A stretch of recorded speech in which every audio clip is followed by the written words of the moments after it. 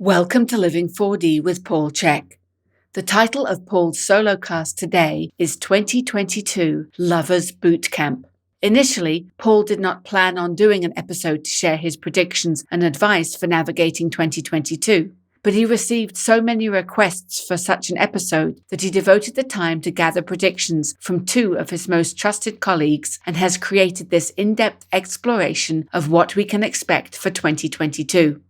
What started out as a regular podcast script grew and was rewritten many times as Paul tried to encapsulate what he had to share within about 2.5 hours. But this message comes to you from his heart and could not be contained. Therefore, what began as a podcast turned into a course of essential education because, as you will see, 2022 will be such a pivotal year. How we manage ourselves personally and collectively is very likely to determine not only our future, but the future of our children and the planet itself. As Paul explains, 2022 expresses the archetype of the lovers, and as lovely as that sounds, love is both the simplest and the most complex means of relationships in our lives. As we move into this new year, we all need to be aware of the important issues that present themselves and understand how to practice if we are to effectively turn the challenges of our day into opportunities for health, freedom, equality, justice, and harmony with each other and nature before we cross a very dangerous tipping point. And we are dangerously close to that tipping point, as Paul and best-selling author Jamie Wheal recently discussed in episode 167 of Living 4D with Paul Chek. In this 2022 Lovers Bootcamp training program, Paul will talk about numerology, how to understand and relate to the subjective, qualitative aspects of numbers, and why that is important. Drawing on the wisdom of Dr. Ibrahim Karim, founder of biogeometry, this information will lay the foundation for what Paul shares as predictions for 2022 based on numerology. Paul will take you through an exploration of archetypes and how they relate to Joseph Campbell's hero's journey cycle. Paul uses the hero's journey as a basis to explain tarot and as a hero's journey system of archetypes. He addresses the false impression of tarot held by many dogmatic Christians who have been brainwashed into thinking that the tarot system of archetypes is evil. You'll learn about the unconscious mind, the difference between the subconscious and unconscious mind, how the unconscious mind processes information, and how it works with the subconscious and conscious mind. This is something very few people understand today, and when used with intent, can change your life and rapidly accelerate your own conscious, spiritual evolution. Paul will review the tarot archetypes for 2020 and 2021 and explain how the unfinished business of healing and cultivating awareness from the previous 2 years impacts our experiences in 2022. He'll offer some resources to support healing and help you use your mind as a tool to create freedom in your life instead of letting your programmed mind use you. He'll take you on an exploration of the tarot number 6, the lover's archetype, and the significance of number 6, which is the master number for 2022. Paul shares his definitions of what love is and his 4-stage love model, which can be used as a basis for explaining how to engage challenges in 2022 in such a way that we can evolve in consciousness as human beings, avoid unnecessary violence, and work together to create a sustainable future for humanity and the planet. He'll talk about the predictions for 2022 offered by Ernst Wilhelm, Paul's favorite Vedic astrologer, and James Tunney's predictions based on his research and intuition into scientocracy, technocracy, transhumanism, and what the big tech corporations intend on implementing more of in 2022. The big tech invasion is sure to change many aspects of human life in 2022 and beyond, so you'll want to learn more about what is coming, and there is no better person than James Tunney to enlighten us and share what tomorrow and the near future hold in store for us all. Paul will make important suggestions for staying safe in the turbulent environment we are likely to experience in 2022 and give resources and tips for living and loving fully along the way. Paul recommends you get out your notebook, open your mind, and pay close attention as he guides you through his Lovers Bootcamp so you can live and love fully in 2022 and make your individual contributions to creating a sustainable world we and the children of the world can enjoy as we navigate this global transition. Hello, welcome to 2022 Lovers Bootcamp. a solo podcast where I share forecasts, insights, and tips. Though this is a podcast, I felt compelled to create what is as much a course as it is a podcast. In this solo podcast, I will review what I've shared in past episodes exploring the years 2020 and 2021, and will continue that method of exploration into this new year, 2022. Having looked back at what I shared for 2020 and 2021 in preparation for this podcast, I was able to see that what I predicted based on numerology and the tarot archetypes was surprisingly accurate. I have used these practices in my life and studied them deeply for many years because they've provided deep and often profound insights in my life. As you are probably well aware, many people with left brain or materialistic orientation have no respect for numerology, often for the same reasons they have no respect for astrology.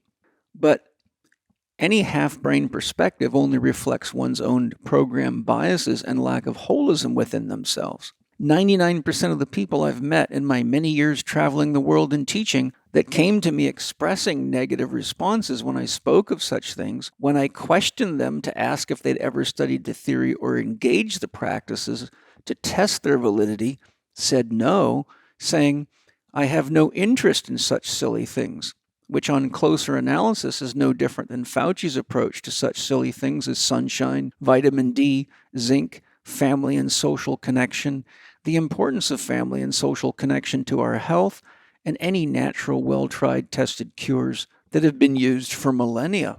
So just to set the record straight on issues of numerology, astrology, tarot, and related practices, or more right-brain modes of gathering information, or even soul connection, I never fixate or rely on only one source of information in my life.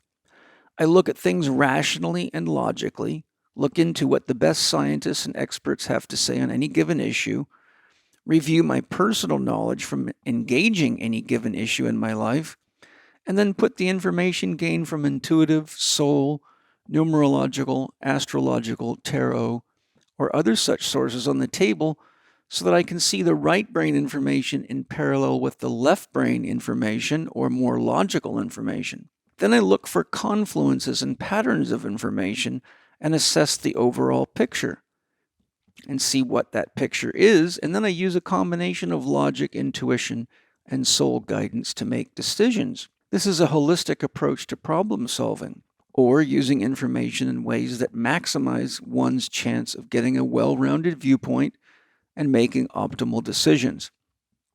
In times like we are in, this is a very good idea, for failing to do your part to gather all possible information sources from both sides of your brain, so to speak, could get you badly injured or even killed, as many have found out the hard way. Tarot has been useful in the lives of my patients, clients, and students I've taught it to, and also as a means of gaining soul guidance via the archetypes, which represent a language we can use for soul guidance as we grow deeper into our own relationship with our soul. Eventually, with practice, we can speak through a variety of means with our soul, such as the inner voice, inner imagery with sound, intuitive knowing, or a felt sense of communication via one's body, or just an innate sense of knowing. I will share information on why it is that so many people of Christian orientation have such a negative association with tarot later in the podcast, but you can rest assured I've investigated tarot very deeply, studied the works of the best authors and teachers in the world on this subject as part of my own training, and there is a reason I use and teach tarot almost daily. Additionally, when you start researching tarot and see just what people throughout history have used and are currently using tarot to gain information or to grow spiritually, there are some very impressive people in the mix.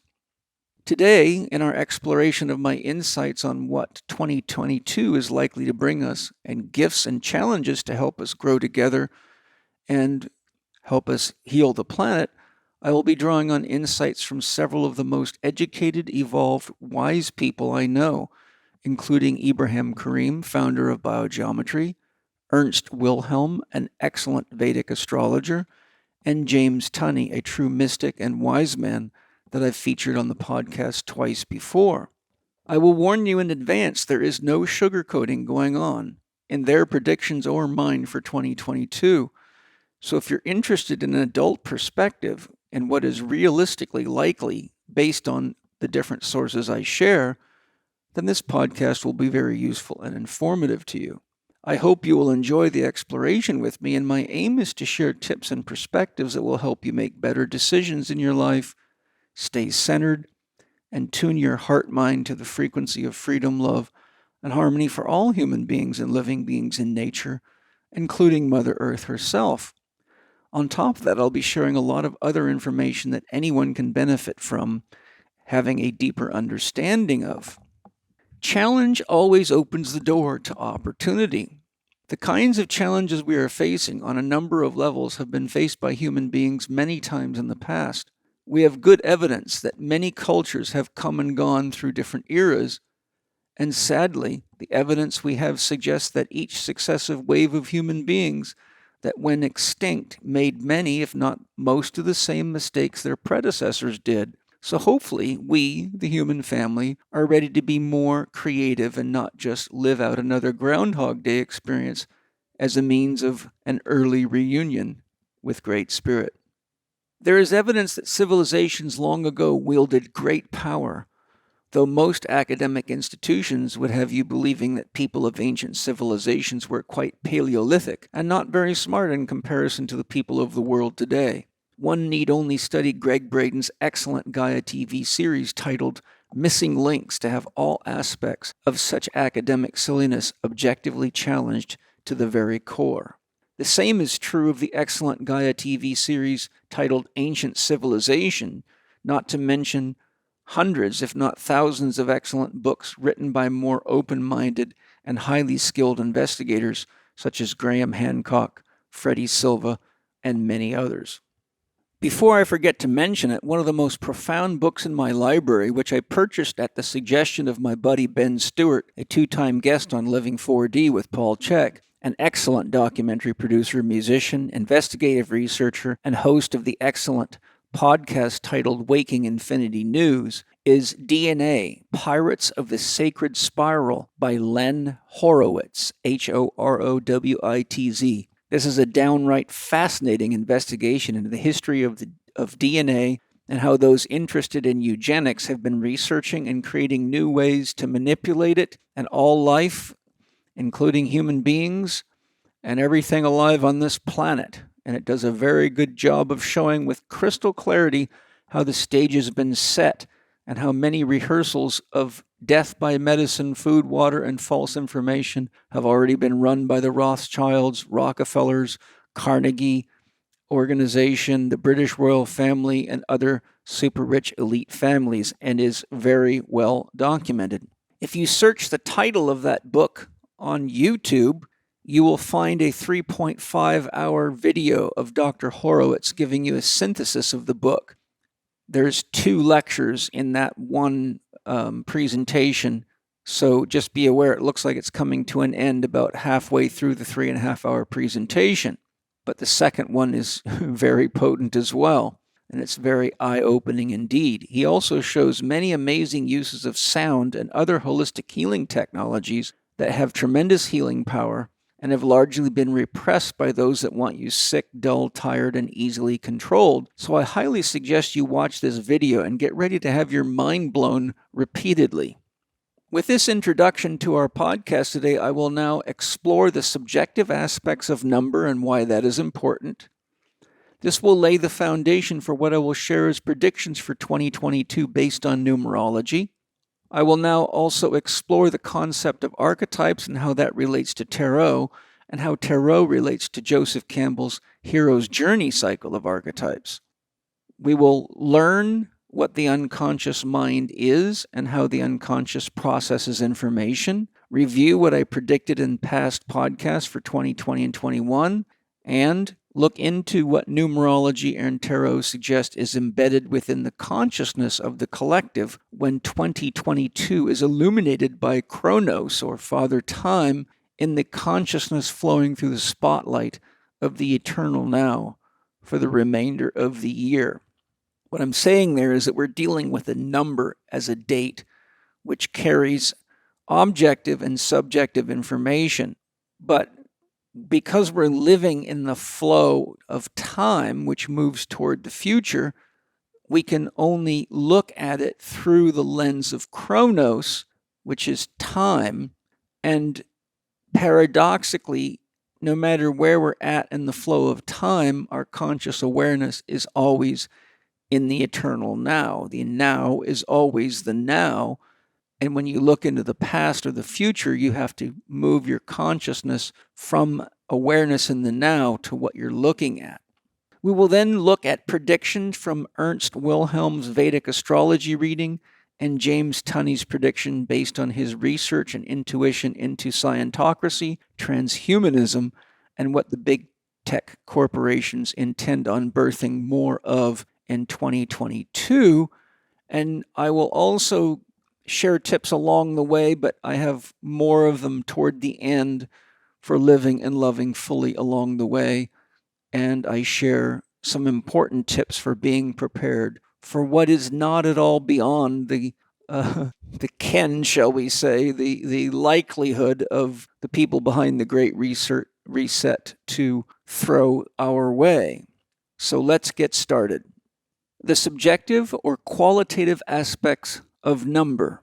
We all know what numbers are, though few today are aware of the subjective aspects, qualitative or feeling nature of numbers, which is as important as the objective aspects of number. For example, to value yang objectively at the expense of yin, subjectivity, would be like only paying attention to the males of the world and ignoring the females. How do you think that would work out for anyone? Well, just turn on your TV and watch the news and you'll see exactly what that looks like. Though the subjective aspects of number are an ancient science that is called numerology today, the awareness of the deficit created in physics because of only focusing on the objective aspect of number has led to the creation of a new physics. Ibrahim Karim, an architect, scientist, and founder of biogeometry, informs me that this new type of physics that deals with the effect of objects or actions on the human subtle energy system is what is now emerging. The objective aspects of number are processed through our left brain system, which is masculine in orientation. It is no surprise that as we transition from a matriarchal system of leadership to a patriarchal system, we begin to lose much of our touch with the feminine, subjective, or feeling nature of number. The subjective or feminine aspects of number are processed by our right brain system. Ibrahim Karim, in personal communication with me on these issues, states, "The left brain dominance has produced all the benefits of a very efficient world of modern technology that has suppressed the unifying wisdom of the ethical values of the right brain subconscious mode."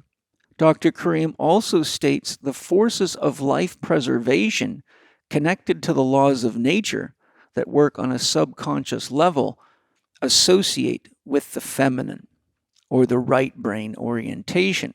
The human figures people created in prehistoric times represent the mother goddess. The people who created the great ancient civilizations gave values to the male and female deities with equality. The great shift in focus of perception in the brain that produced modern humans anchored in place the patriarchal form of the creator, and we see this today in modern religions.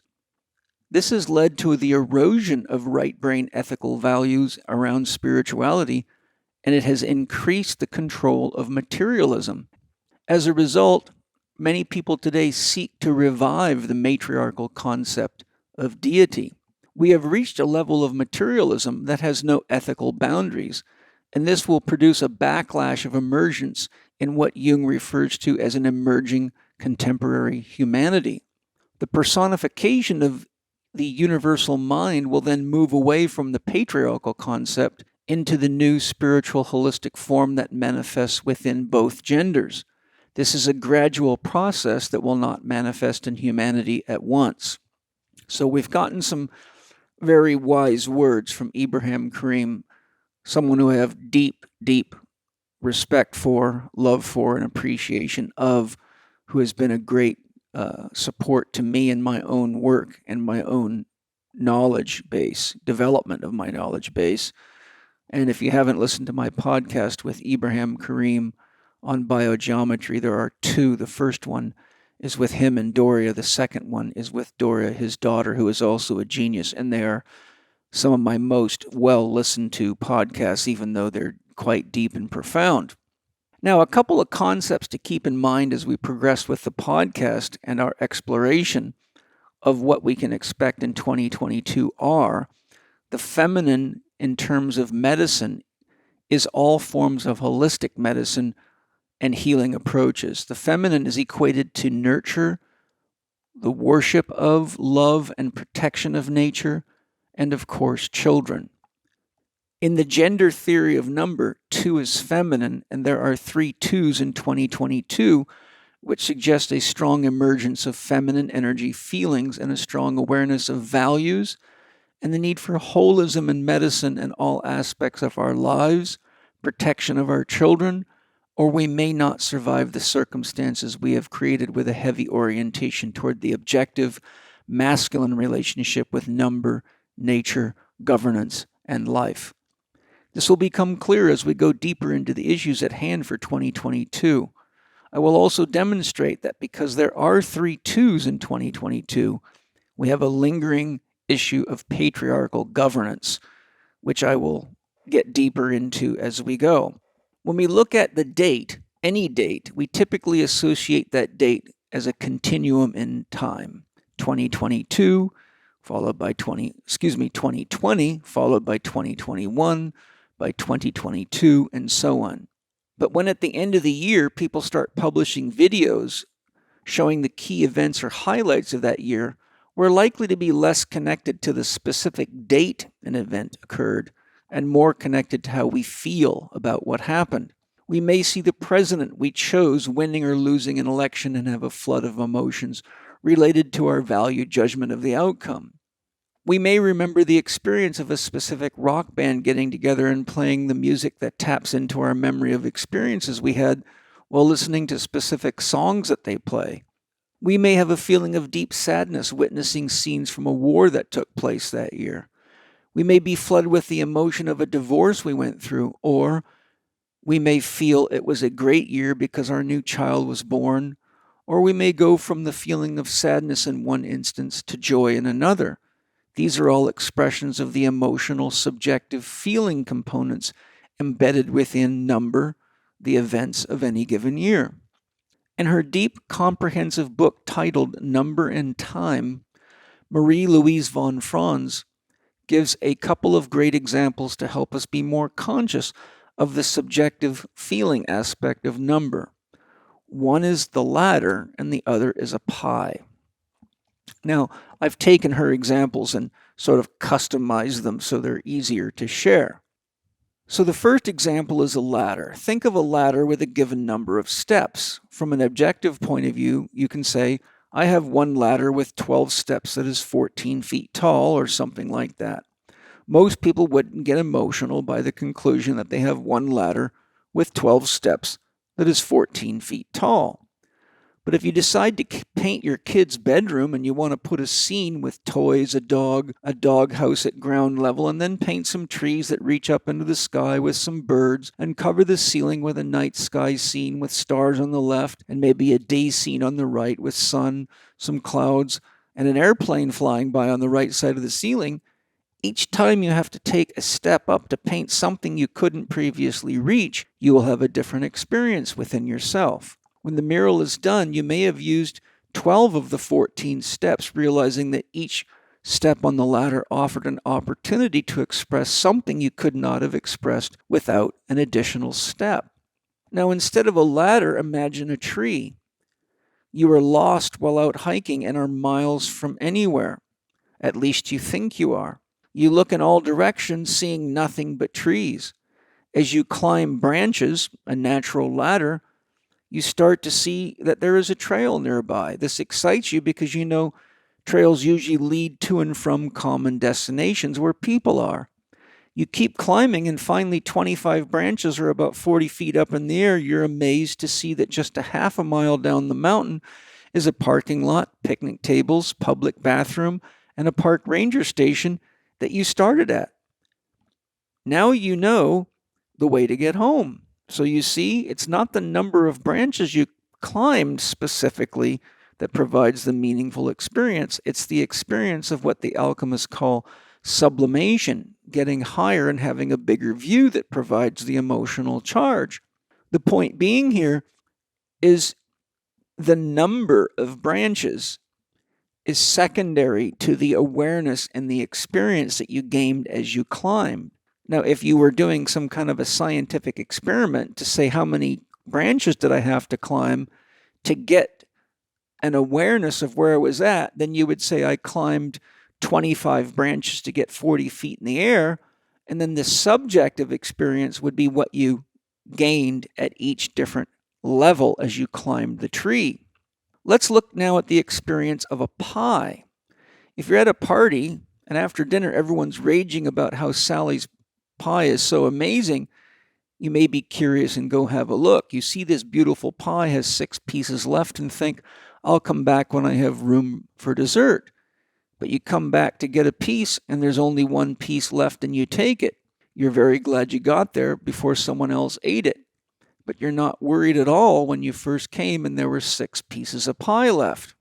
So you see, when you came back, or when you came the first time and you saw there was 6 pieces of pie left, usually there's 8 pieces, you thought I have plenty of time. So there's the subjective experience. But when you finally came back to get your piece of pie, there was only 1 left, and you had an experience of, oh, wow, I'm glad I made it back. So there's another subjective experience that's different from 6 pieces being there. 6 pieces, I got time. 1, I'm glad I can eat this one.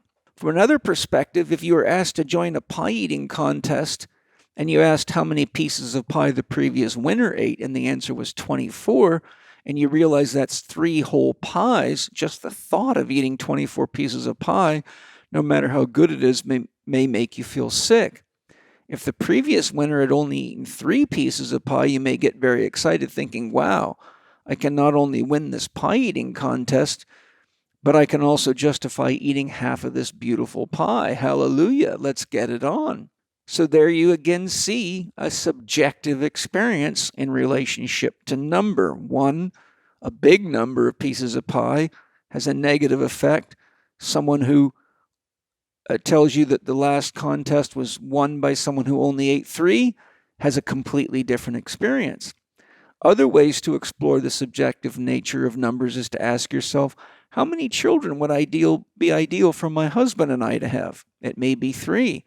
But if someone says that they want 12 kids and you imagining yourself as the parent of 12 kids, just the thought of it may leave you feeling exhausted. If someone asks you how many sexual partners you'd like, suggesting that you could have as many as you'd like at this special party, choosing 1 partner will produce an inner response that may or may not be fulfilling. Choosing 2 may be more exciting. Choosing a dozen partners may produce an experience that is approaching schizophrenic, and you'd hardly be able to remember who gave you an orgasm and whose teeth marks are still on your backside the next day. So numbers are about relationships, and relationships produce feelings and emotions which are strongly connected to our stated or unstated values. What I have found through the years of encouraging patients, clients, and students that are overly objective in their orientation to numbers is that they are generally overly objective at the expense of their feeling nature, and often wait until they realize that they have made suboptimal choices to experience the flood of emotions that comes with some kind of a crisis. With training, they may learn to pay attention to their feelings, which are heavily linked to their instincts and values, as they are with all people.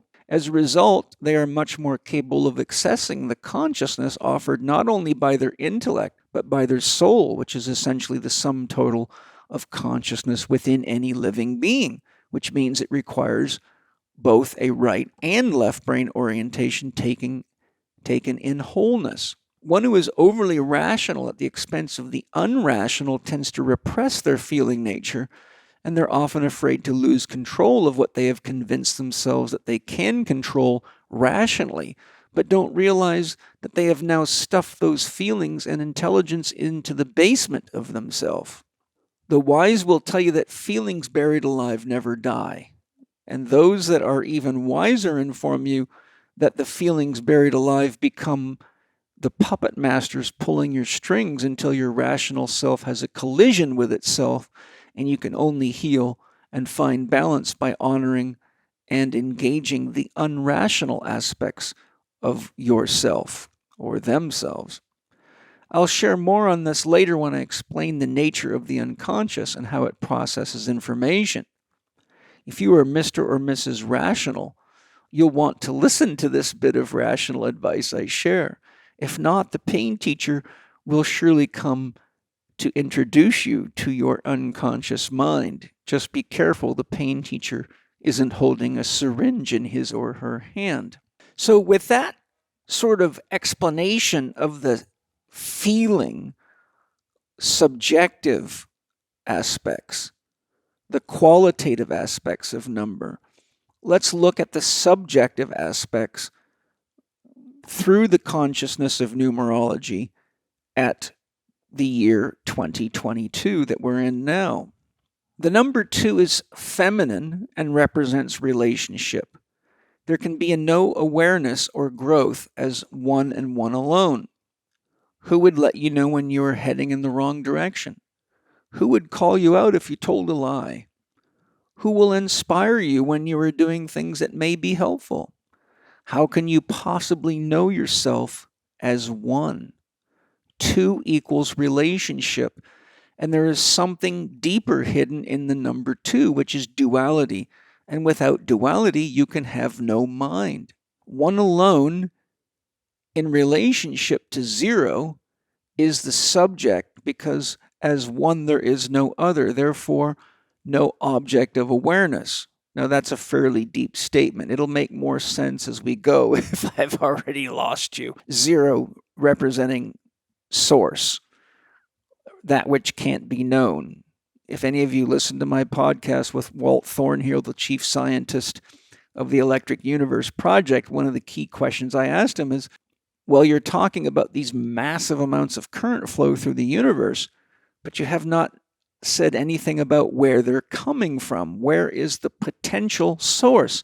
How much potential energy is there? He said, nobody knows. So without a long explanation, 0 represents source. In my lexicon, 0 equals God in all caps. Not a God that can be known as an old man in the sky or anything like that, but pure potential. Everything that's created had to have come from some potential source. So again, 1 in relationship to 0 is the subject, because as 1 there is no other, therefore no object of awareness. As an example of what I'm trying to convey here, anyone that has entered a non-dual state of consciousness, where there is no longer an I-thou or an I-it relationship, which requires the duality of mind, will tell you that there is no thing there, just pure awareness. This is the all-seeing I. But when experiencing a non-dual state of consciousness, there's nothing to think about, know, or do. The capstone on the pyramid, as shown on the $1 bill in the United States, hovers above the pyramid. The pyramid below the capstone represents life, or that which the all-seeing I is aware of. So there you see a duality in relationship. If you only had a capstone and nothing else on the page, then the I would have nothing to relate to. But because there's a pyramid below the capstone that hovers above it, you have a subject, the I, witnessing, and an object, the rest of the pyramid, which produces a duality, which is a relationship. When we add another 1 to get 2, we now have a subject with an object within its awareness. This is the nature of the first relationship emergent from 0 or source.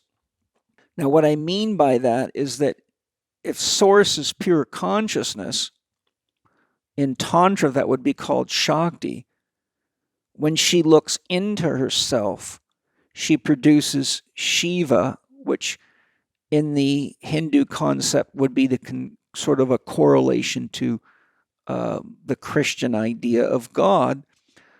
But pure consciousness as source has to have something to look at, without which there is no relationship or no capacity to process any given experience. So what I'm saying is, once we have two, the witness, the capstone, and then the object, the pyramid or Shiva, which would be the consort of Shakti, we have a relationship. When Source looks into itself, paradoxically, the very act of looking creates. This is well borne out in quantum physics in the double slit experiment, when physicists had to come face to face with the reality that whatever they wanted to see, or the idea they had in their mind regarding light as a particle or a wave, resulted in them finding exactly what they were looking for. They realized that in some up till now unknown but mysterious way, consciousness influences energy and matter. This finding triggered a massive and still ongoing debate within science as to whether or not consciousness, particularly the consciousness of the scientist or the researcher, must be considered as an influence on the outcome of any scientific research. Paul Levy goes into this beautifully in his excellent book titled The Quantum Revelation, a Radical Synthesis of Science and Spirituality. I also have a very good podcast with Paul Levy if you'd like to hear from him directly. He and his book are quite amazing. 2 represents the necessary duality without which we cannot become conscious of anything. There is no female without male. There is no inside without the concept of outside. No north without the concept of south. No such thing as electricity without magnetism. No wet without dry, and on it goes. Whenever you have multiple 2s in any number, such as the year, it adds emphasis and power to that form of potential. 2 2s equal 2 minds, and 2 minds are more powerful than 1. But keep in mind that any 2 of any number also suggests a duality or the great possibility of tension between them. So a tip for 2022 with a lot of 2s dancing is that it implies the opportunity for harmony of values or conflict over values. So there's something to meditate on. You have 2-0, mind in relationship to source, and you have 2 2s, which can either be a partnership or a duel. 2022 gives us the additional gift of more processing power, but it is also a multiplication of the nature of duality. One of our first big questions with a number like 2022 should be, will this be a year of putting our heads together to create viable solutions for all, harmony, or will we experience a raging battle of minds, all holding different perspectives on what the solutions to the problems of the world are? Only time will tell. Keep this in mind as it relates to your own relationship with yourself, because there are 3 key levels to the human being, which are body, mind, and spirit. And when these 3 levels are in harmony, they facilitate resonance into harmony among others wherever you go. If they are in disharmony, you will attract yourself to yourself everywhere you go, and the world will mirror you back to you. So your first key message for 2022 is not to wait for anyone to fix the world for you and make it all better, but to create harmony within yourself, and you can rest assured that you have already made a contribution to the whole. When we have 2 2s with a 0 between them, it suggests duality in relationship, and we each have an inner self or soul self and an outer self or an ego or persona self. This reality extends itself to any larger entity, from I, my inner relationship with myself, and my outer relationship with myself, to we. So any group of people has an inner relationship within the group and how that group expresses itself to others. And then the collective. We as a collective have an inner relationship as a human family, but we also have a way we express ourselves to each other in the world. So from I to my partner and I, which is a we, to family, to community, to state, to nation, to culture and the world. Each successively larger functional unit being made up of the individual units within itself, and therefore an expression of the combined state of the units within it. A lot of people in harmony makes for a great dance show, or a movement. A lot of people in disharmony makes for a shit show, and a struggle, a battle, or a war. What's the key point? Well, if it's not obvious, if people in a group are first creating harmony within themselves, then you bring more units of harmony together. But if we have a lot of people in a state of chaos, confusion, a lot of judgment, a lot of fear, a lot of biased opinions, and they get together, well, then you just multiply that. And that's how you get yourself a shit show, a struggle, a battle, or a war. So once again, what happens in 2022 is very dependent upon how we each manage ourselves individually. And the more effective we are at harmonizing ourselves with our dream, and to the degree that that dream is a positive for the collective, then we are dreaming together, which is very powerful. Next, we have to remember that 2 plus 2 is 4. 4 is a symbol of the earth plane and is symbolized by the square geometrically, which represents body, containment, or home. On earth, body and home, which is nature, are composed of 4 elements, which are earth, water, fire, and air. 2 of these elements are feminine or passive if you study alchemy, which are earth and water, and 2 are active, or what are called volatile elements in alchemy, or masculine elements, which are air and fire, because air and fire can move earth and water, but water and earth cannot move themselves. So air and fire are necessary to move these passive elements to create life force and life itself. So the point being is you whenever you have 2 twos together, you can look at that individual unit. So when you have 2, 0, 2, 2, you have 2 mind drawing potential, looking at 2 twos together, which is 4. So it says through the subjective assessment of number that mind has a choice to use its potential to decide how it's going to handle the relationship between earth, water, feminine, fire, and air, masculine, which produces home or place. In 2022, we have a 0 between the first 2 twos that represent pure potential or unconditional love, which never says no. Unconditional love is a perpetual yes.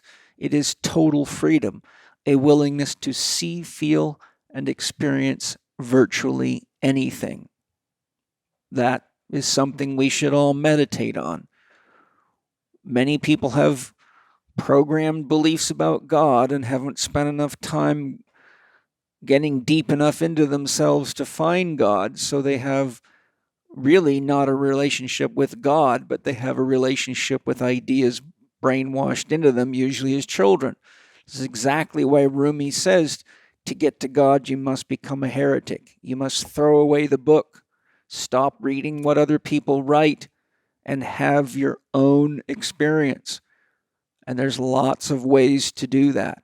Many, many ways, from sex to meditation, to art, to dance, to giving birth to a child, or watching your child come through the birth canal, or holding your child, to working in your garden, to beautiful scenery, to plant medicines, to chanting, toning, starvation, ascetic practices, torturing yourself with cold, like Wim Hof, or he may not call it torture, but I'm being facetious. Seeing how long you can stay in a sauna and having God experiences as you get heat exhaustion. So there's a lot of ways. If you study the history of what people do to find God, it's pretty phenomenal. And once you truly get there on your own, you're likely to not find some big daddy in the sky judging you. You're likely to find something unexplainable, but the epitome of love. As you will learn as we progress in our explanation of the forecast I'm sharing for 2022, we have some serious issues at this time in our life with regard to the balance of the four elements that make life possible. This ties directly to the excess of patriarchal left brain excess in most cultures in the world, and definitely among the ruling elite, which express such behaviors in the choice they make in relationship to each of us and the world. You don't need to be a genius alchemist to determine that if you mix too much masculine air and fire with your feminine earth and water, you will dry it out, crack it. And when the water is displaced, fire in the home or homeland is a very real likelihood. And I don't know if you've been following the real news, but have you noticed that there's been a massive increase in forest fires worldwide? I grew up on Vancouver Island, which typically gets about 161 or more inches of rain a year, where it's almost impossible for a forest fire to last very long. But in the last year or two, they've had serious Southern California-like problems with forest fire because the place is drying out. We are going through radical changes, many of which have tracked right back to our abuse of fossil fuels and corporate interest in keeping us on fossil fuels and large factories and many other things, including commercial farming, which is one of the greatest greenhouse gas producers there are out there. Are you not aware of the water shortages in many places in the world right now? Are you not aware that at every level the word home applies to, things are cracking up? Families are experiencing significantly higher levels of violence, addictive patterns as coping mechanisms, and suicide is at an all-time high. This is exactly what happens when you put too much masculine energy into any living vessel. So for 2022, I'd like to share a practical tip. Look at each of the four elements and ask, where am I experiencing excess or deficiency within the context of what they represent? And I'm speaking of your own life or even your own body. Imagine the four elements as the cardinal points on a compass, with fire in the north position, water in the south position, air in the east position, and earth in the west position. Whatever element is deficient, the most likely balancing response is to bring more of the element opposite on the compass.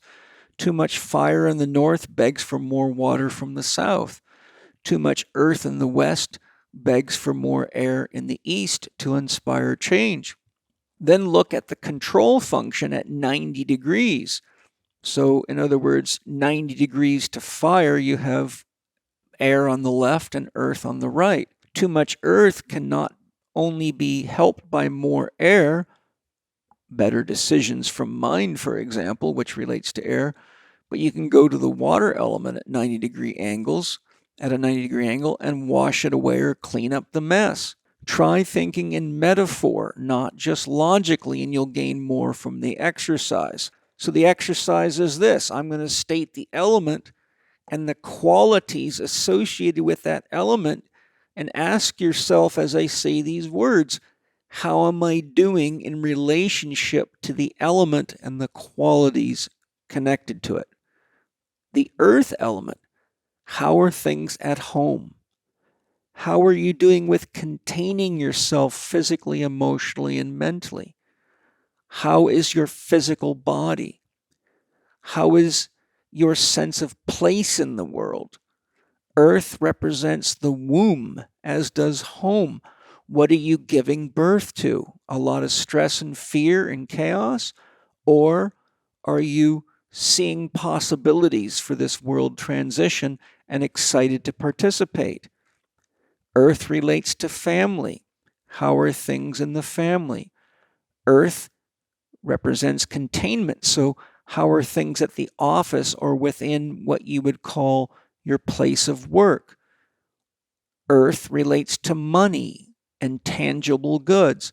How are you doing it with generating and managing money and tangible goods? Water represents water represents connection. So how is your sense of connection with yourself, with others, and with nature? Water represents communication. Water is the great connector which allows communication in the body. No water in the body, nothing can communicate. So the water element allows everything in nature to talk to everything else. It is the most amazing liquid crystal superconductor in nature. So how is your sense of communication? Water is linked to our feelings and emotions. Feelings orients toward values, not just so you can distinguish feelings from emotions. If I said to you, how do you feel about that person moving in next door to you and building a house so high you can no longer see the ocean, then you might have a feeling of resent. But I will say to you, well, what is it as a value that you feel is being trespassed upon? Well, they're infringing upon my space. So there's a sense of a value trespass. So that's what feelings really are. So how is your sense of feelings around your values about what's going on in your life and the world? How is your sense of emotional stability or emotional dynamism?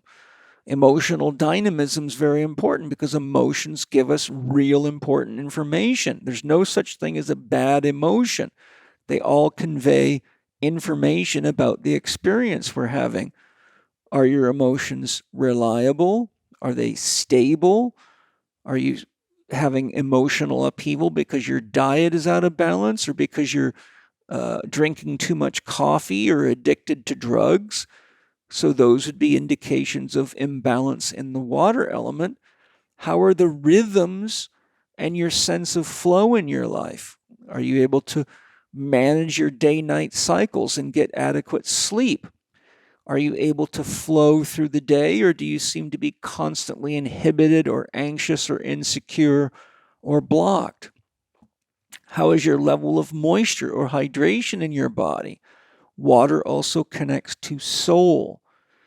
If there was no water, you could have no electromagnetic energy, and therefore mind would not be able to connect into your body through your chakra system, and your hormones are all electromagnetically charged molecules that convert thoughts and feelings into actual felt senses. So our soul connection is linked to the water element. Now, everything that I'm saying here, if you just rewind the podcast and go back to the beginning of this exercise and say, okay, instead of me, I'm going to look at the people of the United States or the world as a living being, I think some patterns will start to emerge for you. Now, in the air element, we have mind. How is your sense of mental self-management? We have ego. We have breathing. How is your breathing? Most people, unfortunately, don't know the difference from good to bad breathing or poor breathing or ineffective breathing. But many people are likely to be hyperventilating due to excess stress. Mind relates to thoughts. Air The air element handles thought. So are you dealing with a lot of stinking thinking? Or are you converting your negative thoughts into positive possibilities because you have the power to make that conversion? How are you doing with the generation of new and useful ideas? How are you doing with making effective decisions? Air represents spring in the seasonal cycle and therefore beginnings. Are you able to begin projects effectively, plan them effectively? Air and beginnings relates to the seed, which is the beginning of something that lives. How are you doing with your creativity? How are you doing with your ability to rise and meet the winds of change, which are blowing very strongly right now? Are you incapacitated, scared to death, or are you seeing possibilities emerging? Remember, it's a much easier thing to do to change a system that's unstable in chaos and breaking down than it is when it's working really well. If it's stable, we don't want to fix it. I mean, most people don't let the air out of their tire just so they have something to do to blow it up. If you check your tire pressure and it's right, then you leave it alone. It's stable. There's no chaos there.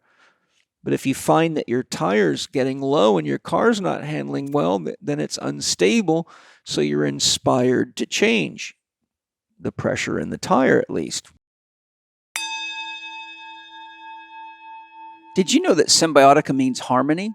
And you're really likely to enjoy my podcast with Shervin Jaffaria, the founder of Symbiotica. Symbiotica is an amazing company that makes excellent products to aid healing, enhance longevity, and improve performance at all levels of your being, from your spiritual practices to your athletic endeavors. I highly recommend you go to Symbiotica.com and check out their top-notch organically sourced products that include excellent tasting supplements like their Synergy Vitamin B12, which elevates energy naturally, to their Shilajit minerals, which help you better regulate your hormonal system. Their Biocharge activated coconut charcoal is an excellent detox support and removes toxins and poisons from the body quickly and non-invasively. Their organic longevity formula is one of my friends and students' favorites. They rave about it. I really enjoy their Regenesis liposomal glutathione for its amazing antioxidant powers, which is really helpful for anyone that enjoys vaporizing tobacco and herbs like I do. They also have great immune support products, water filtration options for drinking and showering, and some cool clothing and more. When you go to CYMBIOTIKA.com and use your Living4D discount code, which is capital C, capital H, capital E, capital K, 15 on checkout, you get 15% off anything they sell, and you won't be disappointed. Enjoy Symbiotica. Now, the fire element relates to spirit. So spirit is the flow of energy and information. It's the other half of the soul. So how is your relationship to the flow of energy and information in your body? Are you glued to phones and computer screens and constantly freaking out? It's easy to do right now, but that can overheat you and overexcite you. Fire relates to heat and warmth. Are you running hot or cold? Fire relates to light. Is your outlook one that is bright and enlightened, or is it dark, which would be more of a winter or an excess water experience? Fire is the great agent of transformation. Are you effectively able to transform challenges into opportunities in your life right now? Fire is what we use to cook. So what's cooking within you? What projects have you got going? Are you avoiding dealing with certain challenges so you have them on the back burner of the stove, so to speak, and are they going to rot back there? Fire is linked with desire. Fire has a voracious appetite. What is it that you desire, and is what you're desiring and acting upon congruent with your overarching dream for yourself this year?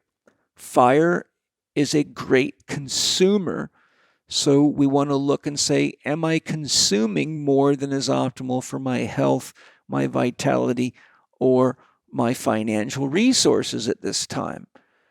very important, because if you overconsume and a crisis comes, you have no reserves. Fire relates to expansion that produces contraction. So an example of that is if you take a marshmallow and put it into a fire, you will notice that initially it expands. If you take a Swiss ball or a basketball that's been sitting in a cold garage and leave it out in the sun, it will expand. But if you leave the marshmallow in the fire long enough, it will contract and ultimately turn to ash.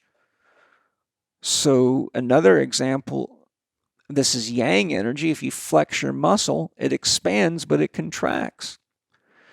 Fire relates to archetypes, so we'll get into that more. Fire is also a pretty reliable source of death. So considering the number of people not taking care of themselves effectively with multiple comorbidities that are then running out to get a jab that's full of dangerous toxins that can really overload the system, it might bring you to the edge of death or take you right to the death experience. Fire is also linked with transcendence, which means going beyond, rising above, growing, seeing the invisible. So if we're not transcending, we're usually overly contained with too much earth. We're in a box, like being in a house with no windows. But if we're in excess transcendence, then we can become an airhead or a bliss bunny that's out of touch with reality, and that's not good either. So this exercise has given you a chance to interact with the fact that we have two twos coupled together, 2, 0, 2, 2. 2 and 2 is 4 elements. Remember, I was saying when I started the exercise, 2 followed by 0 means duality or mind, choosing or making choices that draw on potential in relationship to 4 elements. So this is an exercise that is basically saying in 2022, with all the things I'm going to be sharing, you might want to look carefully at the balance of elements in your life and in the world, because if you don't have them balanced in yourself, you're probably not going to have the resources to be able to participate in issues of the world. And choosing not to choose is choosing. It means by being passive, if you don't like what happens, you've got no right to complain, because your choice was to do nothing. So then we have the third 2 in 2022, 2, 0, 2, 2, and that suggests that we have another duality or mind overseeing the choices, which I mentioned earlier. That was the first 2 looking at the second 2 twos, so the 2, 0 mind looking at 2, 2, 4 home. But we have to say, whose mind is it? That's a very good question. Is it the mind reaching into your body through your phone, your tablet, computer, or television? If that is where you're getting your health advice, then I suggest you go get naked and stand in front of a mirror and see just exactly what happens when you externalize your responsibility for your choices to a mind outside of your own. If you're using your phone, tablets, and computers as tools to support the effective use of your own mind and to aid in making effective choices, your body will mirror that back to you. But if you're being passive or like a child and just believing anything that sounds right or easy, but you're not questioning, then the mirror will show you the truth of that childlike nature or relationship with your mind and your body. Now we have 3 twos, and 3 is a masculine number. Earlier I said I would share that there's a masculine relationship here. Whenever you have a triangular situation, you have a classically masculine situation. So we hear names like trilateral commission being used in the media. And if you don't know what the Trilateral Commission is, may I suggest you stop this podcast right now and go look it up. And while you're at it, see how many women are involved in the Trilateral Commission. And you might be surprised to see just how seriously masculine dominant it is. And when you figure out who the Trilateral Commission is, you'll consider what I've been sharing so far, and you'll go, holy shit, we got a hell of a lot of yang going on here, and that's dangerous. I'll give you a hint if you're too lazy to look it up or you're driving a car. The Trilateral Commission is directly related to the Great Reset agenda and has everything to do with all that is happening in the world right now. And there seems to be only two elements in the world they live in, and they're not earth, water, fire, or air. They are money and control. But it takes four elements to create life, and you can destroy it with only two, called money and control. And that is what has been happening. If we put the earth in front of the mirror to see how the third two of mind is doing at managing it, what would you see? In other words, 2, mind, 0, potential, 2, 2's 4, the four elements that make up the earth. Now, instead of you standing in the mirror, if you put the earth in front of the mirror and you look at it and watch the weather patterns, the activity patterns, the growth and decay, the birth and the death, the oncoming of new species versus the destruction and extinction of species, would you see the earth in harmony or disharmony? Do we have excess air, which in alchemy equates to all aspects of mind or ideas? And then ask what happens when you add more air to fire, knowing, as I said earlier, we have a lot of problems with wildfires all over the world because it's overheating. When you don't have adequate feminine water to allow you to feel your emotions, what you get is numb. You get numb people that keep repeating the same mistakes that got them in trouble before because they're more like robots than human beings. Sound at all familiar? How long has Hollywood been informing you of the zombie apocalypse or the takeover of robots? Robots taking over the world. Alien invasions with mechanical everything. Have you ever looked into who funds these very expensive movies? Might be worth taking the time to do that, since most people's brains spend more time watching movies than they do paying attention to reality. What do you call a person that follows the dictates of authority even when they are potentially deadly or even deadly wrong, but they do it anyhow? Who controls a robot? The robot or the person holding the remote control? Remote control. What do you think your fancy little phone is? An extension of the Trilateral Commission's remote control. If, of course, you've lost your own mind and your phone is your master instead of being a tool you use. If you have the capacity for discernment and you use both sides of your brain, then the tool becomes useful. But unfortunately, if you look at the world, you can see that most people are being used by that tool, not using it. It has become their master. Very, very dangerous. So your next tip for 2022 is that it's very dangerous to let your phone do your thinking and choosing for you, or you become its slave, and that means you become the puppet being controlled by the puppet masters. 3 2s is a trilateral arrangement, and a triangle has a 2 in each corner, but only one of them sits at top.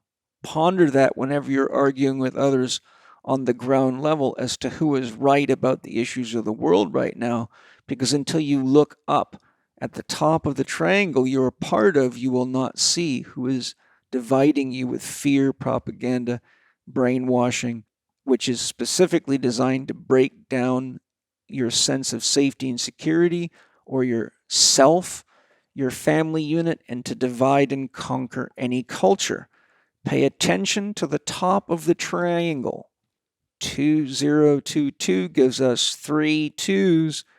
That means a triangle of mind. The top of the pyramid in 2022. Pay attention, or you may join the all-seeing eye prematurely, because there's 2 2s at the bottom, which is the balance of life force, energy, earth, water, fire, and air.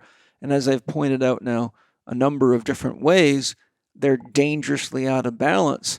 So if you're not paying attention to whether or not what's coming from the top of the metaphorical triangle or pyramid is intelligent, but you do it anyhow, well, I don't think you need to be too super smart to figure out what comes soon enough. But remember, God loves a good game. All you got to do to prove that to yourself is look at history. It's one war, one bash, one battle, one flood, disaster, earthquake. It's one thing after the other. That's what history is just the recordings of the comings and goings, the highs and the lows. So it's good to remember that the Buddha did tell us that the only universal law is impermanence, not gravity, impermanence. So if we don't learn to manage ourselves and be effective co-creators, then we become victims to our programming and our passivity. So now let's look at the meanings of the number 6. Why? Because you have 3 2s in 2022. So in numerology, you add them up. As long as you don't get more than a single digit, then you have a master number. So 2 plus 2 plus 2 is 6. If you got 16, you'd have to reduce it to 7, for example. 6 and 1 is 7 to get a master number. So in standard numerology theory, the key words associated with the number 6 are responsibility, nurture, justice, and protection. Lo and behold, we have a lot of responsibility. We need to do some serious nurturing for each other and the planet. We need to very carefully evaluate our justice system and what justice is, and we need to protect each other and the planet from the people at the top of that pyramid, because they worship another god, and that is the god of money and power, and they don't give a damn about the balance of 4 elements. In fact, if you watch what they've done to the planet, they seem to have no consciousness of anything to do with life. They think that the world is just a commodity that they can strip mine, and they're building rockets to get out of here when it's all dead. 6 is often symbolized by the seal of King Solomon, which is the interpenetration of 2 triangles. Remember, there's 3 points on a triangle, one of which was downward pointing and represents the feminine or yin, and the other which is upward pointing. Remember, fire rises, heat rises. So you have the upward pointing triangle. Water moves toward the center of the earth. That's why it's a downward pointing triangle. When they're in balance, you have harmony. When they're not, you have chaos. So here's also another way to look at this powerful number 6. In the Chek system of holistic health, there are 6 foundation principles that we all have to be aware of and manage. And that is, we have to manage our physical, emotional, mental, and spiritual well-being, or we will suffer. And the way we do that is paying attention to the 6 foundation principles. So here we have a set of 2 3s. We have a female triangle. At one corner we have nutrition, another corner we have hydration, and the other corner we have sleep. So there's your feminine component to the seal of Solomon, which is the 6-pointed star. And we have 3 masculine: breathing, thinking, and movement. If you look at the situation of most people in the world today, they're under a lot of stress, which accelerates their resting breathing rate, pushes them into a fight or flight state of sympathetic nervous system dominance. That triggers the release of more and more adrenaline and the stress hormone cortisol, which winds the body up and gets it ready for battle. When you're in an excess sympathetic state of stimulation, your mind goes wild, scanning the environment for threats, and it's very hard to relax or think creativity. As I often say, it's very dangerous to try something new when a lion is chasing you. So stick to the basics. You don't want to throw a cartwheel. You want to run like hell for a tree and climb it as fast as you can. The big questions in 2022 will be, which lions am I imagining? Which are real versus propaganda? And which lions can I tame by focusing on what is most important in my life right now, such as nutrition, hydration, sleep, breathing, thinking, and movement. As I often tell people when I work with them that are dealing with high states of anxiety, fear, stress, or perceived crisis, I say, do you have breath? Do you have access to food, water, safety, shelter, and warmth? Almost always they say yes. Are there people that love you in your life?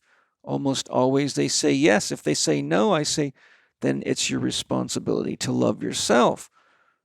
But if you have breath, food, water, safety, shelter, warmth, and love in your life, then you don't really have a legitimate crisis. You may have something concerning or something that needs to be managed, but you don't have anything that's worth losing your composure over or throwing a fit over or damaging relationships over.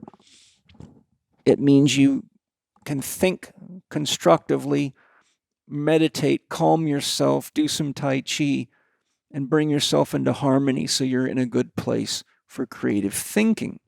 A hint for you: if you're too lazy to do your own research and be your own fact checker, your mind is already ripe for possession by the invisible genies encoded in the lights and sounds emanating from all aspects of the media machine of mind control, which is mass mind control.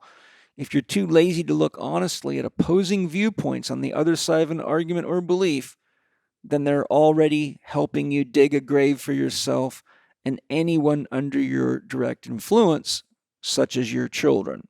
So stay alert and stay alive is the motto as we move into 2022. The movement element of this situation is that you can find yourself in a freeze state. So whenever we're under enough stress, we have fight, flight, or freeze. Many animals will just freeze. Interestingly enough, when an animal freezes, sometimes the predator doesn't see them. They merge into the background. Deer sometimes will freeze like that. I've seen it many times when I've kind of come across them out hiking or hunting when I was younger. So if you find yourself in a freeze state and doing little because you're afraid or because you've been locked down, but you don't make the best of it and manage your nutrition, hydration, sleep, breathing, thinking, and movement, you're going to have elevated stress levels, which increases muscular tone. And that is there because it creates readiness. So you're like a cat about to pounce on its prey. So more elevation in adrenaline and cortisol you get, the higher your sympathetic tone is, which is your fight or flight system. So the more alert and on edge and springy and ready to jump, run, or fight you get. But holding that state day in and day out causes loads of problems with decreased circulation, compression on joints, tension in tendons, and it's a slow, steady death process of the body breaking down from there. So you end up seeing a lot of neck, back, knee, and shoulder problems because those are people's typical weak links. The other reaction is to use movement or exercise as a drug to numb yourself or distract yourself from the issues you are unwilling to feel or unable to address.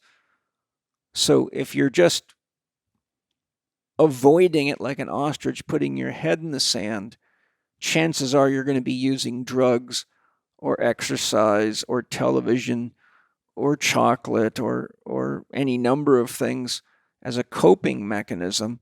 And that leads to burnout and very often to drug addictions of a variety of types, from anti-inflammatory drugs to coffee, like I said, to stimulants. And it just gets worse from there, in my experience of working with countless addicts. So a tip: working out is yang, masculine, fiery, and it must be effectively counterbalanced by working in, which is yin. My book, How to Eat, Move, and Be Healthy, helps you assess your imbalances and suggests work-in options to balance yourself on a daily basis, and they're very easy to do. Anybody can do them, but Fauci and Gates won't do them for you. I can rest assured, and they wouldn't want you to do anything that might enhance your chances of being healthy, creative, thinking for yourself, and being interested in freedom, because you're not profitable to these guys that way. So if you are your own trilateral commission, meaning that you are using the third two of mind to nurture, balance, and manage the first two of fire and air and earth and water, then you will be capable of holistic, creative problem solving, and you will become useful to the world as a living example and as a harmonizing force. So what I'm trying to show you here is that the key words for the master number 6 that we get by adding the 3 2s in 2022 based on numerology is responsibility for yourself, your family, your relationships, your community, your state or province, your nation, and the world. 6 relates to nurture, justice, and protection. So these are active at every level of governance, from I to we to family to tribe to city to state to nation to culture to the world. If the people controlling the top are imbalanced within themselves, they will inflict the products of their imbalanced body-mind upon you, and they will inflict their pathologies upon you, and their addictions become your mandates and your dictates. So if you're not taking care of yourself in a 6th year, you will forego your own responsibility. You will not nurture yourself. You will not seek authentic justice, and you will not take care of yourself, so you'll be seeking someone else's protection from a mind virus, which they're very, very good at generating. I could go on for hours on that alone, but I have too much to share to do that. So if a coach or the coaches directing a team of athletes live from their imbalances, they will be unconscious that they're imposing their own ignorance into their team, and that will show in the team's performance and longevity. And you can rest assured, as a man that has worked for many professional sports teams, universities, and Olympic committees, I have seen this reality play out over and over again. It's very simple. Healthy leaders produce healthy followers. Unhealthy leaders produce stress, dysfunction, breakdown, and disease in their followers. I'll say that again, and as I say it, think of what's going on in the world right now. Unhealthy leaders produce stress, dysfunction, breakdown, and disease in their followers. So that alone would suggest that our leadership is extremely unhealthy, and the state of the world is their report card. But it's also our report card, because we, as a collective, have been childish, submissive, passive, and stood back as they've destroyed our home and our relationship to each other.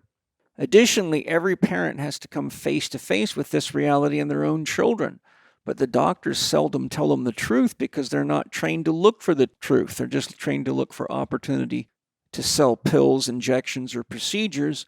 And the more they sell, the more money they make. And remember, it's very hard to change a person's belief system when their paycheck depends on it. Oddly, it's actually easier to find a real doctor today because they don't wear masks or subject themselves to be guinea pigs in a poorly run research study on the public, and they are regularly being censored or kicked out of hospitals. If you'd like to listen to a real medical doctor so you can get acquainted with how one thinks and behaves, then listen to Dr. Nathan Riley. He is a medical doctor, and he has a podcast titled The Holistic OBGYN. And he is our family OBGYN. He's been on my podcast twice, so you can listen to his podcast or you can hear him on mine. But there are many medical doctors like Nathan Riley. They're just getting suppressed, repressed, and shut down. Fortunately, Nathan has been able to get his message out to countless thousands of people, if not more, and I've been grateful I can help him with that. So again, it's easy to find the real doctors today because they're not playing silly games in the brainwashing system, and they follow the principles of health. When people get sick in any way, shape, or form, there are things that always work. Sunshine is one of them. Fresh air is one of them. Connection to friends and loved ones is another one. So far, the research that's done through real science shows that whatever COVID is, it's no more dangerous than the seasonal flu, and the death rate is less than 1%. And about 100% of those people were suffering from multiple comorbidities, meaning they were already Humpty Dumpty sitting on the wall, and any little puff of wind gives them a great fall. So, I have tremendous empathy for people that get what they think is COVID, but when you consider the fact, and an actual fact, we do not have a reliable test for COVID, that's all just part of the manufacturer's scam. We have no idea what people are getting. We really don't. And they're not going to tell you the truth anyhow because it's part of their game to jack the numbers as high as they can and scare the hell out of you. So at the end of the day, whatever they're getting is an opportunistic organism of some type, and that's why I created the video on my YouTube channel called Your COVID-19 Protection Plan. And lo and behold, I have not missed a day of work in 37 years following that same plan. And most people that follow my teachings are far, far healthier than when they didn't, and healthier than others that don't. Now, I'd like to share another perspective on number 6. One of the most powerful shaman and teachers I ever worked with, well, the most powerful actually, was a woman named Rowena Kreider. If you want to look her up, it's ROWENA-KRYDER. Unfortunately, she's passed away now. But Rowena's depth of knowledge, wisdom, and capability was almost beyond comprehension. I was regularly bedazzled at her abilities in art, math, science, shamanism, and many other fields, and she clearly demonstrated mastery of them all, and anyone that's ever worked with her can verify that.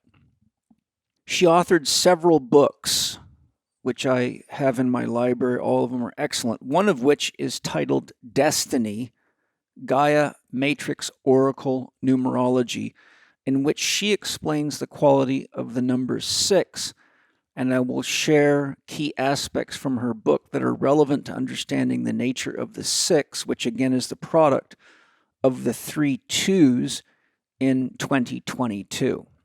Rowena informs us that 6 implies a recognition of the relative nature of the soul with its own desires that are apart from the spirit's intention and purpose.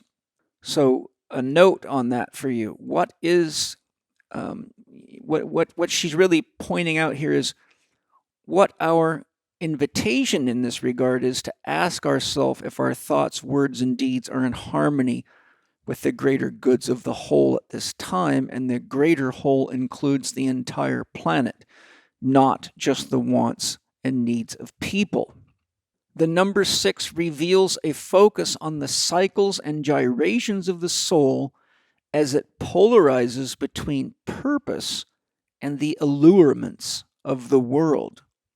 This, as it relates to 2022, means that we all need to get clear on what our purpose is and what reality is, and be careful about drawing virtual reality glasses or donning virtual reality glasses with Mark Zuckerberg. Remember, nothing you see on a video screen will feed, hydrate, warm, or shelter you in a real crisis. So this is a warning not to get caught up in the allurements of the world, which are coming at you hot and heavy through all computer systems, phones, tablets, screens, and those are very dangerous brainwashing technologies, as clearly outlined in the Netflix documentary Social Dilemma. If you haven't seen it, it's very important to watch that, especially if you have kids. Rowena says Nicomacheus called the 6 the form of form, the only number adapted to the soul, the distinct union of the parts of the universe, the fabricator of the soul, also harmony. This suggests that the authentic nature of the soul is that of the universe, which is a beautiful dance of harmony. It's the mind that is the soul's greatest joy and its greatest jailer. 6 is called the perfection of the parts by Pythagoras because it is formed by the multiplication of the first odd number beyond 1 and the first even number. So 2 times 3. 3 is the first odd number beyond 1. 2 is the first even number, equals 6. This relates, Rowena says, as we've discussed, to the interlocking triangles of the union of the male and female. The 6 of the seal of Solomon is the union of fire and water. So the 4-element exercise I gave you earlier will help you get the male and female triangles within yourself balanced, but you have to choose to actually pay attention, get clear, and do the work to balance yourself. Remember, Einstein warned that you cannot solve a problem with the same kind of thinking that created it. That's something very important to keep in mind in the situation that we're all in today. And I will look at that issue of thinking constructively shortly. We gain additional insights into the number 6 in another great book called Numerology, Astrology, and Dreams by Dusty Bunker. Dusty Bunker says 6 takes on the social responsibilities brought about by the decisions made in 5. I'll say that again. 6 takes on the social responsibilities brought about by the decisions made in 5. We can look at this from the perspective of the fact that 2021, remember you reduced 2 plus 2 plus 1 to 5. Therefore, in 2022, a 6 year, we are taking the responsibilities for the decisions we made in 2021. These responsibilities and decisions from last year will influence the choices we need to make to bring balance and harmony in 2022 at a personal, family, societal, national, cultural, and world level, because each of these levels are also levels of mind, ranging from personal mind to progressively higher levels of the social or collective mind of humanity, which Daniel Goldman has written entire books about. In Tarot, archetype number 5 is the Hierophant, which represents the guru, teacher, wise man, or guide. And those of you that listened to my 2021 podcast may remember that I warned of the absolute importance of choosing who guides you and influences your choices very carefully, due to the issues of the world that we are experiencing at this time, which only become more dangerous to everyone as we enter 2022. So I extend my suggestion once again. Choose who you believe in and follow very carefully, because quite frankly, at this stage, your life, the life of your loved ones, and all the freedoms you previously had literally depend on it. Number 6 in alchemy symbolizes the philosopher's stone. Though many today are completely confused as to what the philosopher's stone is, I will alleviate that confusion should it be your own. The philosopher's stone symbolizes all the wisdom you've gained through the process of your life, what you've learned through your challenges that has resulted in being more aware, wiser, and is now living wisdom within you. It is not some kind of special or rare stone, as many people think it is. So what we're gaining from Dusty Bunker when she says 6 symbolizes a philosopher's stone is that in 2022, a 6th year, we will need to draw on all the wisdom of our entire individual and collective life experience in order to resolve the issues and the challenges that we all face, both within ourselves as human beings and with the predicament that we have created with our so-called advanced technology that has made life so-called easier, but has us on the verge of a complete and utter environmental collapse or catastrophe. And I've spoken about that in many podcasts. If you haven't listened to my podcast with Jamie Wheel, it's an adult-only exploration with a lot of honesty.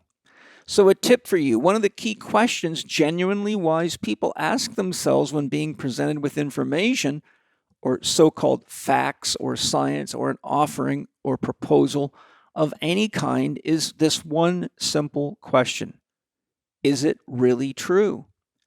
Is it really true that God loves me but will burn me in hell for sinning?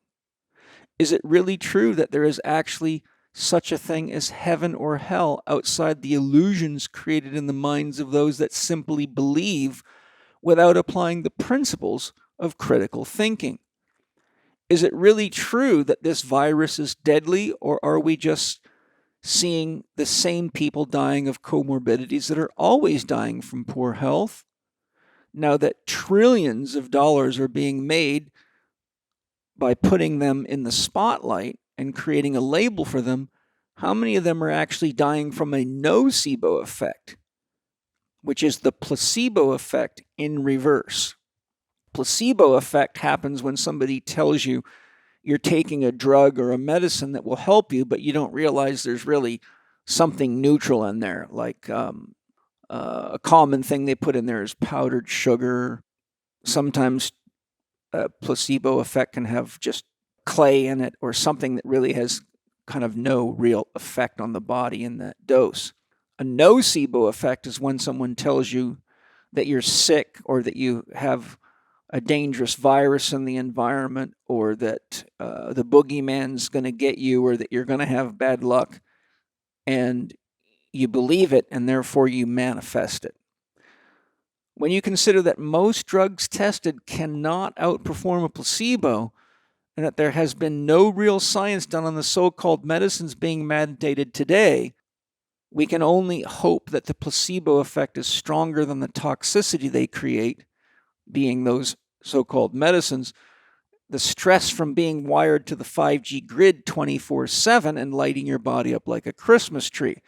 If you're not sure what I mean by that, then you might want to do some research into what graphene oxide does electromagnetically and what it is classically used for in advanced technologies and nanobot technologies, and get yourself educated. Is it really true that we should all be wearing face masks? Is it really true that we should allow a government to remove natural treatments that have a long history of helping us with such issues? Is it really true that we should stay indoors? Is it really true that the unvaccinated present a greater danger than the vaccinated, or vice versa? You always have to ask in both directions. I have my own opinions, of course, because I am in the health business and have been my whole life pretty much, and I think about this stuff, and it's important to me, and a lot of people rely on my guidance. But I'm saying, I'm not asking you to believe me, I'm asking you to think constructively and use the wisdom in you and use holistic thinking. Is it really true that governments and agencies that propose to protect us really have our best interest at heart? Is it really true that Bill Gates is a loving philanthropist that would never do anything to hurt our children or us, You should put about 10 question marks behind that one.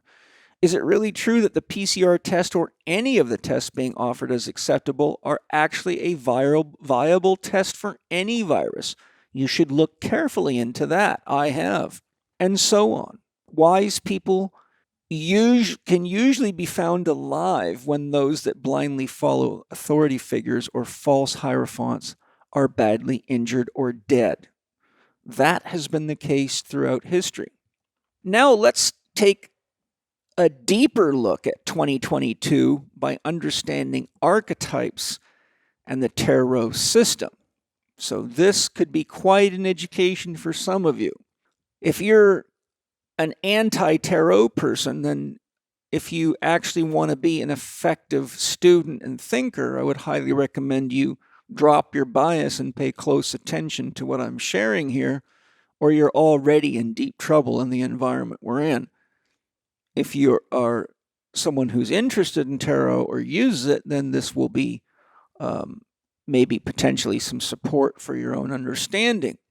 So remember, the tarot system is a system of archetypes. An archetype is a word that means original idea. Steiner speaks of primordial archetypes such as space, time, and movement that lie outside the construct of the human psyche. And these, by the way, are the archetypes that are involved in astrological influences on the human psyche. So I wish I had time to go into that in more detail, because we have the same kind of misunderstandings of astrology that we do with tarot and many holistic approaches and things like psi, like, ESP and other things. But most people just don't even look at the research. They're just, regurgitating what their daddy told them or some daddy figure in a school without thinking. This is why David Bohm and Jung both said, real thinking is hard work. Most people just rearrange their prejudices and call it thinking, and that is just too terribly true. From a Jungian perspective, archetypes are symbolic forms within the psyche of man that act similar to a prism. Just as light shining through a prism is broken into the colors of the rainbow, and we can't see ultraviolet or infrared, you could say that the colors of the rainbow are archetypes that allow us to make many different color expressions from them. Okay? So an archetype meaning original idea. So the archetype red would be at play anytime the concept of red is at play. So if you use a metaphor like, she was so upset she was seeing red, that would include the archetype of red, even though seeing red isn't the use of a color like you would paint something. So the original idea, anywhere you use something, if you track it back to its original idea, that's the archetype. In painting and fine arts, there's 3 primary colors, red, blue, and yellow, which we can liken to archetypes in this analogy. They are called primary colors because they cannot be created by mixing other colors, so that you can't create those other colors by any ways, which makes them archetypal. Primary colors form the basis of color therapy, or are the basic building blocks of color from which it is possible to mix other colors. So we could rightly say that red, blue, and yellow are archetypal with respect to the colors that can be made from them, yet behind the primary colors, we have the archetype or original idea of color itself. So though we have the example of the primary colors I've just given, or the colors of a prism, those are all expressions of a deeper archetype, which is color itself. Just as we all have fingerprints, each of them are unique, but they are all expressions of the archetype fingerprint, or the idea of fingerprints. You can't have a fingerprint without a category with which to make meaning of the concept, and that would be the fingerprint archetype. So whenever we use the concept, so-and-so's fingerprints, it's only because we have the archetypal concept in our mind. that we can actually make meaning of a sentence that includes the word fingerprint in it. We are all the products of a mother and her father, and all parents are unique, but all mothers are expressions of the mother archetype, and all fathers the father archetype. This archetype extends itself wherever the idea of a mother or a father exists, or a male or a female source, such as plants, insects, animals, or even aliens, if you have sexed aliens. I'm trying to show you that an archetype extends itself into any use of the archetypal concept. In a paper titled Archetypes and the Collective Unconscious of Carl G. Jung in Light of Quantum Psychology by Adam Adamski, published in Neuroquantology, September 2011, Volume 9, Issue 3, page 563 through 571, we learn the following information about archetypes.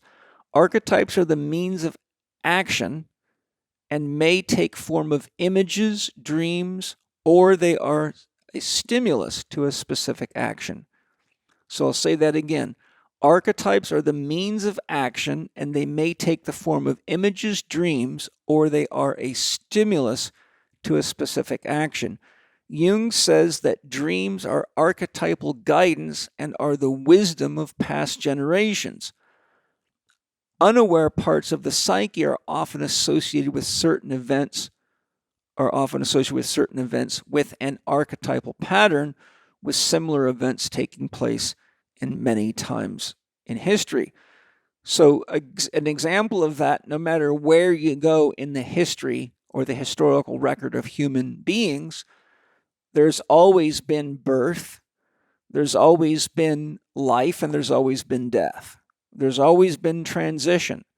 There's always been mothers, there's always been fathers, and there's usually always some kind of a king or queen or leader.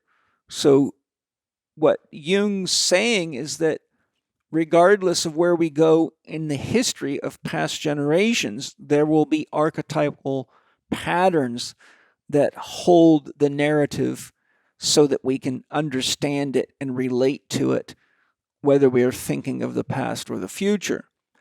Archetypes often carry a strong emotional charge because relationships with people are the result of differences in the dominant sphere of archetypal feelings, meaning we all have different archetypes, some the same, some different.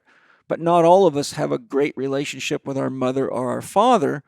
So one person thinks of mother and has warm feelings of love and support. Another one thinks, oh my God, not her again. Usual antipathy and sympathy can be regarded as archetypal conditions, so moving towards or away. Archetypes form in depth of our ever-changing mental mosaic, which penetrates the mythical imagination. So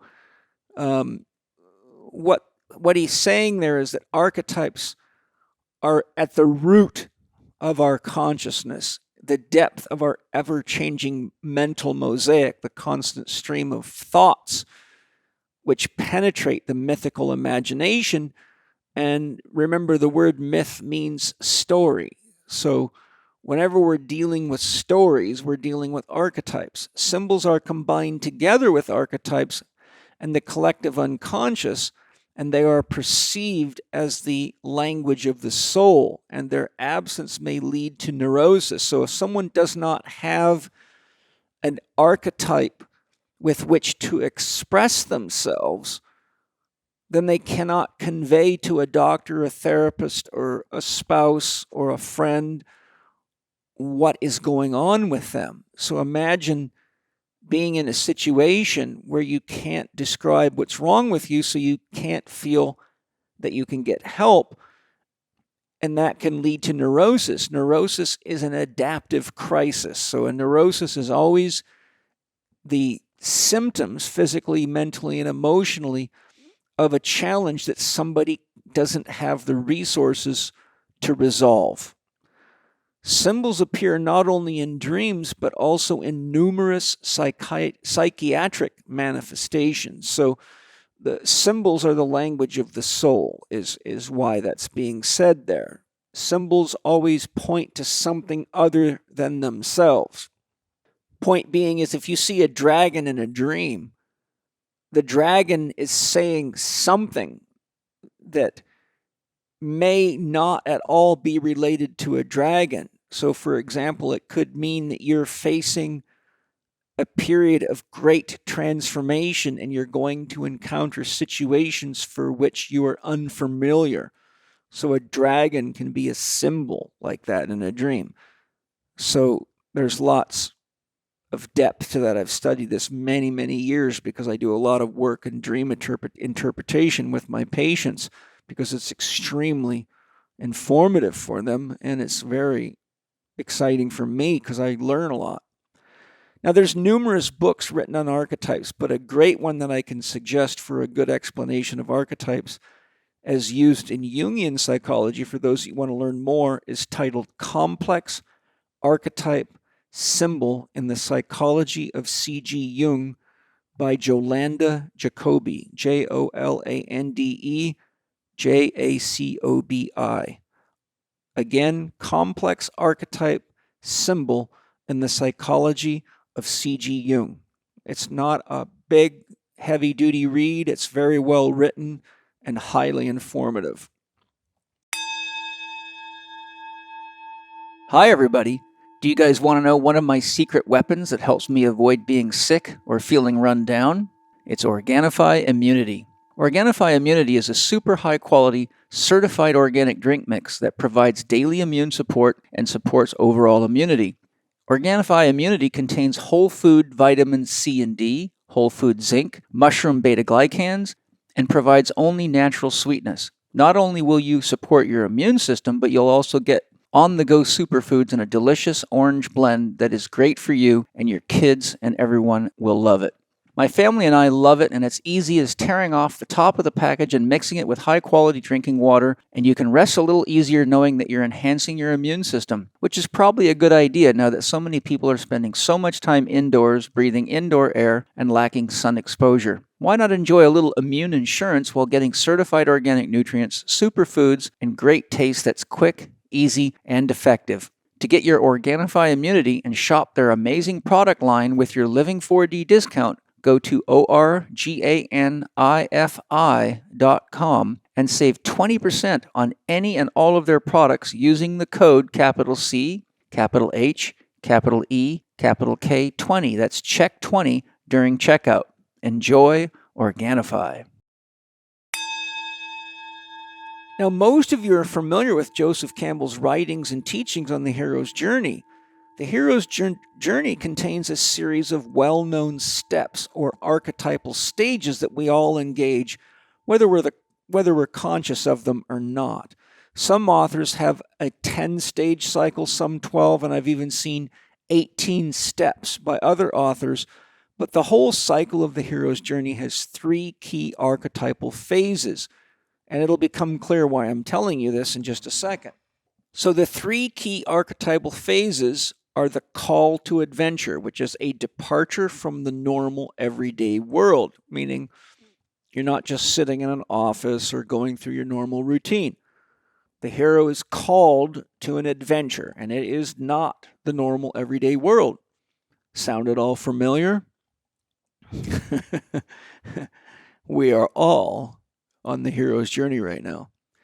Then they come to the ordeal, which always brings some form of death of who you are when you started the journey, meaning you can't complete the journey as the person you were at the beginning, and a rebirth of a new hero that has transcended the challenges on the path. So the ordeal brings you face to face with a challenge that could kill you, but it definitely kills the child in you, and you must become an adult that takes responsibility for their choices, or you will not make it through the ordeal.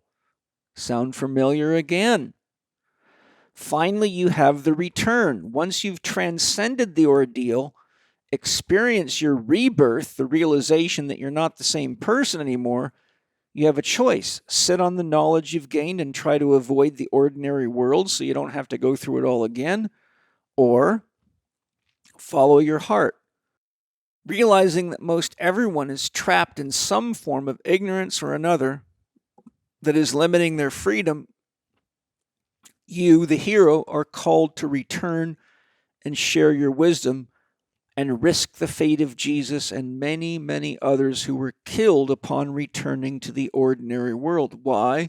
Because the ordinary world is filled with people that are largely unconscious and caught up in all sorts of dogmas that are not serving them, but that they are conditioned to believe as truth. So, the sleepwalkers have a real tendency to kill the healers and prophets that come to free them. This is exactly why Jesus said, as he was being crucified, to those that he came to help, about those that he came to help, "Forgive them, Father, for they know not what they do." That, right now, is a real issue because the people that are being censored, like Joe Mercola, Dr. Kelly Brogan, Sayer G, all sorts of them. I mean, the Big 12 of Biden. They're the people that are the Jesus coming to say, wait a minute, boys and girls, masks don't help. Being locked inside doesn't help. And there's a lot of natural medicines that really do help and have a long track record, such as ivermectin, which was vilified and made evil by the so-called experts that are the fake hierophants that you need to be very careful of, because they are the ordeal. They are the ordeal. Think about that. So as much baggage and bad press as the tarot archetype system has gotten, largely due to the priesthood of Christianity trying to repress any esoteric knowledge that frees people from the control of the church, in actual fact, the tarot archetypes tell the exact same story as the hero's journey, except they do it in 22 steps or archetypes, the beginning and the end of which is 0. So the journey begins at 0, the Fool. Then you go through 21 archetypal steps on your journey from 0 back to 0 again. Now, as a little caveat here, though those are steps in a journey, they are also archetypes that are aspects of the human mind or psyche that are at play all the time at some level. Okay, I wish I could explain it more. Maybe someday I'll do a podcast on tarot. I'm probably going to do a series of workshops because it's not something you can really teach quick and easy if you want to learn it effective. It took me 18 months of honest study of 1 to 2.5 hours a day of working with tarot and doing the work to follow the Egyptian system that they used to train Egyptian priests. So someone like me doesn't want to mislead people with a fluffy New Age weekend, you're an expert now certificate. So as we move forward, I want to speak of archetypes. Jung said, a picture is worth 1,000 words, and an archetype is worth millions of pictures or images. So with what we've discussed about archetypes now, you can see that an archetype in the psyche can produce millions of images. So when I say the lover's archetype, how long would it take you to exhaust the concept of the lovers if you expressed it every possible way you could think of? A long time. So he's speaking metaphorically here. But there are many theories on the origins of tarot offered by numerous qualified investigators on the subject, ranging from very wise and deep people like Carl Jung and Joseph Campbell, Angeles Aryan, an anthropologist, shaman, and tarot expert, to James Wanless, who's also been on my podcast and talked about tarot. So there's a great one for you. He's real fun. And countless other authors on the subject. The one thing the wise of them all agree upon is that Christianity has done its best to make tarot out to be devil's play.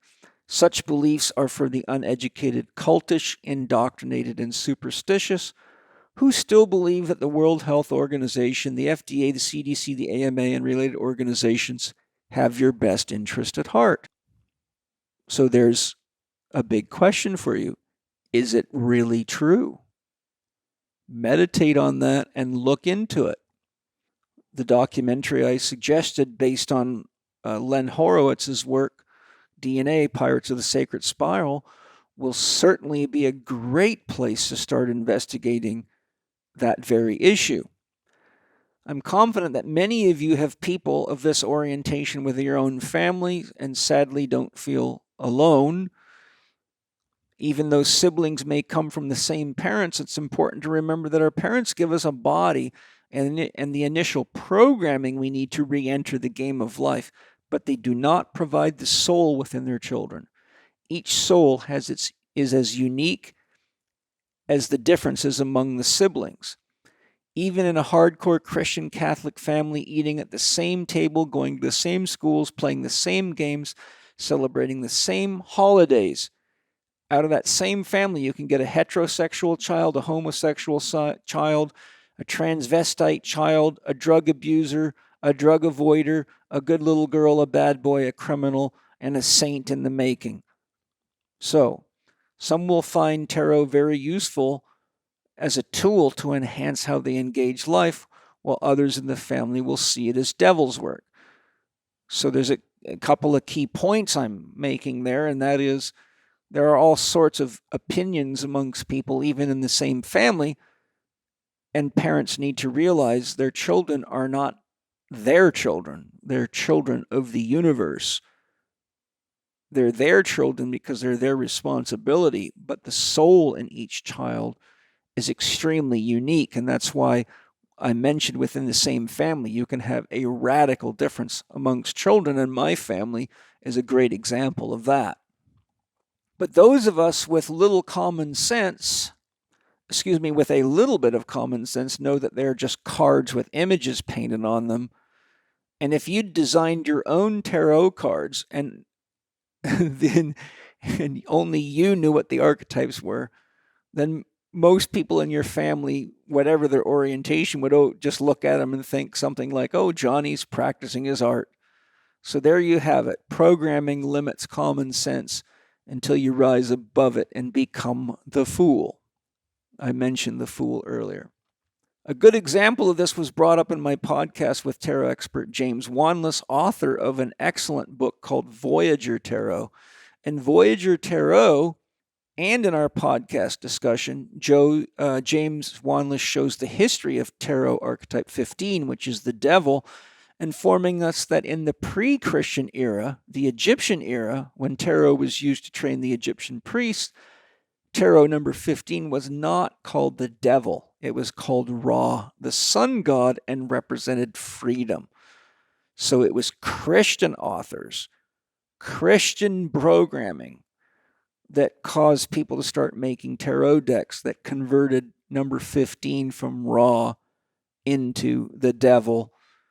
And instead of representing freedom, it represented bondage. So there you go. There's a little tarot history for you. Such negative manipulative influences by Christianity and many of the orthodoxies of the world great religions are well documented. I've personally studied so many books, documentaries, and university courses on these issues, including interviews with experts on these topics. It's clear to me and anyone that does their research that we must each be very adult and discerning as to what aspects of religious influence are healthy practices to live by, and which beliefs and practices are designed to keep people small and controllable for a few, rich and powerful, that use religion to control the minds of the masses. Anyone who studies these issues, as much or more than I have, are all very aware of the same control dramas that have played out over the past several millennia, are alive and at use at this time, but are being done much more efficiently through the use of very advanced electronic technologies. I go very deep into these issues in 4 potent podcasts with Anna Retort, author of Krivda, The God Tricks Against the Matrix. If you haven't watched the 2 lectures by Len Horowitz titled DNA, Pirates of the Sacred Spiral on YouTube, you will not only get a very potent education to what has been and is going on right now, but complete confirmation of what Anna Retort shares in her book and in the podcasts I offer with her. See the show notes for a link to Dr. Horowitz's lectures that I've mentioned here, and get ready for quite a wake-up experience. And he's very well researched. I sent it to one of my skeptical friends who's an elite soldier who thinks a lot of us, well, let's just say we have different opinions. So I sent him Dr. Horowitz's 2 lectures and said, please prove me wrong, because he's extremely well researched and leaves a trail of undeniable references anybody can track down, as does Mickey Willis in his Plandemic documentary series, and nobody, no fact checker, has ever been able to prove him wrong. Many think that the tarot and the archetypes are evil, and they're the very ones susceptible to suggestions by the priest class and have already been seriously injured and killed by the medicine of today. And that is the price of believing in anyone with a white jacket as a representative of truth and goodness. It's not hard, by the way, to find photographs of J. Robert Oppenheimer, chief architect of the atomic bomb, wearing the white jacket of the priesthood either. And we have enough nuclear warheads at this very moment to completely and utterly destroy our planet 179 times over. So there are gods among us, but often they are gods of the negative polarity. My point is, Oppenheimer and crew may not necessarily have been doing us or nature or anybody any favors. If you start looking into the research on nuclear weapons, and if you look into Walter Russell's work, you'll find that a very long time ago, I believe it was around 1927, he wrote the U.S. government a very comprehensive document of multiple hundreds of pages explaining exactly what the dangers of nuclear power were, and warned the government not to mess with nuclear weapons and power plants, and they ignored him. So their function is to highlight the good, beauty, and truthful by generating enough darkness to make it easier to see the light of the good. So I'm saying that the people that hold the negative polarity, the dark ones, sometimes called evil people, is paradoxically to highlight the good, beauty, and truthful aspects of life by generating enough darkness to make it easier to see the light. In other words, we wouldn't know what the good was without evil. So paradoxically, evil supports the good, and good, if you do good just to do good, i.e., a good little boy or girl that follows the rules but doesn't think, then you are actually supporting evil by definition. The good must be transcended if one desires to know source, which is beyond duality, as numerous mystics have taught us. In other words, you can't really develop an authentic relationship with God as long as you're polarized by good and evil, because you stay stuck in a duality, which is the number 2. You can have a union experience with the universe when you get to number 1, but to get to God as the authentic source, you have to make it to 0, which is really not easy, because you have to let go of your ego, because that is a 1. So lots of paradoxes there. I've been face to face with them many times. At this time in the evolution of man, we must become the gods of love, the preservers of life, liberty, freedom, and justice for ourselves and for each other and for the world. If we don't, yesterday will equal tomorrow, and with more robots and more sick people and less freedoms, until we reach a cold, bitter end that looks more like Mad Max than what you see out your window right now. So if you haven't seen the movie Mad Max, you might want to watch it. So I will now give you a basic explanation of the subjective or feeling aspect of the relevant numbers included in the numbers and their archetypes that are involved in the years 2020, 2021, and 22. I will then share a recap of what I offered in relationship to the numerology and archetypes of 2020 and 2021 and extend that assessment to 2022. And I'll do that just so you can see how each year builds upon the previous year. Like Dusty Bunker said, what happens in 6 depends on the choices you made in 5. After we explore the numbers and their archetypes, I will share reports I've gained from 2 people that I have deep respect for and personal experience of their work, who I specifically reached out to for this podcast and asked for a 2022 forecast. The first will be Vedic astrologer Ernst Wilhelm.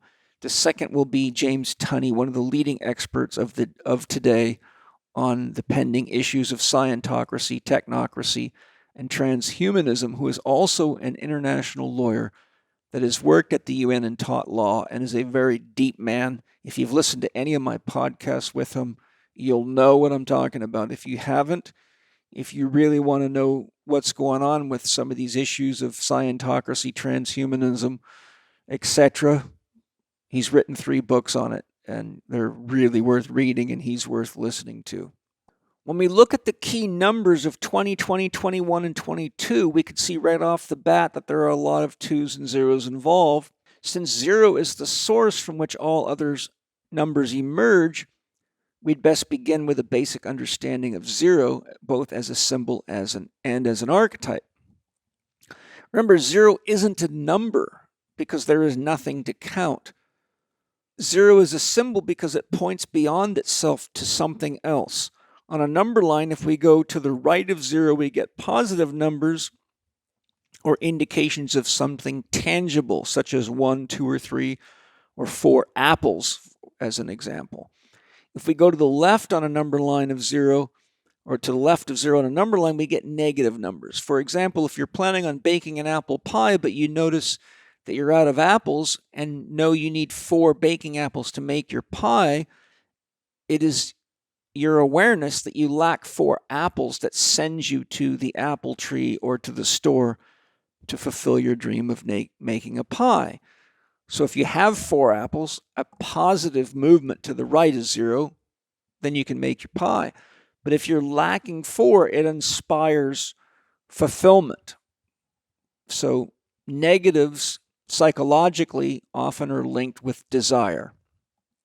Having 0 apple when you need 4 triggers the transcendent function of 0. You go looking elsewhere for your apples. Remember, transcendent function points you to somewhere else. If there's none in your house, then you better go look on a tree or in a store. So you're transcending the situation. That is the nature of a symbol. It's a tool to direct your consciousness towards something that can't be contained by the symbol. A symbol of an apple won't make a pie. An apple will make a pie. You may be aware, maybe you're a person that wears a crucifix on your neck, but Jesus isn't really hanging from your neck. The symbol invites you to transcend the symbol and connect to the consciousness of Jesus. That's how a symbol works.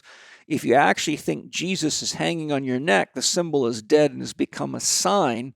And by definition, that's idol worship, which the Christian church states that it's not only vehemently against, but violently against, as millions of pagans can attest to, if you can find their dead souls to talk to them.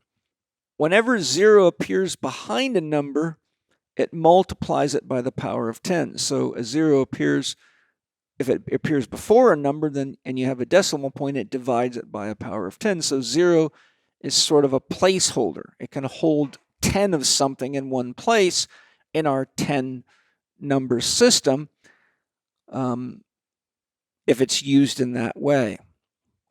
So if our mind has 0 thought in it, we certainly have lots of freedom for more. So 0 is a womb of sorts, like a womb, like a uterus, a place of gestation. You can always put or grow something within the infinite space 0 offers. So the whole universe is really within the womb of 0. All things countable come from 0. Metaphysically, 0 equals source or pure potential. In tarot, 0 is the archetype that represents the fool. The fool in tarot represents the beginning of the hero's journey and the end of the cycle when one completes the journey. If one is inexperienced or youthful with respect to the challenge or path ahead, then they are an immature fool, yet on return with all the experience gained, we have a wise fool because the initiate has seen the world, bet the dragons, overcome the challenges with the help of a mentor or supernatural aid. Such a person is now aware of the booby traps and where they are and isn't likely to be easily fooled on the path. So there you see, once again, wise people are usually still alive when immature fools or conditioned or brainwashed people end up dead. I'm trying to inspire all of you to think holistically and constructively and ask, is it really true? That's why I gave you those example questions.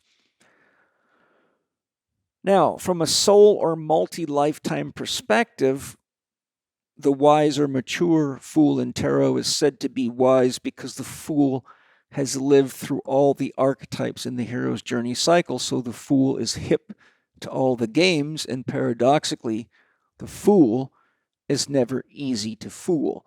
Now, what I'm referring to here is tarot is a system that includes numerology.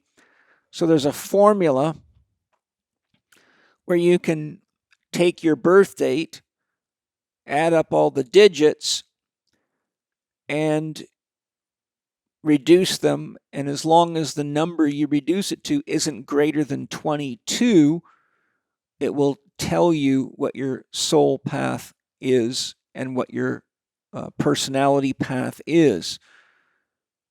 So interestingly enough, I was born August 24th, 1961.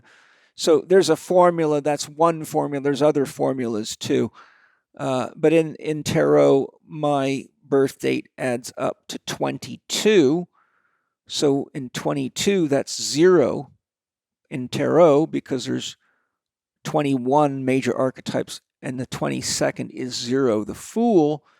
But 2 plus 2 is 4, which is the emperor. So in tarot, based on, just like you can do astrology for your birth chart, I'm a 22, which means that my soul path is the emperor, number 4, and my personality path is 0, the fool.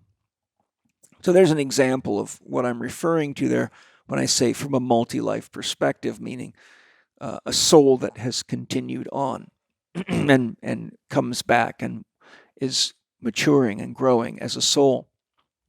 So remembering that the fool also is an expression, an archetypal expression of 0, I'd like to share a different perspective. From a metaphysical or spiritual perspective, 0 represents the divine mirror. The front of the mirror is glass, behind which is a reflective surface. The fool is a clear mirror and reflective, but you can't see the mirror because it is full of what is before it. When you, an individual, stand before a mirror, you see yourself and your surroundings, and that's what fills the mirror. Therefore, the mirror itself has nothing to be conscious of within itself because it's empty. It symbolizes egolessness.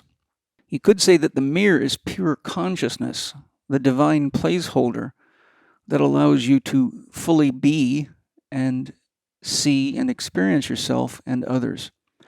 If the mirror, for example, was full of black spots, anyone that looked into it would think they had black spots on them. It is because the divine, or because 0 as the divine mirror is empty of itself, that it has room to hold and reflect whatever you put before it.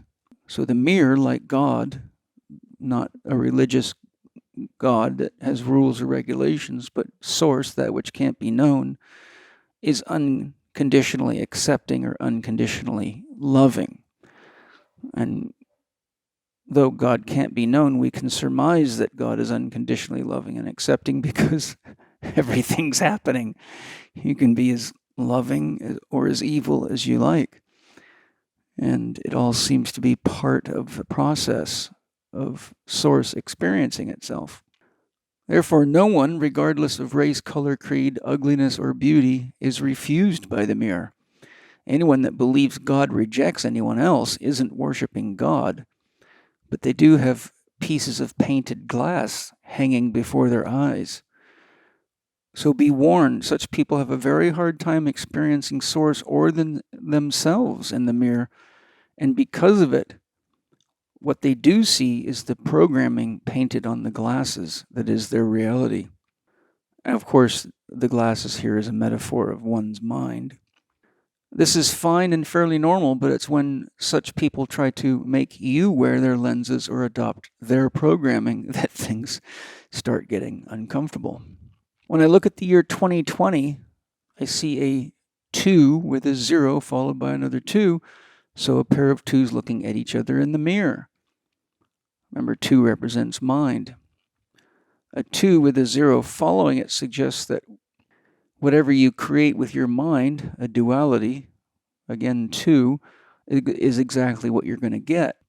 So in my interpretation, the first 20 in 2020 represents the feminine or inner self, while the 20 that follows represents the outer self. So everything inside you, 2, looking into the mirror, the yin and the yang of your inner self, or your soul self, or your inner nature. And then there's another 20, which is what you see outside of yourself, which, if you had no ego, would still be yourself, just be an expression of the rest of you. And that's kind of how life works. We create around us physical representations of what we believe and see inside of us. In a previous podcast, I suggested that the significance of this number is that it suggests that 2020 would be a year of looking into ourselves personally and collectively, so we can see what we've all buried in our personal and collective unconscious, or our shadow. And oh boy, did we ever get an unveiling of that bubbling up in 2020. So our work has just begun, and as you will see as we progress into 2022, I will share what the unconscious is and how it works a little further along in this podcast, which will be quite a lesson for anyone that hasn't studied the unconscious, so stay tuned. This is a fairly long podcast. I tried to trim it down, but as an educator, there's things I feel people need to understand, or you just get fluffy, kind of superficial stuff that never really leads to much change or action. Because if you don't make meaning out of something, then current doesn't flow through you. You have no sense of purpose or function. Now, another view is that 0 stands for unconditional love. The challenge with unconditional love is that the answer to every prayer, and our thoughts, our prayers, is yes. For Source or 0 to say no would be to limit both its own creativity and its ability to experience its own potentials. Thus, wise people have often stated, be careful what you wish or pray for, you might just get it. So when you put a 2 representing duality or the mind on either side of a 0, you best be careful what you wish for and pray for. And aside from the date that I'm, sharing concepts on here, that's the case all the time, no matter what the year is. But these are numerological significances, and so I'm interpreting them as symbols so that you can look at different perspectives. In reality, there's so many perspectives on different anything that you have to sort of, as I said, trust your logic, your rational sense, and then also trust your feeling sense, your heart sense, your gut sense, and your intuitive sense, or use all 4 functions of consciousness. Think about it, feel it, sense it, and intuit it. And then go with what seems to harmonize with you. Now, the Fool in Tarot is a symbol of freedom. And the Fool isn't really a she or a he. If you look at the tarot cards, many of them are sort of, they're halfway in between. They're They could be male or female, depending on what you project onto them. But since all of us can be the fool, I will refer to them or to any of these things as a she and a he. So again, the fool in tarot is a symbol of freedom, and she or he travels light, loves beauty, lives spontaneously, and dances on the edges of cliffs. The fool is fearless and unafraid of death. The life of the fool is never easy because people hate seeing someone freer than they are, so they often attack the fool and only later realize it wasn't the fool that was the problem, it was their own resent of the choices they've made and the lack of freedom that they have. So be careful how you handle the person dancing naked in the rain with a lampshade on their head, because you may be looking at the part of yourself that is free from fear, doctrine, dogma, and isn't afraid to live fully in the here and now. I'll share more on the Fool and Zero as we go along with what the numbers for, say from a tarot perspective, but it's important as a tip for 2022 and beyond to be true to yourself. Life is precious. Life is short. The last thing you want is to find yourself on your deathbed wishing you had lived. And I'm not a super young guy anymore. I'm 60, so I've had time to meditate on a lot of things, do a lot of things, and have some highs and some lows and some in-betweens. But I have that sense of peace that if I was to die any time, I have fully lived. I've had a great time, really, in all honesty. I've worked very hard and been my own man and trusted my instincts and my intuition and found love in my soul, and it's been good. I just know how precious human life is, so when I see people living without living, I feel sad for them. But lo and behold, in 2020, the corruption in governments, medical systems, and regulatory agencies bubbled to the surface with great intensity and luminosity. Censorship became progressively stronger, and anyone effectively sharing truths or viewpoints outside the controlled narrative was met with censorship and often slanderous degradation of their character. Was shut down and isolated by ruling tech gods, such as I think it's Jeffrey Epstein, I think it is, that put out the documentary first showing how Google was rigging things, and they pretty much locked him out of his bank accounts and his whole life for 6 months, and he had to take him to court to get it back. I can't remember his first name. But anyhow, most of you would know who, if you've been studying that stuff, the guy that first proved scientifically that Google was rigging things. The most effective of the truth tellers were named the Big 12 by Biden, meaning of the people who were getting censored the most, Biden called them the Big 12, and many of them were receiving death threats and other threats from the brainwashed people among us for trying to help people.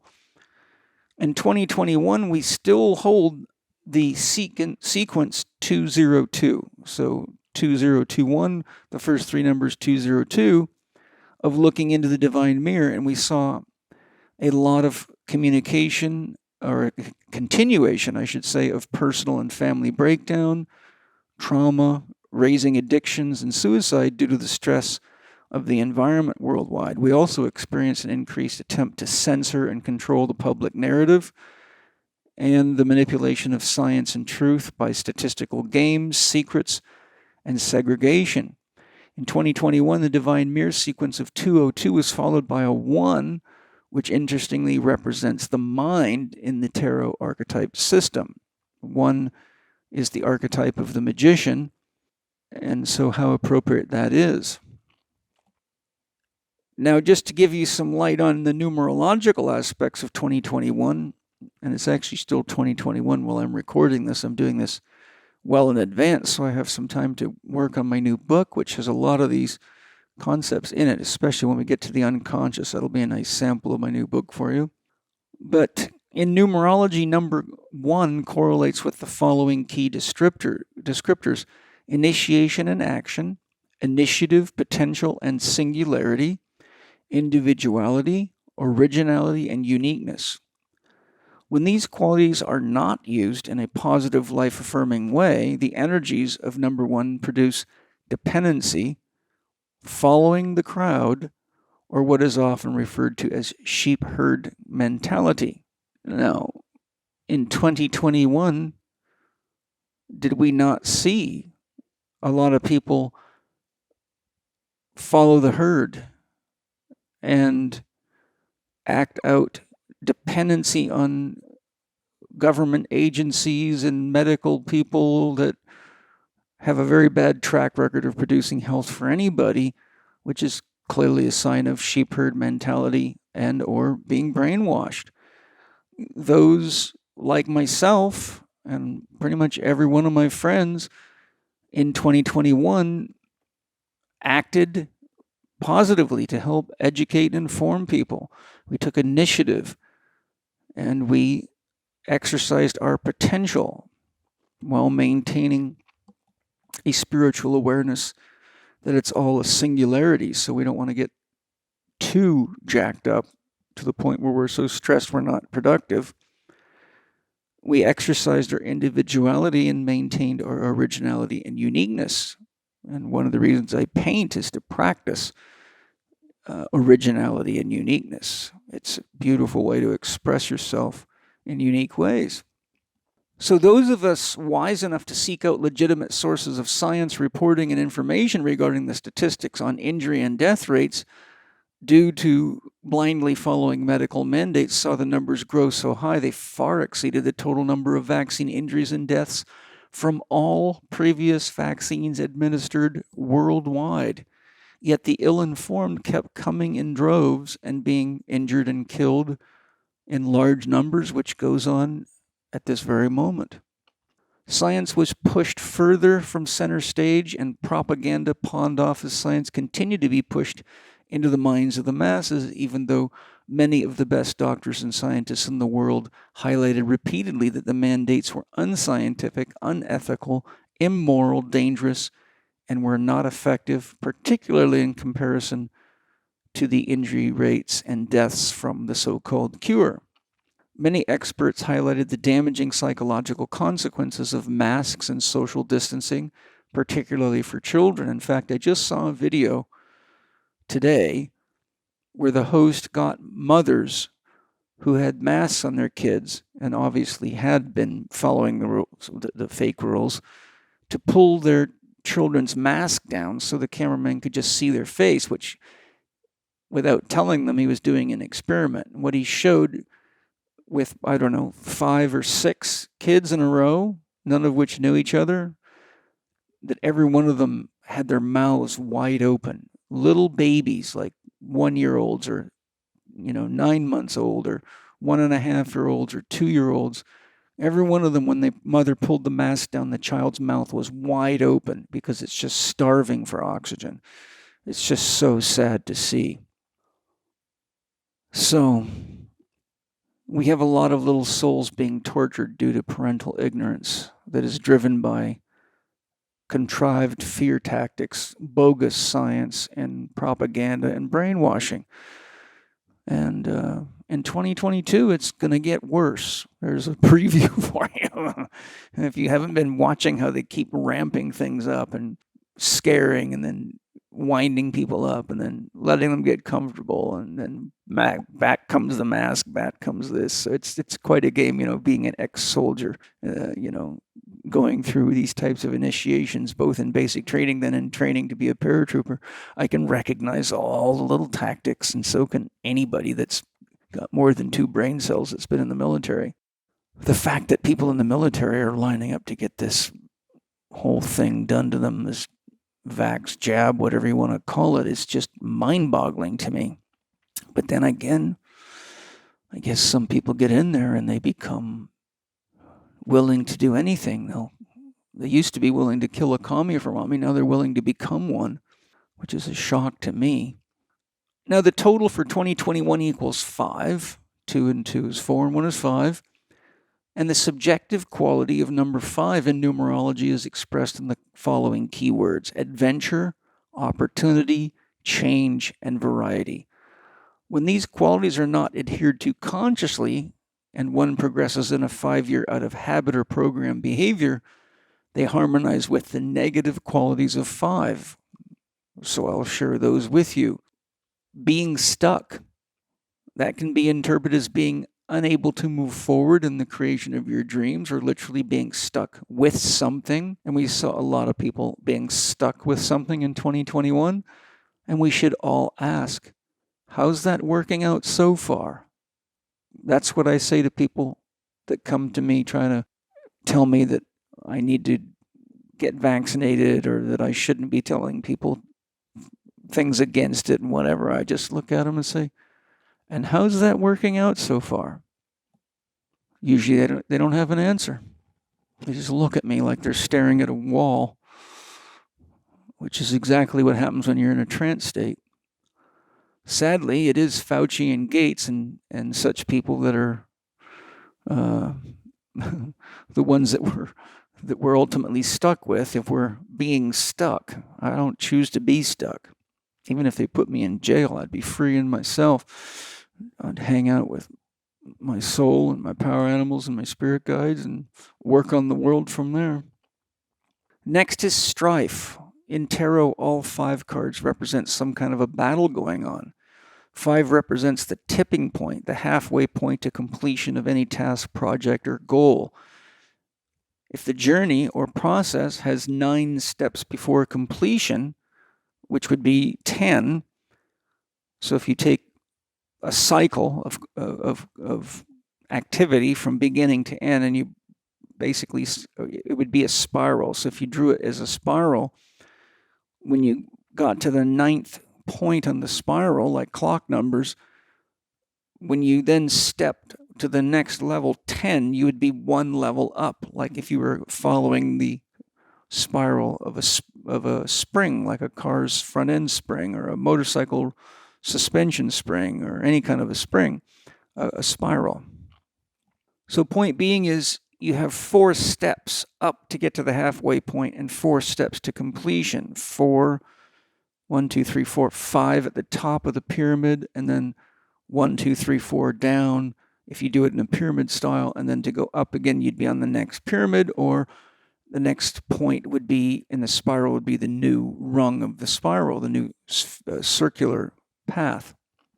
So the tip here is that whenever you're dealing with strife, and you have a year like 2021, that's a 5-year, it suggests that many people will reach the halfway point to completion, which might be completing their detoxification, their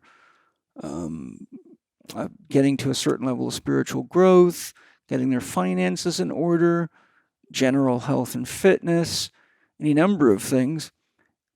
Then there's a real tendency to give up at that point. So as an analogy, if you were running a marathon and you gave up at the 5 point in the marathon, you'd be exactly halfway to the finish line. What most don't realize is that it's the same distance to walk back to the starting line, where most people's cars are parked, as it is to, walk, jog, or drag yourself to the finish line. So better to keep going, even if you have to slow down or pace yourself better, because at least you have a completion to celebrate. When I heard Jordan Peterson on one of his videos say that people were pestering him to get vaccinated, and he finally caved in just so they would stop pestering him, and he did it, of all people, I was absolutely gobsmacked. I was just like, wow, the last guy in the world I ever thought would throw in the towel and act like a sheeple. And then he admitted, but they didn't stop bothering me, so it was for nothing. And I'm like, whoa, dude. There's an example of what happens to people in a 5-year if they don't have enough soul in them to carry them through the challenges that are always going to be there whenever you're creating anything meaningful, from a relationship to a project, anything. These things are real, right? That's what makes life real. Paleo Valley makes some incredible superfood bars that are a lot different than what most people think of as a superfood bar. I've got Autumn Smith, the creator of their superfood bars, right here to tell you about them. Autumn, what is so unique about your awesome superfood bars? Well, our superfood bars are unique because not only do they not contain refined sugar or GMOs or any of the freaky additives that you'll find in most bars or gluten or anything, but they're just whole foods. They're low in sugar. They're made with superfoods like ginger and broccoli and acerola cherry and collagen from grass-fed and finished animals, which we all know is like a fountain of youth. And so the best part about them, though, is probably the flavor. They come in chocolate and apple cinnamon, and we have so many more delicious flavors to come.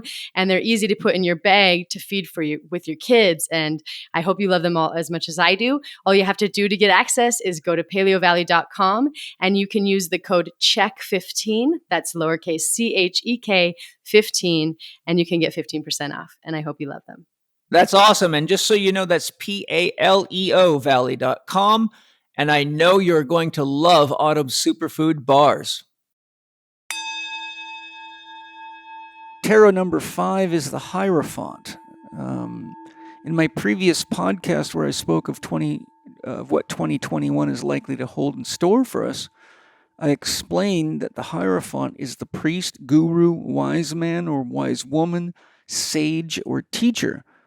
But to be a Hierophant, though, one must have a deep wisdom in relationship to the body or physical world, the mind, and the issues of understanding the spiritual realms or spiritual aspects of life. So a Hierophant used in the archetypal sense of tarot isn't just someone who teaches auto mechanics or philosophy or physics. It's someone who has a lot of living wisdom, and they're very practical and knowledgeable about the realities of living in the physical world, how the nature of mind works and what it can do when used properly, and how dangerous it can be if used ignorantly. And they also understand the spiritual realms significantly because they've penetrated them and have a lot of real authentic, deep spiritual experience. So you could say that they're like someone who's a very experienced mountain climber that's climbed up the highest mountains and therefore make a good mountain guide. So that's the difference. A Hierophant is not just someone who's good at something. There's somebody who has a lot of life experience, is well-rounded, and has depth in the physical, mental, and spiritual realms. Of course, the emotional ties all those together. I suggested in my previous forecast that we needed to be very careful as to who we accept as our priests, gurus, wise men, sages, teachers, or guides in 2021, or your poor choice in leadership may seriously get you injured or killed. I don't think I need to expand on just how accurate that advice was at the beginning of 2021, and I will now share the same advice as critical as we move into 2022. Whatever mistakes you make in a previous year, they're just like skunk smell. They follow you into a new year. For example, when it went from 1999 to the year 2000, all of our shadow and all our baggage didn't just disappear because we had a magically cool number to look at. So part of the reason I'm giving you my recap of the previous 2 years is so you can see what it was that I predicted, what was in the numerology, what did the tarot say, and how did it play out.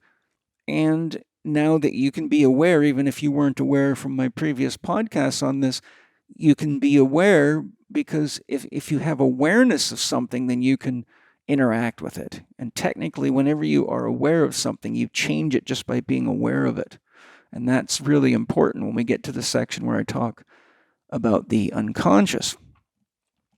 And we want to keep in mind that each number has an objective and a subjective quality, and that when using numerology to determine the subjective feeling or psychological implications of numbers, we need to look at each individual number as well as the reduction of the total number being investigated. My investigation today ties the numerology of the date correlating with the archetype in the tarot system. So what I'm saying is, just like 2021 equals 5, that's the archetype number 5 in Tarot, the Hierophant. 2020, 2020 was 4, that's the Emperor. Okay, so now let's look at the tarot archetypes that are included in 2020, 2021, and 2022. And we will now switch from the subjective aspect of number to the archetypal expression, which I've been alluding to and shared a little bit of, but now we'll go a little bit deeper into it. All right, so now we're going to look at the tarot archetypes included in 2020, 2021, and 2022. Just to recap where we're at and give you a brief explanation of what they mean. Remember, you add all the numbers in the year to get the master number. So 2020 is 4, 2021 is 5, 2022 is 6. So we'll do a quick review of them because all the numbers in there range between 1 and 6. You got zeros, you got a 1, you got a 2, but you add them all up, you get a 4, 5, and a 6. So 0 is the Fool, which I talked about. 1 is the Magician, which means using the power of your mind to create effectively, ideally what you want. In Tarot, the Magician is standing before a table upon which lays a sword, which represents the air element and mind. A beautiful chalice or cup, which represents emotions and the water element. A wand, which represents the fire element and the spiritual realms and the ability to use the mind to cause something to transform, such as pain in a relationship to love and freedom. And a big coin with a 5-pointed star, which represents the earth element, currency, tangible goods, and what you have created with your mind. 2 is the High Priestess, which represents the soul nature of you, the divine feminine. She has a headdress with the waxing, waning, and full moon, which represents time and change. And so she's the inner self. Then we have number 3, the Empress, which is the mother. And of course, as an empress, she's the wife of the emperor. But she represents the concept of the mother in general and the feminine expression in the world, whereas the High Priestess is the feminine nature of the soul, although females have a masculine soul nature. That's another discussion. But in the general concept of Tarot, High Priestess is the inner self, and the mother is the feminine expressed in the world. The 4, number of archetype 4 is the Emperor or the Father, the master of creating in the outer world. Remember, 2020 was a 4-year, so as the year of the Emperor, it suggests that we would be under the influence of emperors that have the power to control the world we live in, and that we must take responsibility for the emperor within ourselves and create harmony in our outer world, or we will suffer the consequences of being an inferior emperor. And, it's fine to have an emperor in the outer world, but if you don't honor the emperor within yourself, then you're a child. If somebody tells you to do something that's illegal, like many things that have been going on since this whole pandemic started, then by definition, following that rule, law, or mandate makes you a criminal. Just because someone says you have to do something, if you know it's damaging or dangerous or unlawful to do it, then you get the consequences, and that's the way it rolls in life. Then 2021 was a 5-year, the Hierophant, which I talked about, and as I shared previously, I warned everybody when I did my podcast for 2021 to be very, very careful about who you choose as your priest, guru, leader, or teacher. Now, 2022 is a 6-year, which is the archetype of the Lovers. Now, a lot of people get tricked by that one. Some of you are probably thinking, since it's 2022 and it's the year of the lovers, it's going to be all love and cuddles and peaches and cream. It sounds beautiful, doesn't it? But if you look at the card, it shows a male and female, like husband and wife, standing facing each other, and there is an angel looking down over them. But she represents yin, he represents yang, or she the feminine, he the masculine. And the angel is the neutral force of wisdom that's not bound by polarity. So it's the offering to rise up out of your challenges that love brings. So it does sound beautiful if you are smoking lots of pot and are out of touch with reality, or out of touch with the legitimate challenges that love brings in any relationship, be it with yourself, a partner or spouse, family members, or those abusing leadership positions, taking bribes and selling their souls, which will continue in 2022, I can assure you. So before we go on, I must share that as a therapist and a coach that has used tarot as part of my healing and coaching practice for many years and spent many years studying and practicing it deeply, pretty much daily, with rare exceptions, I can assure you that those whose birth date produces the lover's archetype as their soul and personality path always have a series of great and challenging lessons ahead of them. And my son Mana is the lover's archetype. His birth date works out to be a 6, and his soul and personality path is a very powerful one. He's a highly intelligent but very sensitive and emotional child. And when he's happy, he's very happy. But when he's in a bad mood, boy, it can require real acts of angelic performance. Or in tarot, number 14 is temperance, which is the angel of temperance. So let me just say that my little guy, I love him tremendously, but boy, has he grown mommy, daddy, and Penny a lot. And nannies. But he's beautiful, and we all see that. So that pretty much sums up those within the lover's archetype based on tarot's system. So those with the lover's archetype are generally here to learn to manage polarity in relationship. And it's no easy task, as I suspect most of you are well aware. But they make great teachers when they learn their lessons, and they're very capable of bringing broken groups of people back into harmony. So let's all hope that there are many wise lovers coming to our aid in 2022. And I'm sure there will be. I'd really be interested to find out what Eckhart Tolle's birthday is. I'd love to see what his soul and personality path are in tarot. I might have to look that up. So before we go further into the lover's archetype, we should get it clear on exactly what love is. In other words, before we go further into my predictions for 2022, I think we should get clear on what love is. Some of you have heard me talk about this various places and various times, but for those that haven't, or for those of you that have, a good reminder, love is the bonding force of the universe and all relationships that range from subatomic particles to atoms to chemical bonds to relationships amongst living beings of any type. So in a nutshell, love is the bonding force. Love is what holds creation together. You could call it the forces of physics, such as electromagnetism, strong nuclear force, weak nuclear force, etc. Those are all expressions of love, not personal love, but love on a grand scale. I also define love as the flow of energy and information through empathic and compassionate connection to self and or other.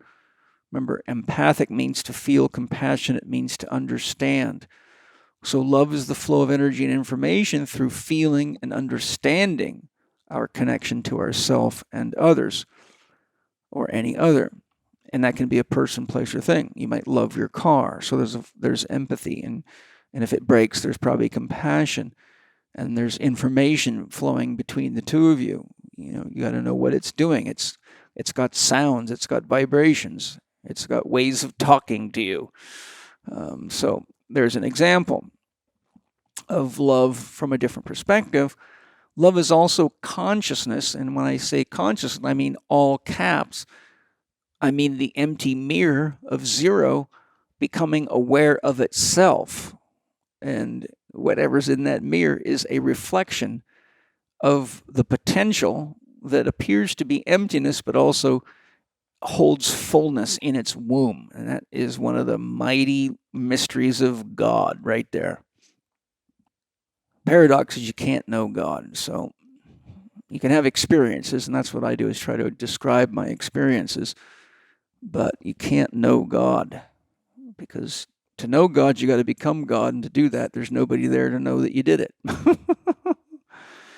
Now, in my love model that I've developed, which was originally inspired by Osho, he made a statement, one statement, which then triggered me to meditate on that and expand it and grow it. So from one statement by Osho, I was able to create a whole system many years ago. And through careful study and observation of how love works in the world, I found there's 4 stages to love. Osho talked about 3. I had to add the 4th stage to complete it, each representing a progressive reduction in polarity as we grow spiritually to become truly wise beings in our use of the powers of love. And I'll take you through each of these, but the key point is love in its initial stages is highly polarized, but as you grow and mature, it becomes less and less polarized. So I'll build on that for you in a minute. And as I do, I'll share suggestions for getting the most out of 2022. The love model is best envisioned with each of the stages as love, like the quadrants of the circle, or representing the cardinal points on a compass. And each quadrant represents a stage of conscious evolution. And that the other thing, too, is that, our growth and evolution in love or consciousness can be very different in different areas of our lives. You can have someone that's a very enlightened surgeon and very loving with his patients, but very unenlightened and not loving with people in his own family or his own children. You can have someone that's very enlightened as an engineer, but they're very unenlightened with their ability to take care of themselves and love themselves. So they might be really in love with their work, but have a lot of personal challenges. So their work can be a way to escape the pain of their broken parts. So the key point I'm making is that it takes a lot of committed growth to spiritual development to become conscious of how you're using love in all areas of your life. It's something that I've been working on my whole life, and I'll probably be working on it for, at least 150 more lifetimes, if not 150,000. I don't know. God's pretty deep. For example, we can be very involved with our relationship with ourselves, but unevolved in our capacity for relationships with others. So a lot of loners can be that way. We can be very evolved in our capacity for loving nature or animals, but unevolved in how we use the power of love in other areas of our life. We can be very evolved with our love of exercise, but unevolved in our relationship with food, drugs, or sex, as so many great athletes have clearly demonstrated. So here's the basic model, and for your information, in my upcoming book, I get quite deep into all of these issues and go much deeper than I can even begin to in this podcast. So keep your eyes open for my new book, which I'll offer a beginner's guide and a workbook to apply the teachings in the book, and an online training and support program, which I'm hoping to have live by between April and June of 2022. So I'm a very busy man. So the model is we begin with sex and violence love. Sex and violence love, remember, all creation is an act of sex. That without going into a long, detailed explanation, but none of you could be here without an act of sex. Nothing could reproduce in nature without an act of sex. And, for example, when a north pole of a magnet is attracted to a south pole, that's an act of sex. That's a magnetic attraction. So remember, love is the binding force in the universe. So sex and violence love means that there's a lot of polarity happening. It can be violent, and it's some form of creative process. So it's a I'll give examples as we go, but it's really a beginner's stage, and we've all experienced that beginner's stage. Then it evolves to conditional love, and conditional love is getting clear on what conditions allow you to give and receive love effectively. That evolves to empathetic and compassionate love, so that you give yourself permission to feel and to understand and make choices from that place of empathy and compassion as to how to best respond in any given situation. And finally, we evolve to union or unconditional love, which is in Buddhist concept would be nirvana, which means to extinguish or blow out. So you basically extinguish the ego and you die back into source. Now, Rumi says, you are not a drop of the ocean, you are the ocean in a drop. So the ego or the soul self is like a drop of the divine ocean, but when you re-enter unconditional love, the drop now merges back in with the ocean of the unconditional, and there's no way to identify yourself. It would be quite impossible to find a drop that was once out of the ocean once you drop it into the ocean and say, oh, there you are, I've been looking all over for you, because it would be so merged into everything, it would lose its individuality. So let's look at each stage as it relates to 2022 and the lover's archetype. So now I'm sharing my prediction for 2022 based on the fact that it's a 6 year, which is the lover's archetype. And then I'm going to share how it relates to each of these stages of love. So as I said, sex and violence love is the most polarized. It relates to those who are infants, children, or anyone that is in a beginning stage at learning something. Little kids don't yet understand things like gravity, fire, the danger of glass, or sharp objects like knives, or what a poison is, etc. So just like a child riding a bike for the first time, there's a lot of painful experiences of love and joy.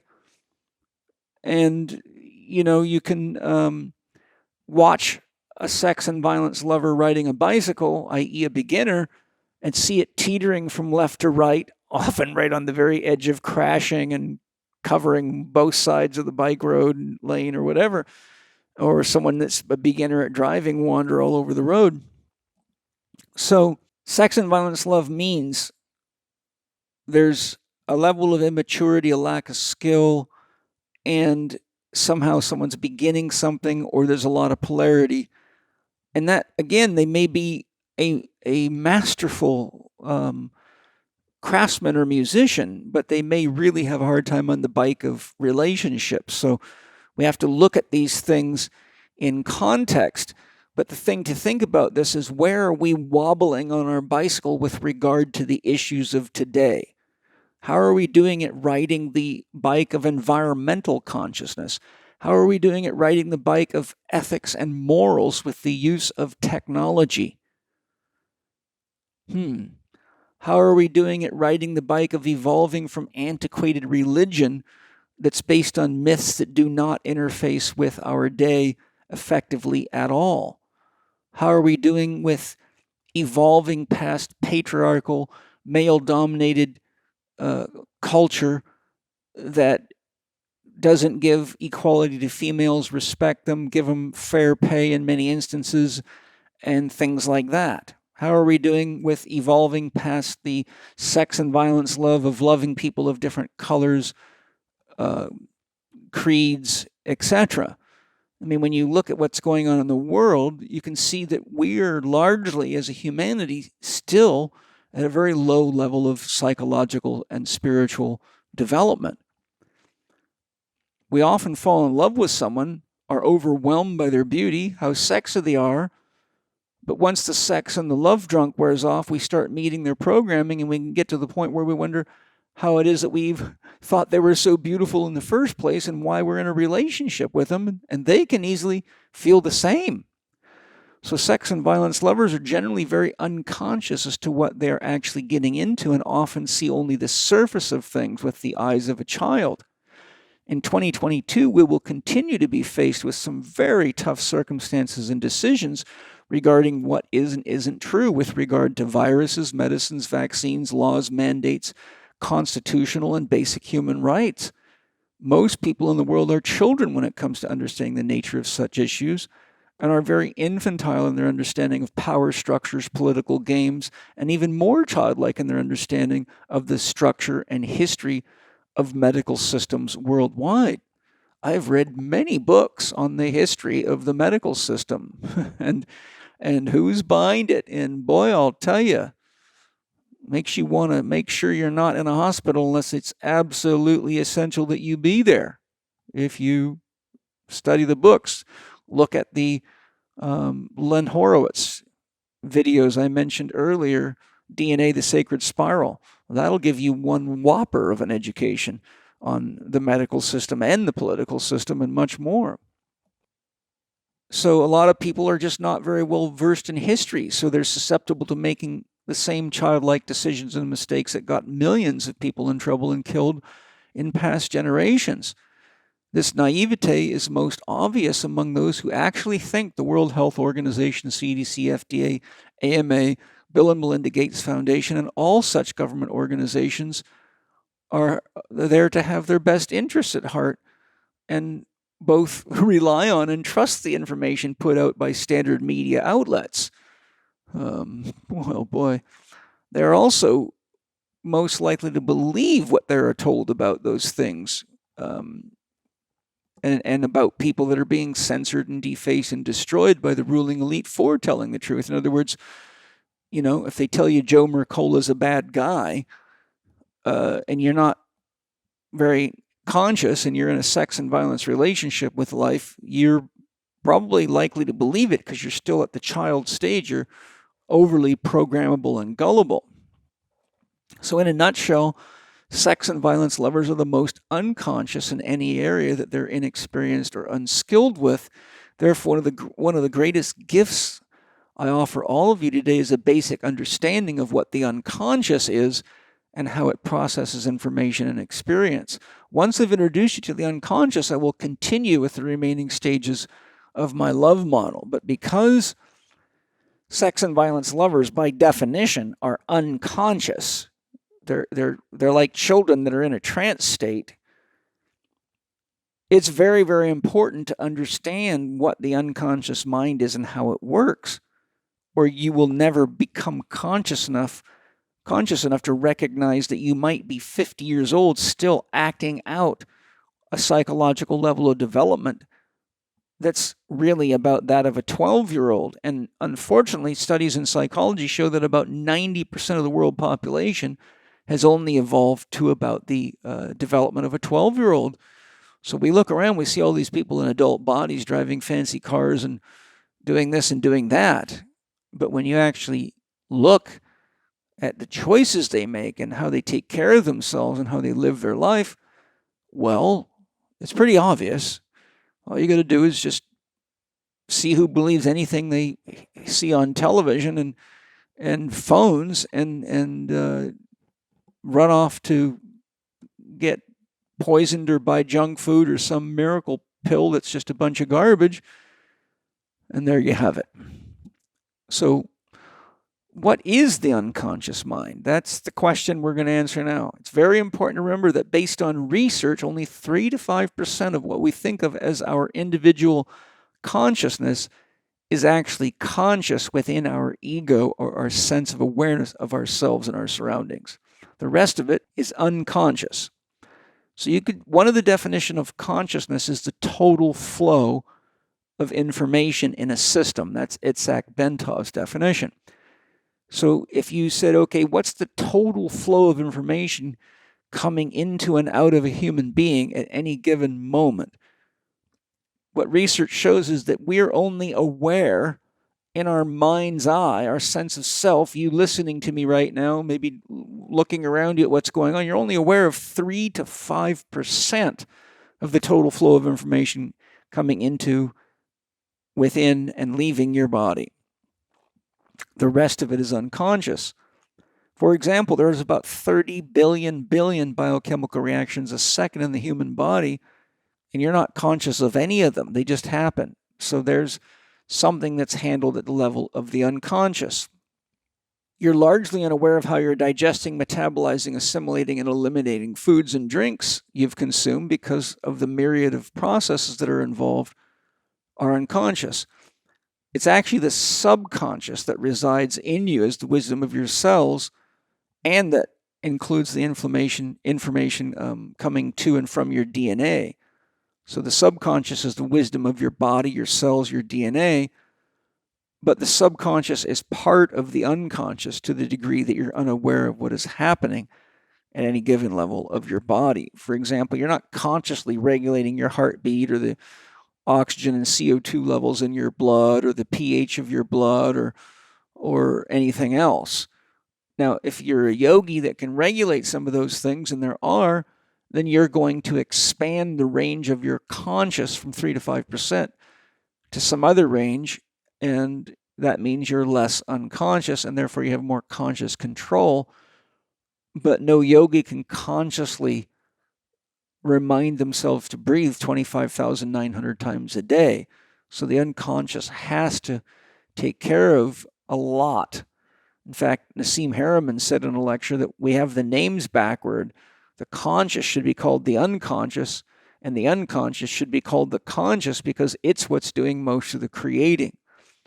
And most people are unconscious, even though they think they're conscious, but they don't realize they're just acting out programming, which is in the unconscious, and they're not aware of why they're saying and doing the things they're doing until it hurts. And then they go, my God, why did I do that?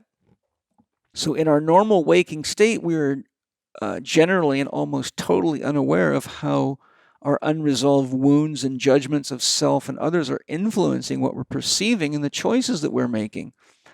Whatever we're incapable of or unwilling to heal and deal with is relegated to the domain of the unconscious.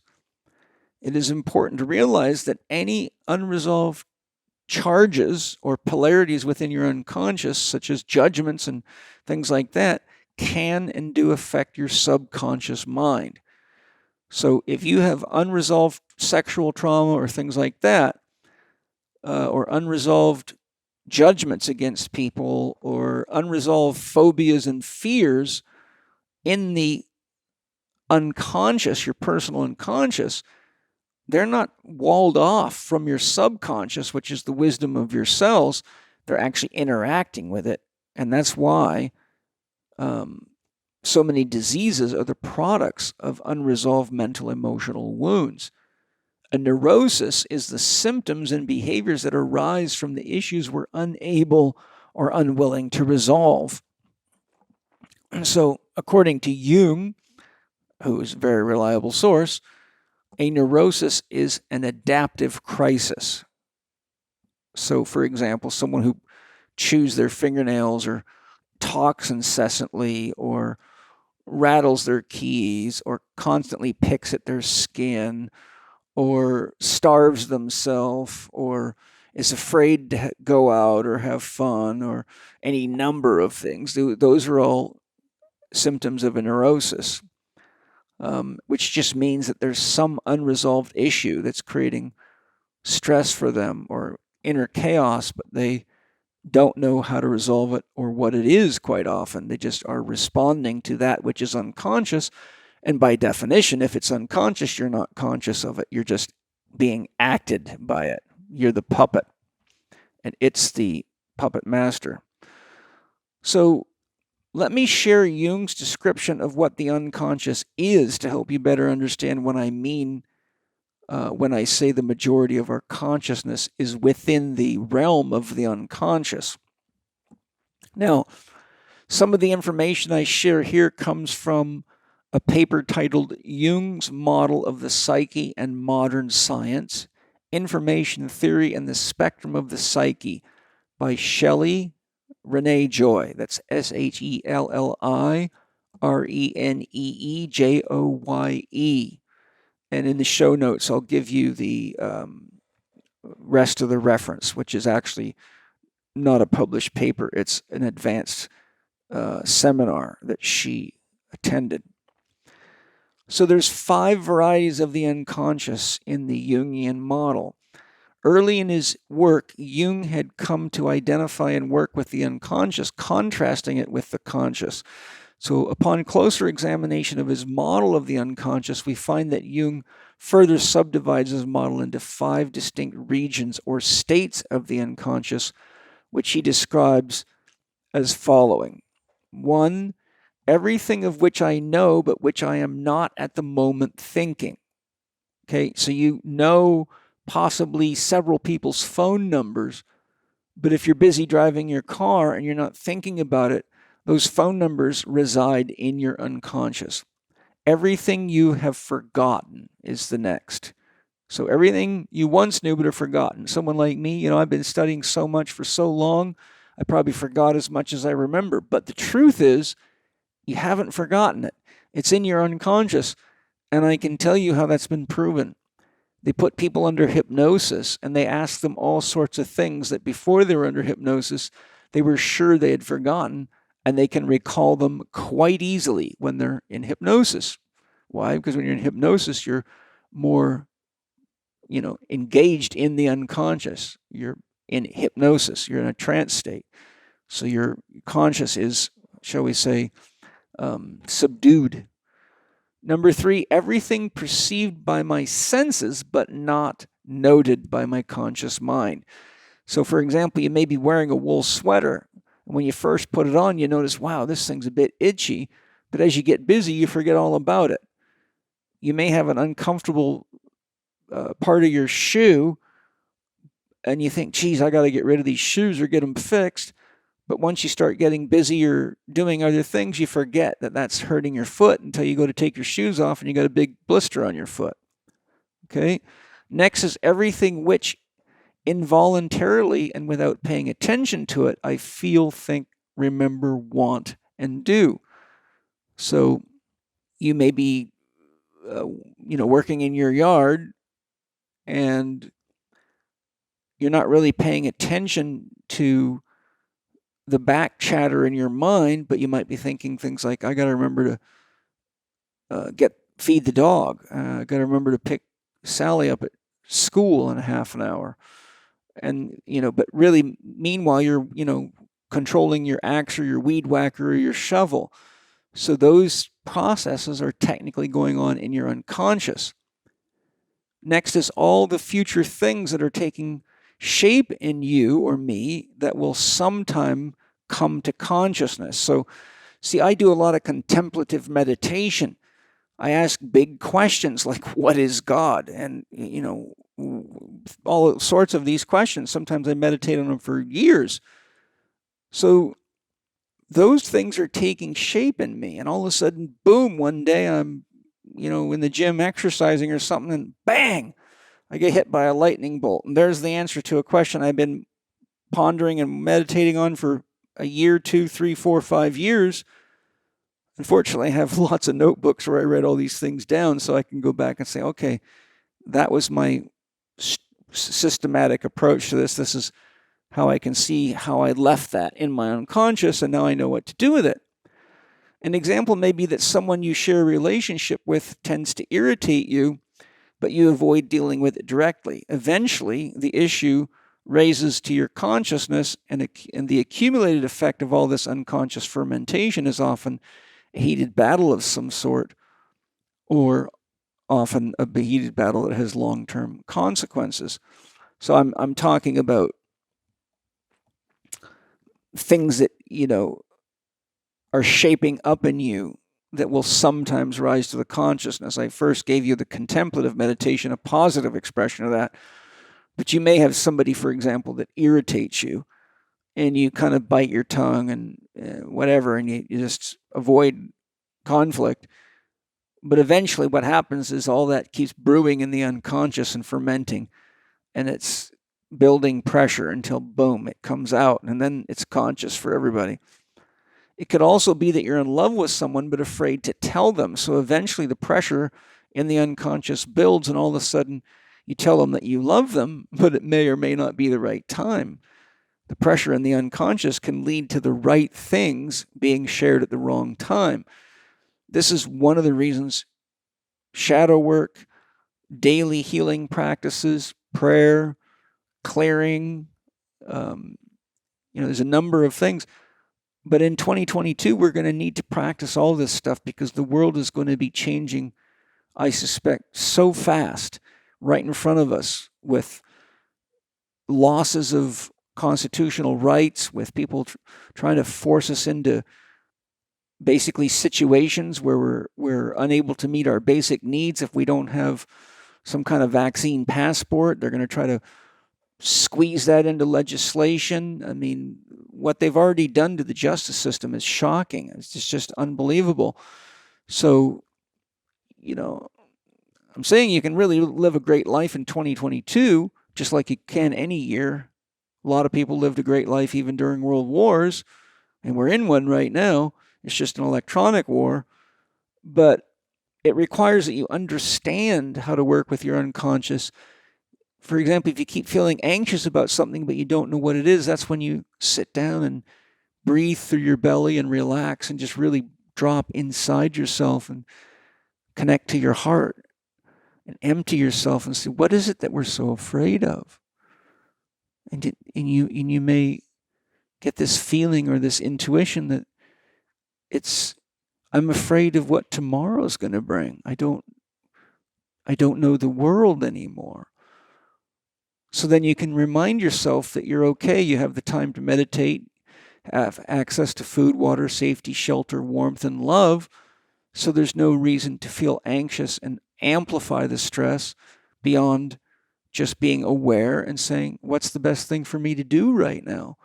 What can I do that's, supportive of me and others that are in my life that might feel the same way?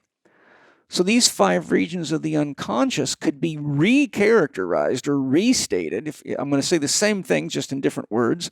1, information stored in the human brain, known but currently out of mind, such as long and short-term memory. Information lost and seemingly irretrievable or forgotten, but I said hypnosis will go get that. It's not lost. Information filtered out by the unconscious algorithms, such as instinctual filters, inherited or habituated or programmed censorship, such as biases. Religion gives you lots of those if you're not careful. Next is noise, mental chatter, random thoughts, ideas, and memories that may bubble up later as something. And finally, information still subliminal, undergoing development, growth, and gaining energy, dimly apprehended, possibly eventually to emerge into consciousness, which can be, like I said, trying to solve a problem that you can't solve quickly, but you have to kind of digest it for a while. It's clear that all regions, with the exception of number 2, and number 2 is what you think you've forgotten, information lost and seemingly irretrievable, are dynamic and somewhat out of our conscious contact and control, although we have learned to modify them in various ways through a wide spectrum of conscious psychophysical practices, including mind-altering substances. The mind-altering substances Shelley Joy is referring to are plant medicines, as we call them today. They were called psychedelics. Now they're called plant medicines, which is just a little more modern term. Plant medicines should not be used in unskilled recreational ways because they decrease the ego's capacity to limit the flow of information in the unconscious from rising up into the conscious. Now, you might wonder, why would I want to do that? It seems like the more conscious I am, the better. The reality is most people have unresolved trauma held in their unconscious, and without skilled guidance, plant medicines can put you into states that many cannot handle and may cause serious regression that debilitates your functionality in life. Examples are reliving unhealed traumas such as sexual traumas, emotional traumas, mental traumas, birth traumas, painful repressed memories, or past life trauma that is unresolved. And I've seen many such issues emerge from people. These issues are very real, and I've had to help a long string of people that use plant medicines inappropriately heal from such unconscious upheavals. Sometimes once you uncap the wellspring of the unconscious mind, it's not easy to get the cap back on. And one of the main things that I've seen happen is people think it's like a sport, like the more you can lift, the better you can do. And so they go from one ayahuasca ceremony to a DMT ceremony, then they're doing acid.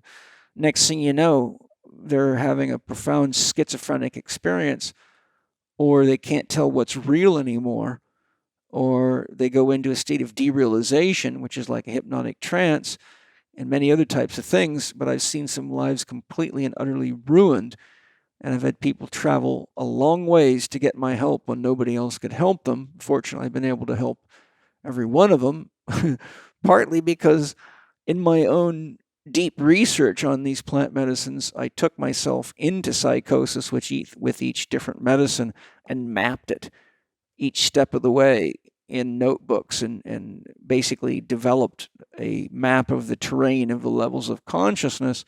So when they come to me, I go, you're at what I would call my level 7. There's goblins there. I'm going to have to help you get down to a 6, then a 5, then a 4, then a 3, then a 2, then a 1, and to ground level. So this is very important what I'm about to share, because very few people are aware of this, and boy, does it help to be aware of this. People talk about the unconscious all the time, but they hardly ever tell you how the damn thing works. I just told you what it is. Now I'm going to explain how the unconscious works with the conscious mind to process information and experiences that are likely to be the most challenging for those that are in sex and violence love at that level of development to process effectively. So what I'm saying is, once I show you how this thing works, people at sex and violence love level, where there's a lot of polarity, are less likely to be able to interact with their unconscious effectively, because they're not able to get themselves disentangled from it. Okay? So, and this is a real issue in highly polarized environments like our socio-political environment is today. This is information that's essential to understand for anyone wanting to grow in both their capacity to give and receive love, become a more conscious human being, and not let their mind overrun them with fear in times like we're going through right now. So here's how I'm going to describe how the unconscious works for you. I'm going to give you a scenario that'll hit right home, and we're going to have the conscious situation and then the unconscious situation. So to begin with, you have a perception, such as we're all being attacked by a virus.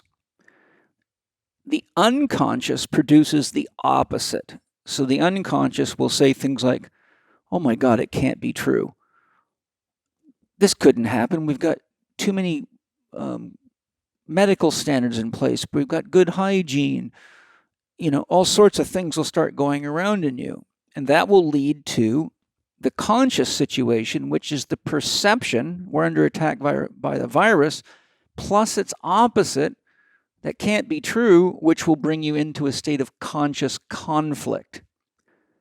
That is relegated then to the unconscious, which produces its opposite, which is some kind of a resolution. Now, that's where real thinking has to take place. If you're infantile or childish, you will let the resolution be whatever is told to you from some authority figure or false hierophant. Okay? Now, once you get the resolution and it becomes conscious, that's the third step of these stages. Then at the level of the unconscious, you have its opposite. So you're in conflict inside yourself to the degree that you do not see evidence that your resolution is actually correct or have enough depth of knowledge to trust your own resolution. And then the fourth step is that you go back to step 1, which means a perception. So you see, the conscious is in this sort of volleyball match with the unconscious. But again, the more that is shocking, scary, or overwhelming to you, the less likely you are to engage the dragon, and therefore it gets relegated to the unconscious, which is why it's so important to not sweep stuff under the rug and to deal with things that are real in your life when they're real in your life.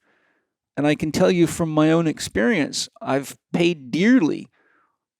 There was a time when I knew there was people working in the Institute that I needed to fire because they were causing lots of problems and costing me a lot of money, but several of them were my friends, and I just was too tired and too heartbroken to believe that these people would be doing that. But I did a lot of investigative work, and the evidence was undeniable. So I waited 3 years before I finally got the sword out. And then the business transformed overnight, and I kicked myself for waiting 3 years.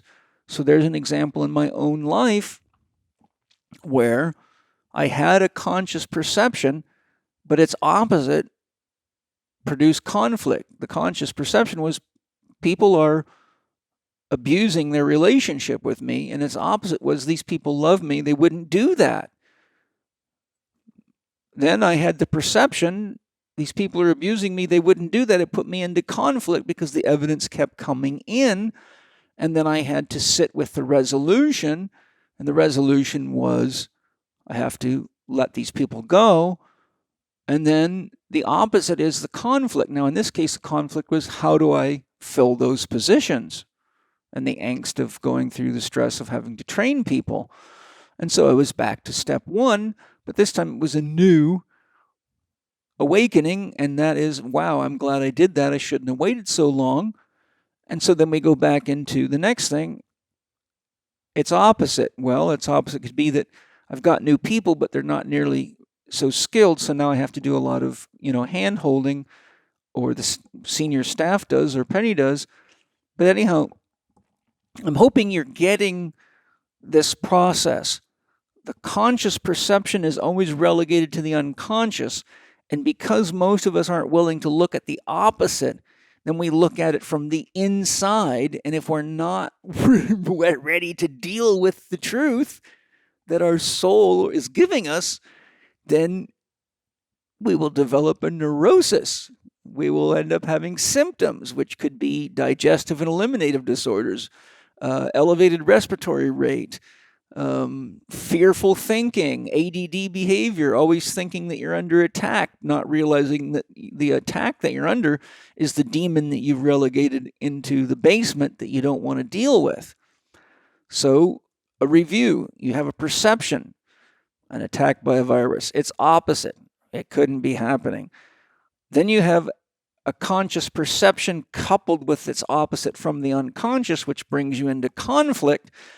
And then you have to work with your unconscious to get a resolution. If you don't, then your body will tell you about the state of affairs of your lack of management. Whatever your resolution is, conscious or unconscious, it'll produce this opposite. You could be someone saying, I'm a doctor and I know what's good for you, but on the inside you realize you're lying to people because you're sick and unhealthy and confused yourself. So you go into the unconscious and you have conflict. And that's one of the reasons we have, for example, a lot of doctors that have drug addictions, because that's how they deal with their unresolved conflict. Like, why am I doing things to people that I know don't work? Because I've never seen them work other than symptom manipulation. Okay, so there's a lot of ways you can work out this whole scenario, but this is how the unconscious works. This is how the unconscious maintains a relationship with the conscious, and this is exactly why Jung and Bohm both said real thinking is hard work. That's why most people just rearrange their prejudices and call it thinking. Said another way, real thinking takes presence. Real thinking requires thinking, feeling, sensing, and intuiting. And if you're not willing to do that, then you will tell yourself stories to justify whatever position seems to be the path of least resistance or greatest reward, even if it's unethical and immoral. Thus the saying, it's hard to change a person's belief system when their paycheck depends on it. And there you go. That if it's all you get out of this podcast, I would highly recommend you get a pencil out or a pen and write it down. 4 steps. Step 1, a conscious perception. Unconscious, its opposite. Step 2, a perception plus its opposite brings you into conflict. Its unconscious resolution is its opposite. So it's either resolved or you have an opposite. Next, you have a resolution, and then you have to deal with its opposite, which brings you back into conflict, and then you go back to step 1 unless you break the cycle by really coming to a place of assuredness that your decision is the right one because you have done the work to investigate both sides of any opinion or argument, and you've used the 4 functions of consciousness, and you're at peace. And then if you find out that you're wrong later on, it's okay because you have the assurance that you did the work and you did the best you could do, and now you have a legitimate growth experience. But if someone offers you a legitimate growth experience and you haven't done the work, you will still be in a place of some kind of conflict, which means high stress and the inability to take on new concepts, ideas, beliefs, or behaviors, which is one of the reasons keeping people freaked out and stressed out all the time is essential to a brainwashing program, because ultimately what you got to do is scare them enough that they think they have to do what they're told, or they're not going to be able to eat or live or make love or have freedom again, etc. So the people that are using these technologies know how to keep you trapped in unconscious conflict with yourself and also conscious conflict, so that they can just put a carrot in front of your face and you'll follow like a sheep. It's classic programming. And if you really want to see a great example of how it's done on a large scale, watch the documentary that is the overview of Naomi Klein's book, The Shock Doctrine. And trust me, it's very vivid. Hi, everybody. I've looked into magnesium supplements in my many years as a therapist and found, unfortunately, most of them are junk. Until the day Wade Lightheart handed me his magnesium breakthrough from Bioptimizers, which is a very, very specialized product that they did a lot of research on. Wade, I'd love it if you could tell us a little bit about what makes magnesium breakthrough so unique and so potent. Well, number one is that we realized that different types of magnesium are absorbed by different parts of the body. So we tested virtually every magnesium product there was on the market, and it came down to 7 different ones that produced the best aspects or best effects over the broadest amount of people. We combined them without any weird excipients or, some of the chemical agents that other companies use. We don't use any of that stuff. And we combined it with humic and fulvic acid as well as B6 to make sure that it's absorbed and utilized by the body. That's excellent.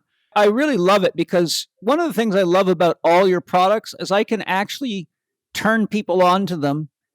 They buy them, and I've never had a single person say to me, those products don't work. Everybody that I know has continued to buy Bioptimizers products to enhance their life. Where can people get it, and what's their discount? Just go to www.magbreakthrough.com/living4D and put in your coupon code Paul10 and you get a 10% discount. And of course, everything has a 100% money back guarantee. You can't get better than that. Enjoy.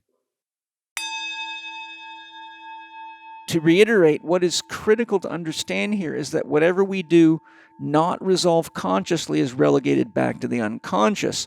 Thoughts, feelings, emotions, and judgments buried alive or not addressed in an adult manner or with a skilled therapist never die. They act as magnetic forces, drawing people and circumstances to you that are necessary to bring such wounds into your conscious awareness for your own healing and conscious evolution. Said another way, the pain teacher will keep coming back until you do your healing work. This is exactly why so many people go through a divorce without healing the issues involved and end up in another relationship only to experience the same challenges with yet another person, and eventually one has to realize that the only common denominator is themselves.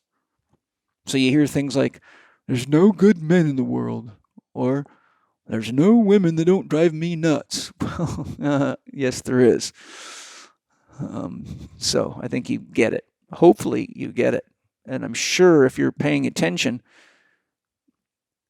you'll find exactly within yourself where this issue I've just described is alive and at play. And if you don't think you have any of these issues, I have a question for you. What drugs are you on? What diagnoses do you have? Anxiety, depression, nervousness, irritable bowel syndrome, autoimmune disorder, ... Those are often the neurosis that comes from not dealing with your own powers of mind effectively. And 2022 is not a good year to avoid holding still and working with all four functions of consciousness: thinking, feeling, sensation, and intuition, because, boys and girls, it could get bumpy. It could get bumpy, bumpier. These people behind this, they're ruthless. They have no empathy, little compassion, if any. Look around you. Hello, wake up. Look around. Smell the coffee. Go to the resources I've left in many of my videos.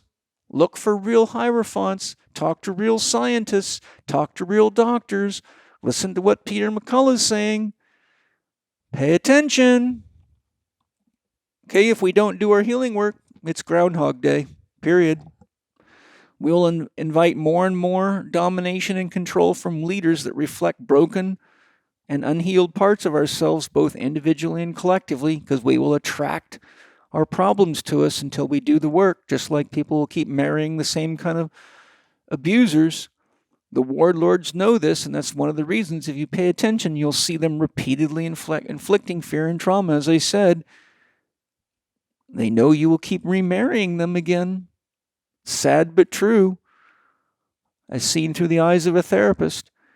I've seen people go back for multiple surgeries, 5, 6 surgeries.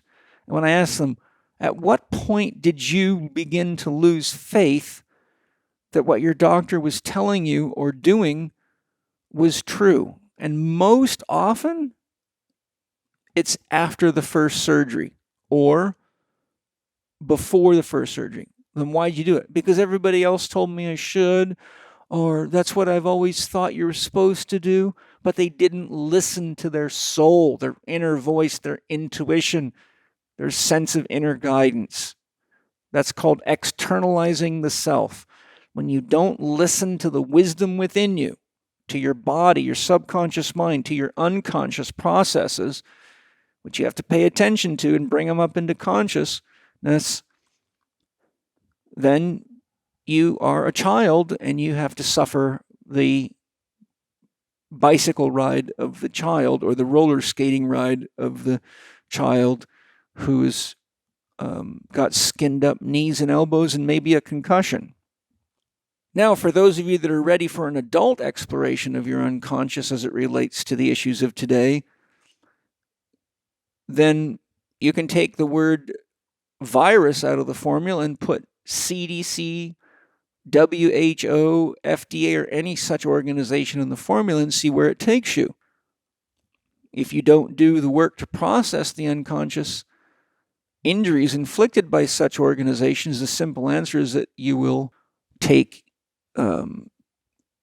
it'll take you, your own personal version of your collective unconscious or the collective version of it straight to hell. And hell is something we create through ignorance, fear, lack of willingness, and programming, and not being responsible for our incredible powers of mind and creativity.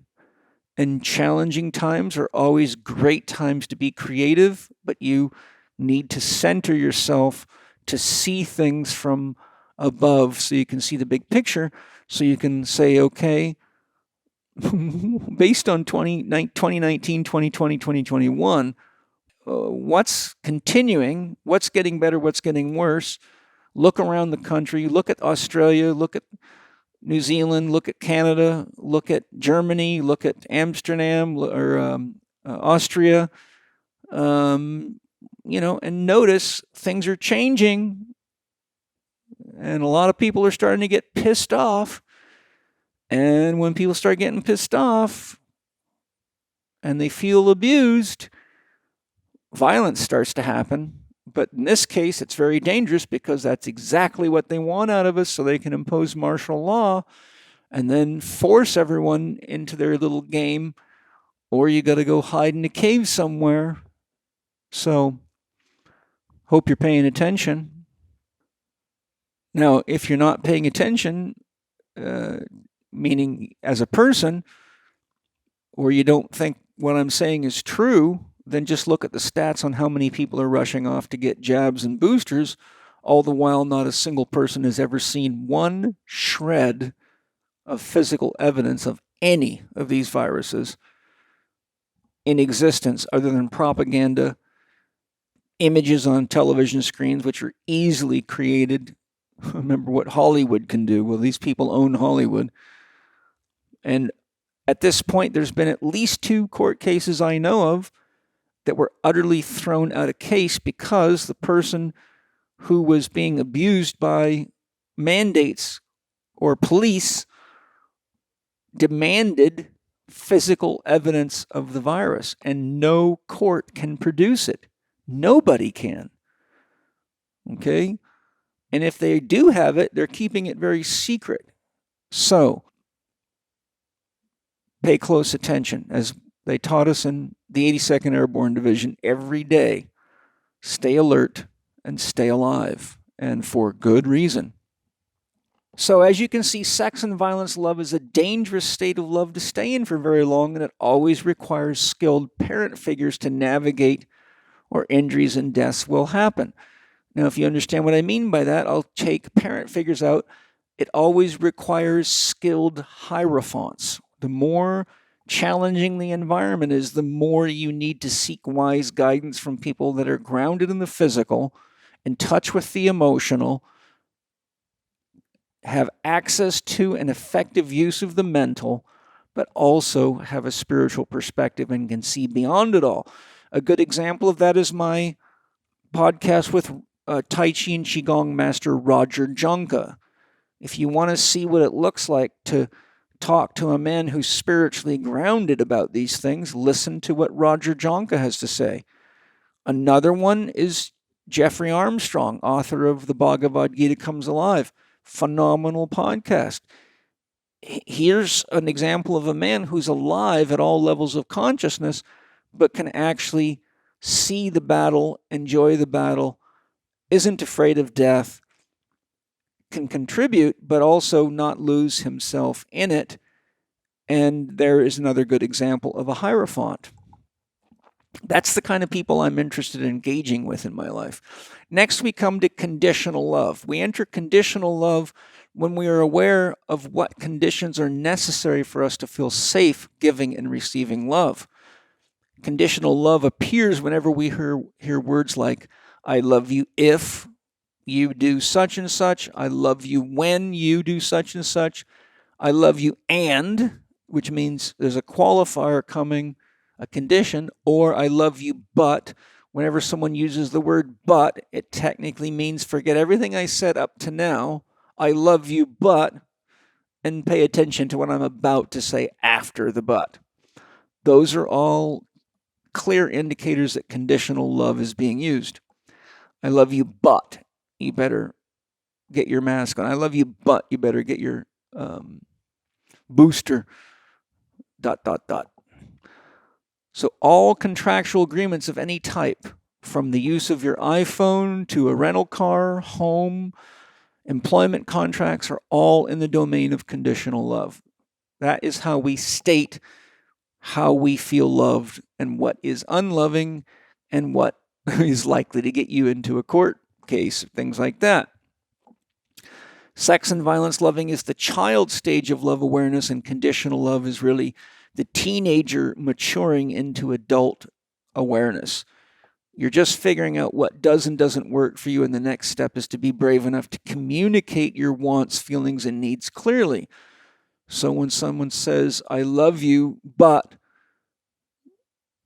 you can't come see me anymore until you get your jab, then I would say something like, I'm really wanting to be able to share love with you too, Mom, and I'm really happy that you're doing what you feel is safe for you, and I would feel much better if you would honor my choices as an adult and honor the fact that I have done my research and I'm willing to accept the consequences of my choice. So if there's a way that we can stay connected at the heart but leave room for each of us to be an individual and do what's important to us, then that would really be great. So there's an example of how you can deal in wants, feelings, and needs, stay connected, avoid dropping into sex and violence love, and even have empathy and compassion for that person.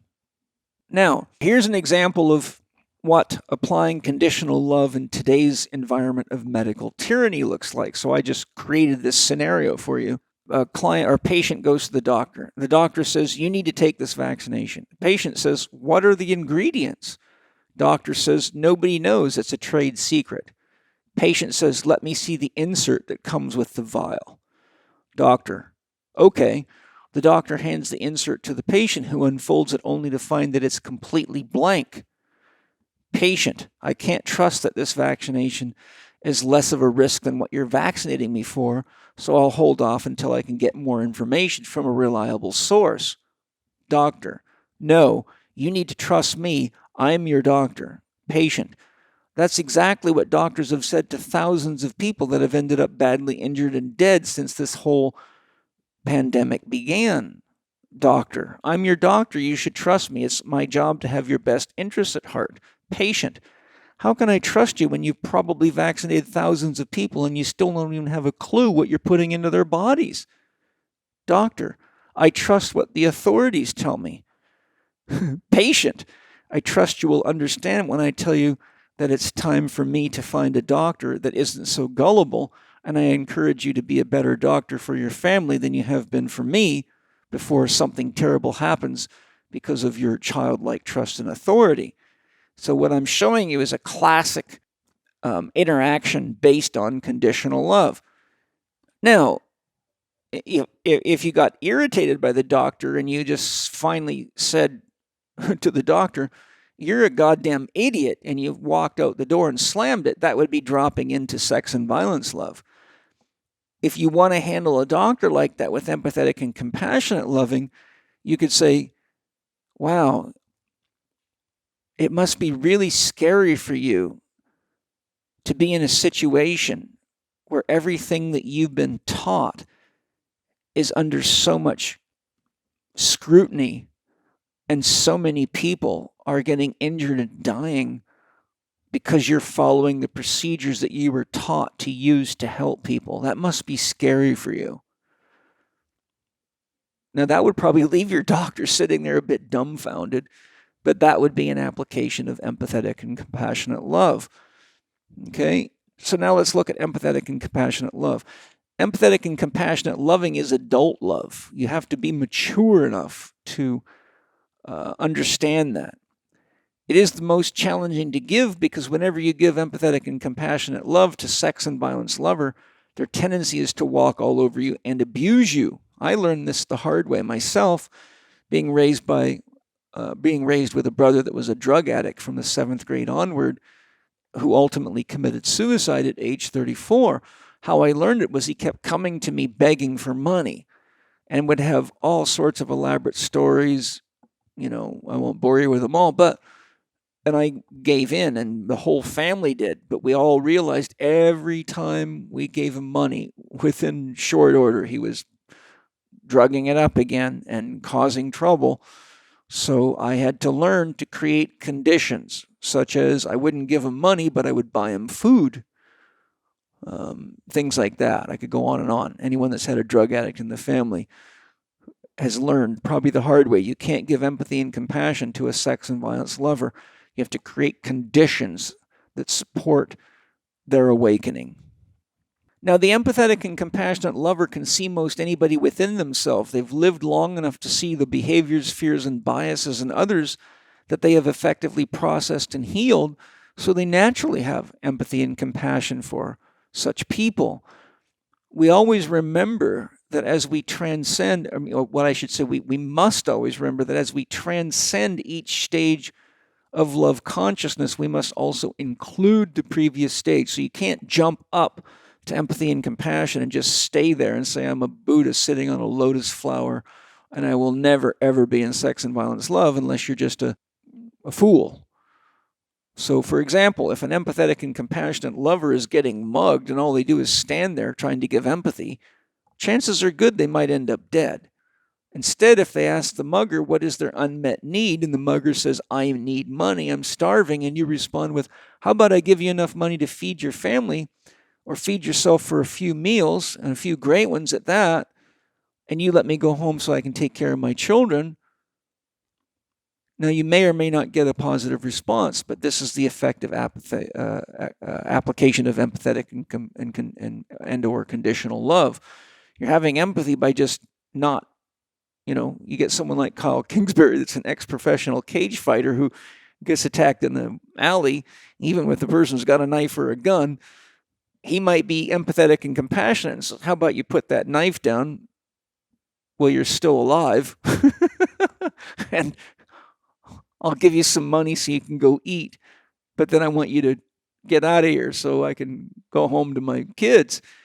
And if somebody like that responds violently, well, then Kyle will certainly resort to the use of his martial arts skills and create a situation where he does his best to minimally harm that person, but also make sure that that person is probably tied up and set on a street corner while the cops come get him, so that other people don't have to risk something terrible happening to them. Now, if you don't get a positive response and they start getting violent, for example, they say, screw you, I don't give a shit about your kids, I want all your money or I'm going to hurt you, then you better drop to sex and violence love and reach for your pepper spray or use your self-defense skills. Because if you just give in, you can rest assured they'll be back. And that's well known. People that walk the same streets in areas where there's muggers, I've known of multiple people that have been mugged more time than once. You'd think they'd learn. But sometimes it's not that easy depending on where you live. So there's a real lesson. Empathetic and compassionate love cannot be given effectively to sex and violence lovers except by way of creating conditions that help them. And that takes a lot of skill and a lot of knowledge. The final step in the love model is unconditional love. It's the stage of our conscious development at which we begin to have reunion experiences with Source or unconditional love itself. So in the right amount of time, with the right practices, and with living with an open heart, we begin to have experiences of mystical union or experiences of oneness with the universe. These experiences in which we are aware that we are one with the whole are still dualistic because we're aware. And I've had many of these experiences, and every one of them is shocking and amazing. So they're not truly unconditional love experiences, because remember, to be aware of something is a condition. I'm aware that I'm talking to you right now, or I'm aware of the temperature in the room. Those are conditions. The next stage is having non-dual experience, where there is no longer an I, thou. In other words, you've transcended duality or two into mind, and you're not even at one anymore because there's nothing there to experience. Remember, one by itself is pure subject. So the closest you can say to what you're experiencing is pure, unadulterated awareness. There's nothing to say and nothing to know. There's nowhere to go or anyone to be or any place to be. And that's the nature of unconditional love or Source. You can't stay there very long if you want to live, because life requires the experience of our own mind and love, both of which require an individual sense of self or an I, or you can have no I, thou. I can't say I love you if there's not another there to love. So if you're in a non-dual state of awareness, there is no awareness that there's the capacity for giving and receiving love. Now, 2022 being within the lover's archetype guarantees that this year, more than any other year that isn't within the lover's archetype, that we're going to come face to face with polarity that we carry in relationship to self, others, and the world, that we will continue to experience the kind of love our political leaders express towards us, which naturally will mirror their own psychological development, and that alone should concern you. And you can tell who's really a politician, like someone like Rand Paul, who is really asking some tough questions and putting Fauci on the hot seat. And then you got Robert F. Kennedy Jr., who's highly evolved. Thank frickin' God that man is alive. He's doing more than anybody that I've ever seen out there, hands down. And there's more that I'll mention later. You'll never be able to love others better than you can love yourself. So in 2022, it's wise to invest your time in looking deeply into your unconscious. And I suggest that we all do that in 2022. I suggested people do that in 2020 because that was the year of the mirror. And I have a good overview of how to begin working with your unconscious and doing shadow work in my solo podcast that's episode number 164 called Creating Real Health. And I share some great resources all of you can use to begin doing your own shadow work for just the price of a book or two. You don't need to go see a fancy-dancy therapist. If you do the work on your own and you still need help, then you know you need the help of a therapist. But most of these things aren't expensive. They just require a willingness to grow up and improve your life. You can't buy pills that'll do this for you. It's essential that we practice spirituality, being conscious and working with the government of self to learn how to effectively manage or how to effectively engage love and government within the scope of our own personal relationships. Governance meaning, governance, you got to manage relationships. So first we got to manage the relationship with ourselves, be our own governor. Then we got to manage our relationships with family and friends. And from there we extend these skills and levels of awareness to our society, our nation, and our culture. And that's how lasting changes are made. But most people just wait for Jesus to come back. Well, Jesus is smarter than that. I don't think he's in a rush to come back and get crucified by the same people that he was trying to help last time. And many other great sages and gurus went the same way. They're probably off in another dimension where people aren't so violent. So what I've just shared is essential knowledge in a 6-year or a lover's year. You can use these skills and those of many of the great spiritual teachers in the world today to increase the likelihood of getting through this year without losing yourself or your sanity in the process. And I'm going to share some predictions from some very wise people for 2022. And I reached out to them because I trust them. And that's part of being smart, knowing who has information that's useful to you. So I went to 2 of the Hierophants that I know have been very reliable in my life. But anyhow, you can use these skills to have empathy for the psychopaths implementing tyranny worldwide. If you have empathy for them, you will see that most of them came from traumatic childhoods. I've looked into this. Pretty much every single one I looked at came from a very weird, contorted, unhealthy family situation. And there's many psychologists that have done analysis on people like Bill Gates, and it tells a pretty interesting picture.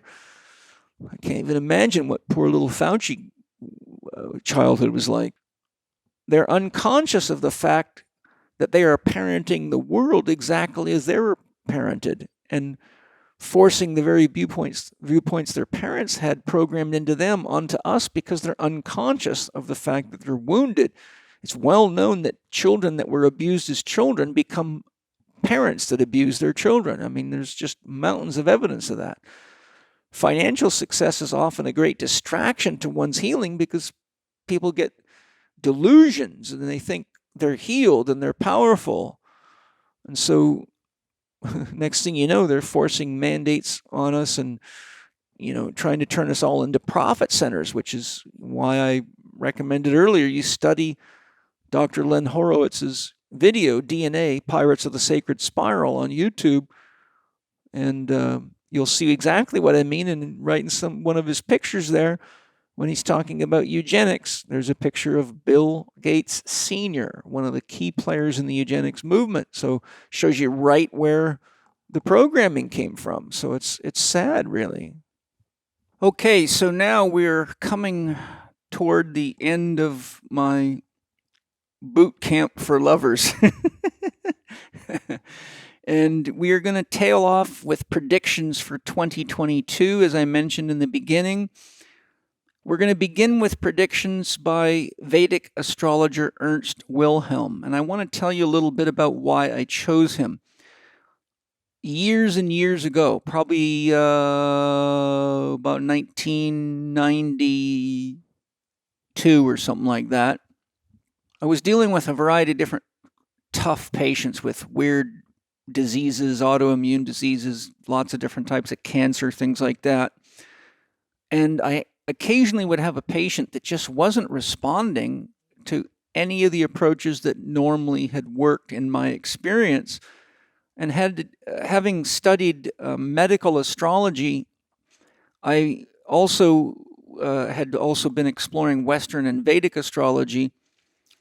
And I always found Western astrology was just off. It just didn't ever sound like me when I got readings done. It was like they were reading somebody else.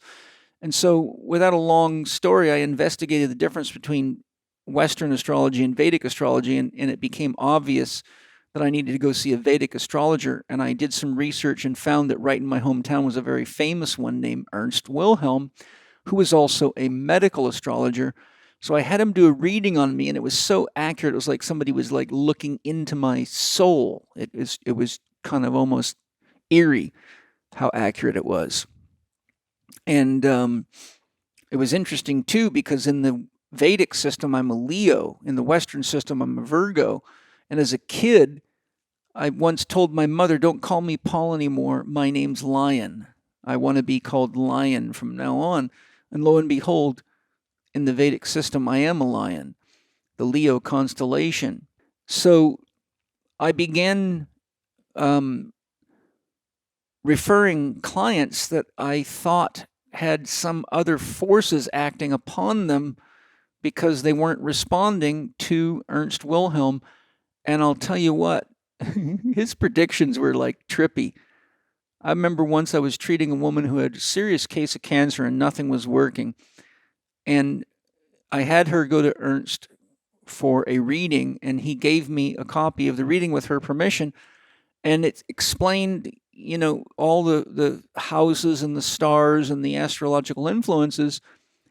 But he said to me, he explained it in astrological language, which I'm not an expert at, but he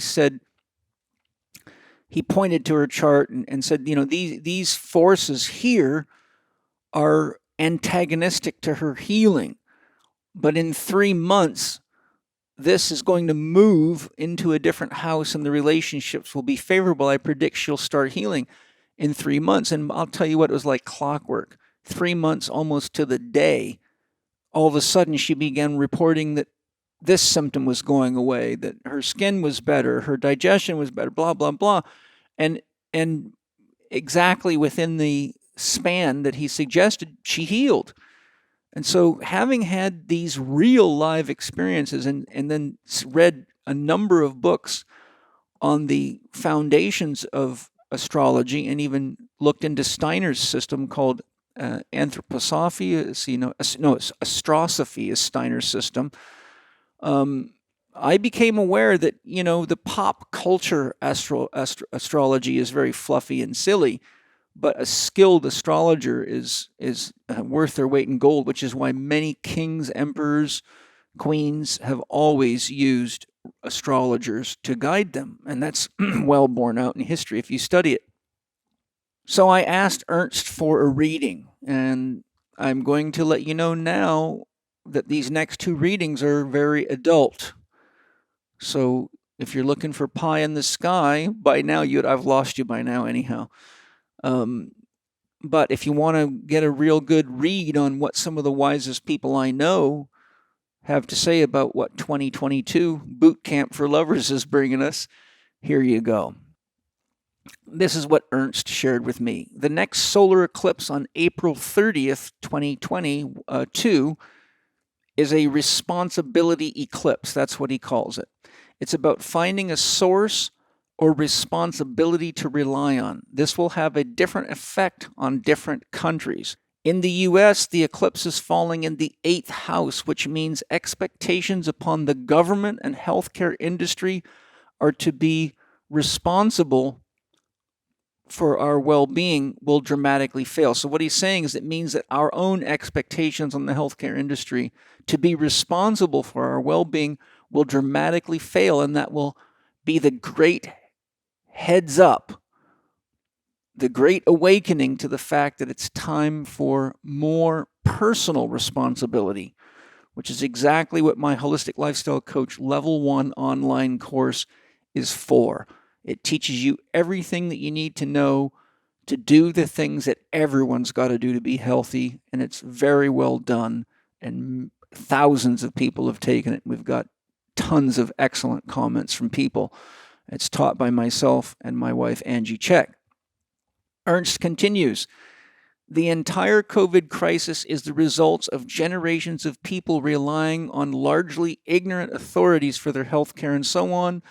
Responsibility needs to be shifted to a working authority. I'll let you decide what the working authority is. I'll give you a hint. Stand in the mirror. Or people that have a good track record of really caring for people and doing what's right, like Dr. McCullough, Joe Mercola, Kelly Brogan, Zach Bush, people like that. He continues, the eclipse is likely to cause more and more people to realize that the current authorities, the government and CDC, medical doctors, etc., are unable to manage COVID and that they have to look elsewhere. There has always been a percentage thinking this way, but I think this eclipse will cause this to be a mainstream idea and, of course, part of the majority of people realizing that they can't rely on the vaccine as they have been told by authorities in this solution. In other countries, the eclipse can fall in different houses, but it will always have to do with responsibility issues. For those who are getting transited by this eclipse on a personal level, it would mean a time of reorganizing, a time of recognizing what responsibilities they need to take, who they are responsible for, and who do they need to be responsible for. Do they need to be more responsible for themselves or someone else? The events in such people's lives may be very difficult at this time, but will help them answer these questions. In other words, he's saying the challenges we'll face will help us process our unconscious and come to a resolution. He continues, I wish I could say that the April 30th, 2022 eclipse is going to make the government grow a brain, but I don't think it will. Following that is a lunar eclipse around midnight May 15th, 2022 U.S. time. Ernst says, I don't like this eclipse because the Sun, Moon, and Saturn are all on angles from each other, which often is a combination of doing everything in a way that is not going to work. Okay? So he says when these Sun, Moon, and Saturn are on unusual angles, that it produces situations in which things are not going to work. He says, in fact, and the old wise astrologers say that such alignments make for idiocy or idiocy, makes people go loony. But he's talking about people in control of the government. So I think the governments worldwide are going to make more and more attempts to manage things in non-working ways, and it will only convince more people that they have to take more personal responsibility for their health and finances. Finally, I think real estate values will decline based on the astrological New Year date February 1st, 2022. So he's saying that as of February 1st, 2022, there's probably going to be a significant decline in real estate values. Saturn, Sun, and Moon are all in the 4th house, which is the house of real estate and the stock market. Those 3 planets cause a lot of problems, so I expect a fall in the stock market and real estate values in the U.S. as a general trend throughout 2022. 2023 looks like a lot of people will be struggling on a financial level to maintain their real estate, and that also death in the real estate marketplace will open a doorway of vacancy in the real estate market. So for those that have the cash, it will be a great time to pick up some good deals. So that's Ernst Wilhelm's 2022 reading with a look into 2023 briefly. For those of you that are interested in readings from Ernst, his website where he offers readings is vaultoftheheavens, allstucktogether.com. vaultoftheheavens.com. He has other websites as well, which I will put in the show notes for you. Next, we have James Tunney's 2022 prediction. I reached out to James because he is a true mystic, an international lawyer, artist, expert, and author of 3 books on the very issues of today. One is The Empire of Scientism, The Dispiriting Conspiracy and Inevitable Tyranny of Scientocracy. The next is Tech Bondage, all together, TECH, capital BOND, capital AGE, Tech Bondage, Slavery of the Human Spirit. And his 3rd book, Human Entrance into Transhumanism, Machine Merger, and the End of Humanity. All excellent books. James has been on my podcast twice. He's a personal friend. He's someone I rely on for a lot of things, somebody whose opinion I really value. So if you want to get a sample of James's wisdom, just look for any of the 2 podcasts that I've done with him. The last one was on the issues of transhumanism and scientism, and many people told me that it was mind-blowing how deep he is and how much they learned. So I asked him for his predictions regarding what we're likely to face in 2022. Remember, this guy's an international lawyer. He's worked in the UN. He has taught law. So he's not just some guy that sits in caves and meditates and plays with paintbrushes. He's written a number of other excellent books, too, in the spiritual development arena. So here's what James offers. It's a matter of timing on a trajectory. What I will share here could happen this year or next, but the trends will be evident. The trends that will continue may include a rise in disorder and protest groups that are fake, exacerbated by economic and financial collapse following either massive inflation, bank collapse, or housing market collapse, or a combination to justify global control by digital currency. So what he's saying is there's likely to be what looks like huge protests and, all sorts of rising up, but it could be staged to justify the illusion that people are being violent and have to be controlled so they can do things like implement martial law and force us into a one world digital currency, which is not a good idea at all.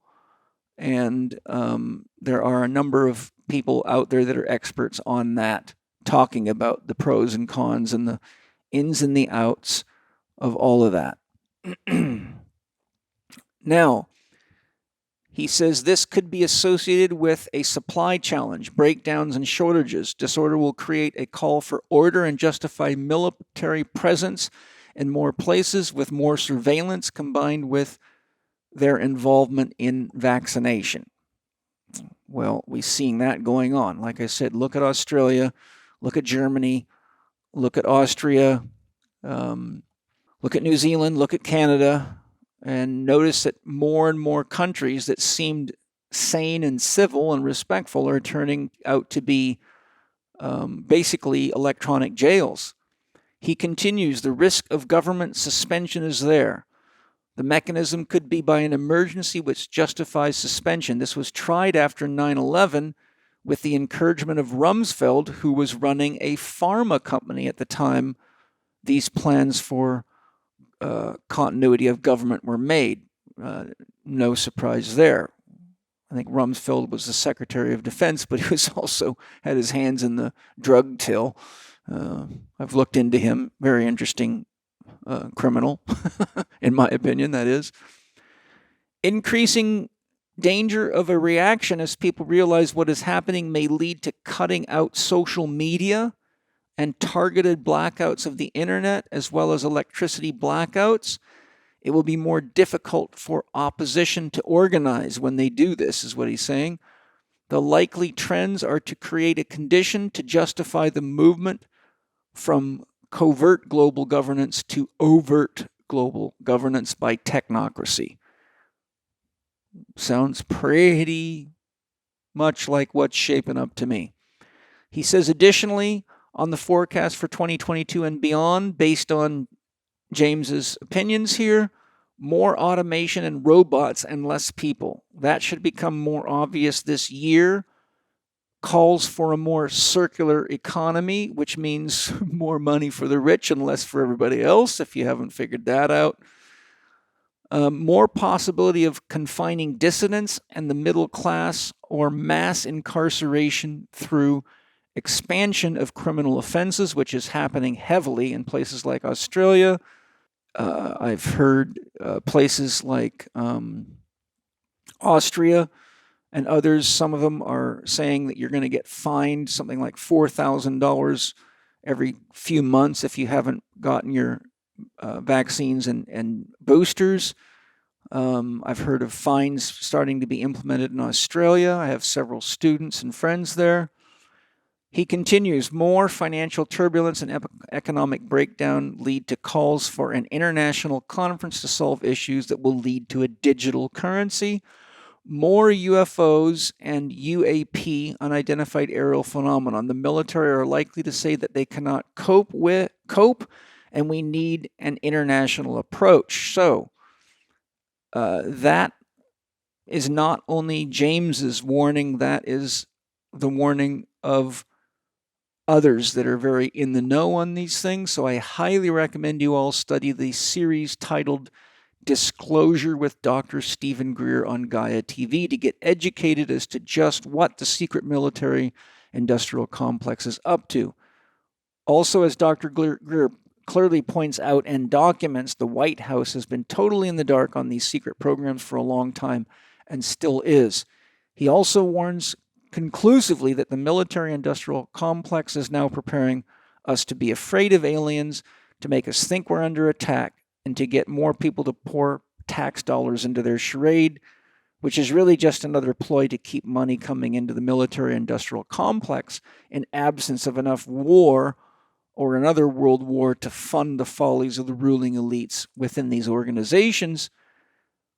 And they have a lot more power than any government that you see in the media. I've looked into this extensively. The governments that you see are just puppets, largely for the military-industrial complex, and that's very tied to the same people that own the military-industrial complex are the ones that are the great banking elites, royal families, and the people who are trying to put us in an electronic jail worldwide, if you haven't figured that out yet. If you're foolish enough to think that there are no ET presences on this planet, or that we are not being regularly visited, it's high time, in my opinion, to upskill yourself, and there's no person better on the planet to study in this regard than Dr. Stephen Greer. His research and his experiences and his extensive contact with extraterrestrial intelligence is highly documented, and all of his excellent movies, TV shows on Gaia, books, etc. There's a lot of people that talk about ETs and stuff like that that are just kind of, fluffy, modern attention getters. But Dr. Greer, my truth buzzer, goes off very loudly. James Tunney continues.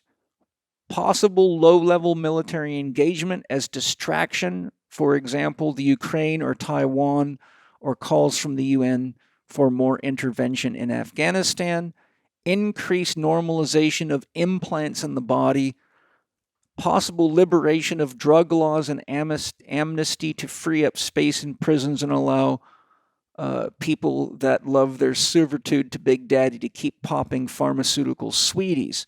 So what James means here is that they're likely to loosen drug laws to allow as many people as possible to stay unconscious, easy to program and control, something everyone should be aware of and careful to stay conscious of and not fall into this trap, which will be very easy as a trap to fall into as the magnitude of polarity in the environment increases the tension globally. So the best pill there is a sound 4-doctor practice and legitimate spiritual development practices. And if you can't find your center now, believe me, it's going to be much harder as things start getting more bumpy.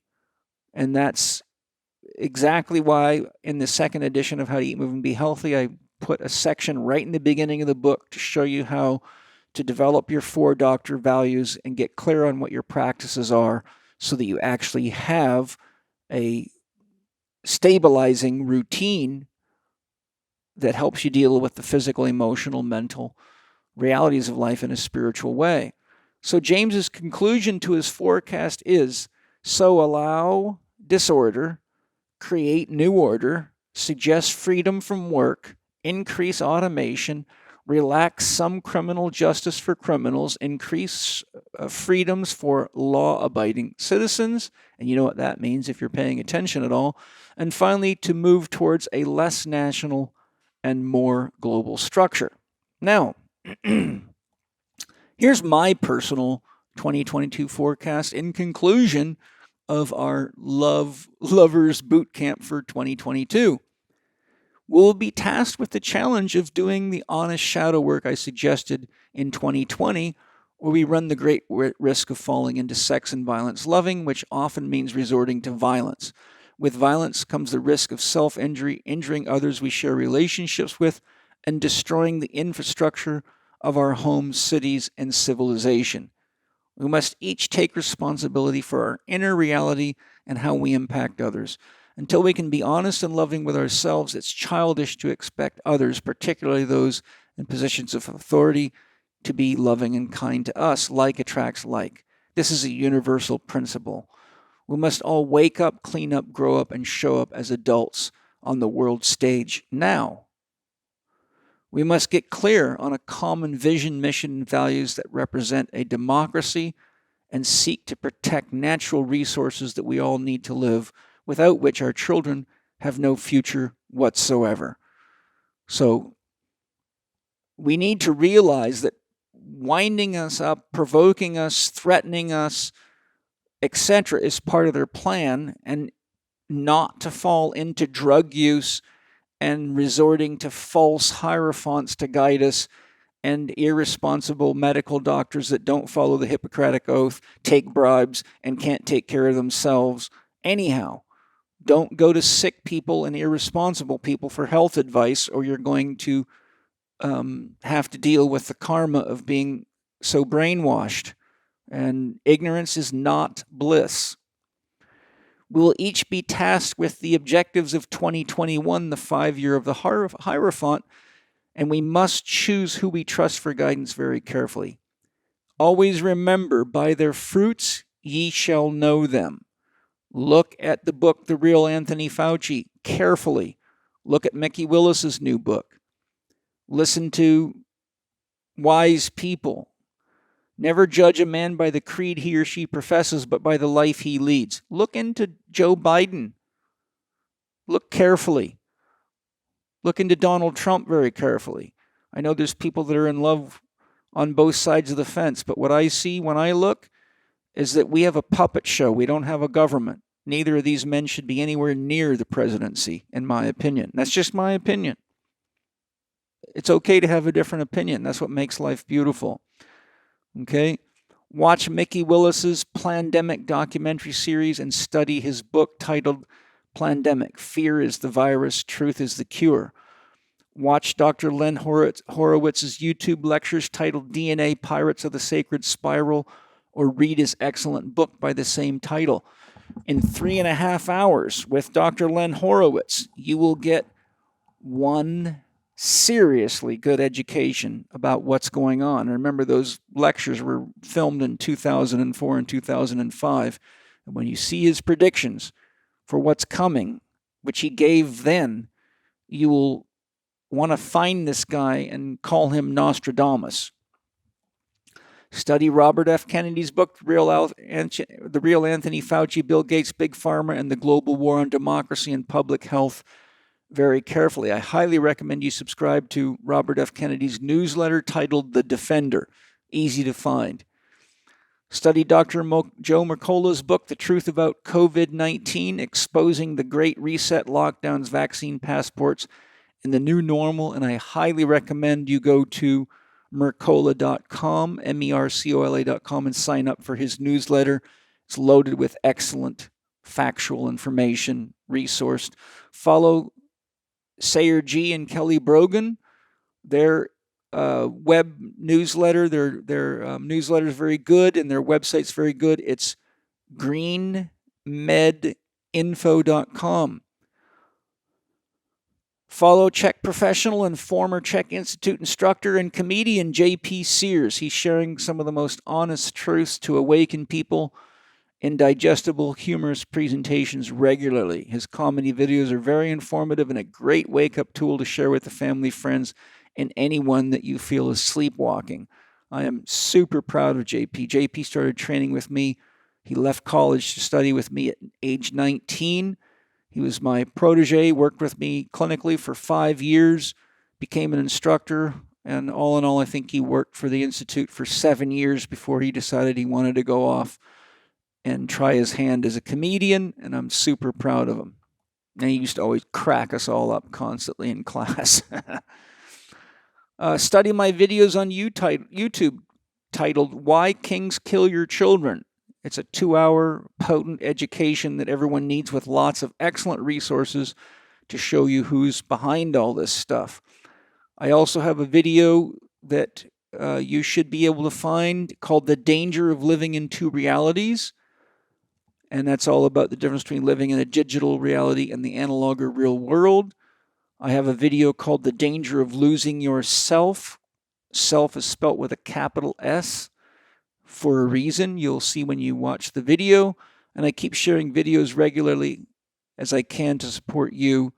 And there are literally something like 735 videos I've created for the public on my YouTube channel, which is youtube.com/Paul Chek Live. youtube.com/Paul Chek Live.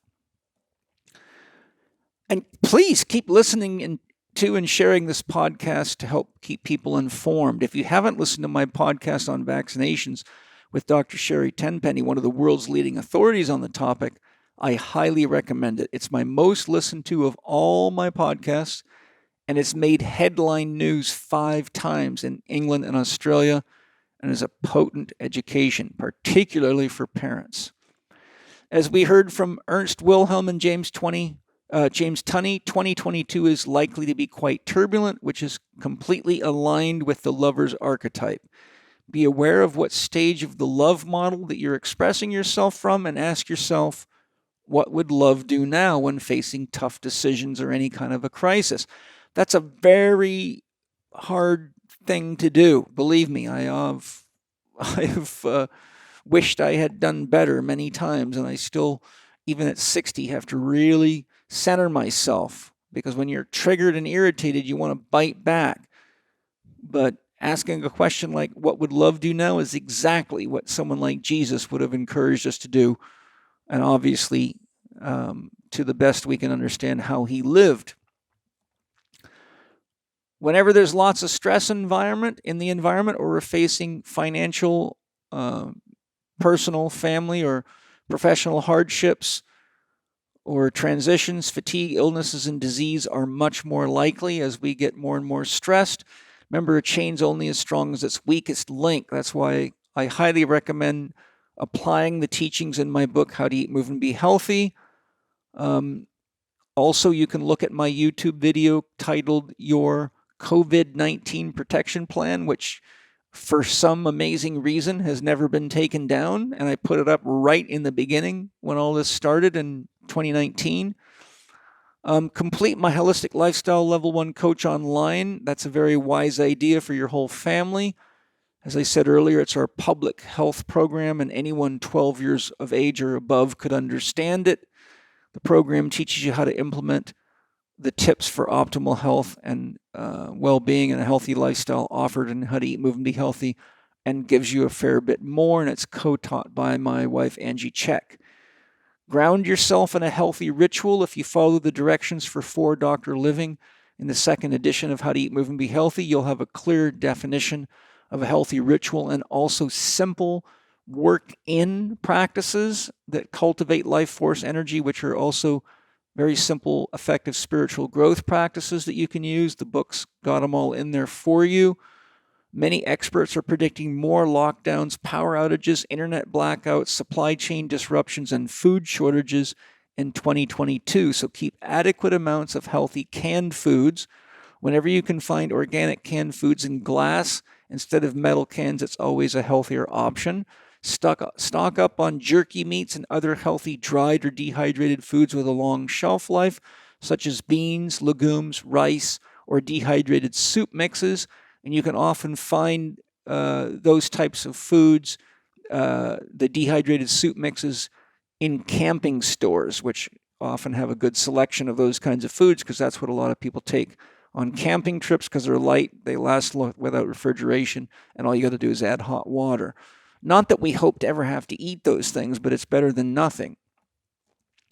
I recommend keeping at least 5 gallons of clean, high-quality drinking water on hand at all times, and the larger your family, the more you should keep on stock. Personally, I keep 110 gallons on stock almost all the time. Keep essentials like toilet paper, Kleenex, and related items in stock. I would recommend getting a ham radio, a satellite phone, or a means of communication that isn't bound to the internet or corporate control because they are likely to start isolating us and knocking out communications. It's a standard military strategy, by the way, for taking over an enemy. And censorship was your first sign of it. That's blocking communication. I highly recommend a solar-powered battery that can run essentials or a generator you can use in case of an emergency should you find yourself experiencing a power cut. The Great Reset set documents and those studying them intensively have warned that they plan to cut phone connections, internet connections, and power as a means of forcing control on people and encouraging violent reactions so they can justify overriding the governments and implementing martial law. Keep blankets, sleeping bags, and ample first aid supplies handy because if things get frenetic out there, it's not going to be business as usual. You might not just be able to walk to the doctor or drive to the doctor and get help, especially if you're not vaccinated. I could tell you a terrible story, but I don't have time to. But one of my friends just went through a nasty experience in a hospital because he wasn't vaccinated. It's just sad as hell. It's better to have and not need than to need and not have. If you study Naomi Klein's book, The Shock Doctrine, or watch the documentary by the same name, or Len Horowitz's book I've referenced a couple of times now, you'll quickly learn that being ruthless and killing large amounts of people by triggering violence is just another day's work for the global elite. Sadly, we are pawns on their global chessboard as far as they see us. And other things. I've seen documents where they refer to us as rats, vermin, and sheep. So this is what people like Bill Gates and his father and Fauci and crew say behind closed doors. And this has been found by very careful investigations into things like leaked documents. Establish a network of friends in your area so you can share resources in an emergency. Always know where you can find drinking water and food in a crisis. For example, get to know your local farmers and eat real food. Stores could easily be shut down. If you know where water is and you know where farms are, at least if you can't get food from the store, you can go out into the countryside and get something there. Another thing is wise to keep cash or valuable metals like gold and silver on hand, because in a collapse, those things always maintain their value. They always have throughout history. Gold is a tangible commodity, silver, and hopefully cash will continue to be, but gold and silver are a good bet. Remember, the first thing that you do. When I was in military strategy training, they told us, cut off the communications, cut off the food supply. The rest is easy. Both are already being done by the psychopathic global elite. So don't be a fool and wait until you're in trouble to start preparing. That would be to remain dangerously unconscious. So my final words for my 2022 Lovers Bootcamp and prediction are this. We must hold hands collectively and remove any and all criminal activity from government, health agencies, banking, education, the energy sector, and all related systems, including the military-industrial complex. Now, that's a big task, but this is our initiation into adulthood. These organizations lord over us and treat us like infantile little children that they can just play around with puppets while sucking the life and money right out of our pockets. If you look into how much the so-called secret space program has stolen from the U.S. Citizens, there's something like $8 trillion went missing from the budget, and it has been tracked by various researchers and investigators to all these secret programs that you're paying for that are being used against you right now. This is our chance to use science to heal the world instead of destroying it in the name of money, meaning that we can use the science that we have to do good things. We don't have to constantly be destroying everything. And I could go in a long discussion of all the ways that could take place. It is very likely that there could be hard times ahead, but that is the nature of an initiatory process. If we rely on each other and work together in the spirit of love and respect for each other, for nature, the planet, and life itself, we can make something amazing and beautiful happen together in the next several years. And I personally am excited. We really, as much as I don't like these global elite, they're forcing us to do what we've got to do before we destroy this planet and collapse the environment and the ecosystems. We're right on the edge. I've talked about it many times. I won't repeat it all. But I've been studying this stuff my whole life. It's a friggin' miracle that we haven't terminated ourselves already. Just thank Mother Earth for her patience and her wicked complexity and her ability to sustain trauma and keep going. So we can do something amazing together, but it's going to require that we get our hands dirty and that we start loving each other and respecting each other, and that we realize that we are children of the planet and we're living in a garden and we have to tend to the garden, and we got to get rid of the criminals. And when I say get rid of them, I don't necessarily mean kill them. I mean we have to take their power from them and take it upon us. They've always depended on us being infantile, drugged, docile, and brainwashed and addicted to media. When I talked to Jamie Wheel, I had a 2-step plan. Step 1, unplug the television stations. Within 3 days, people will start waking up.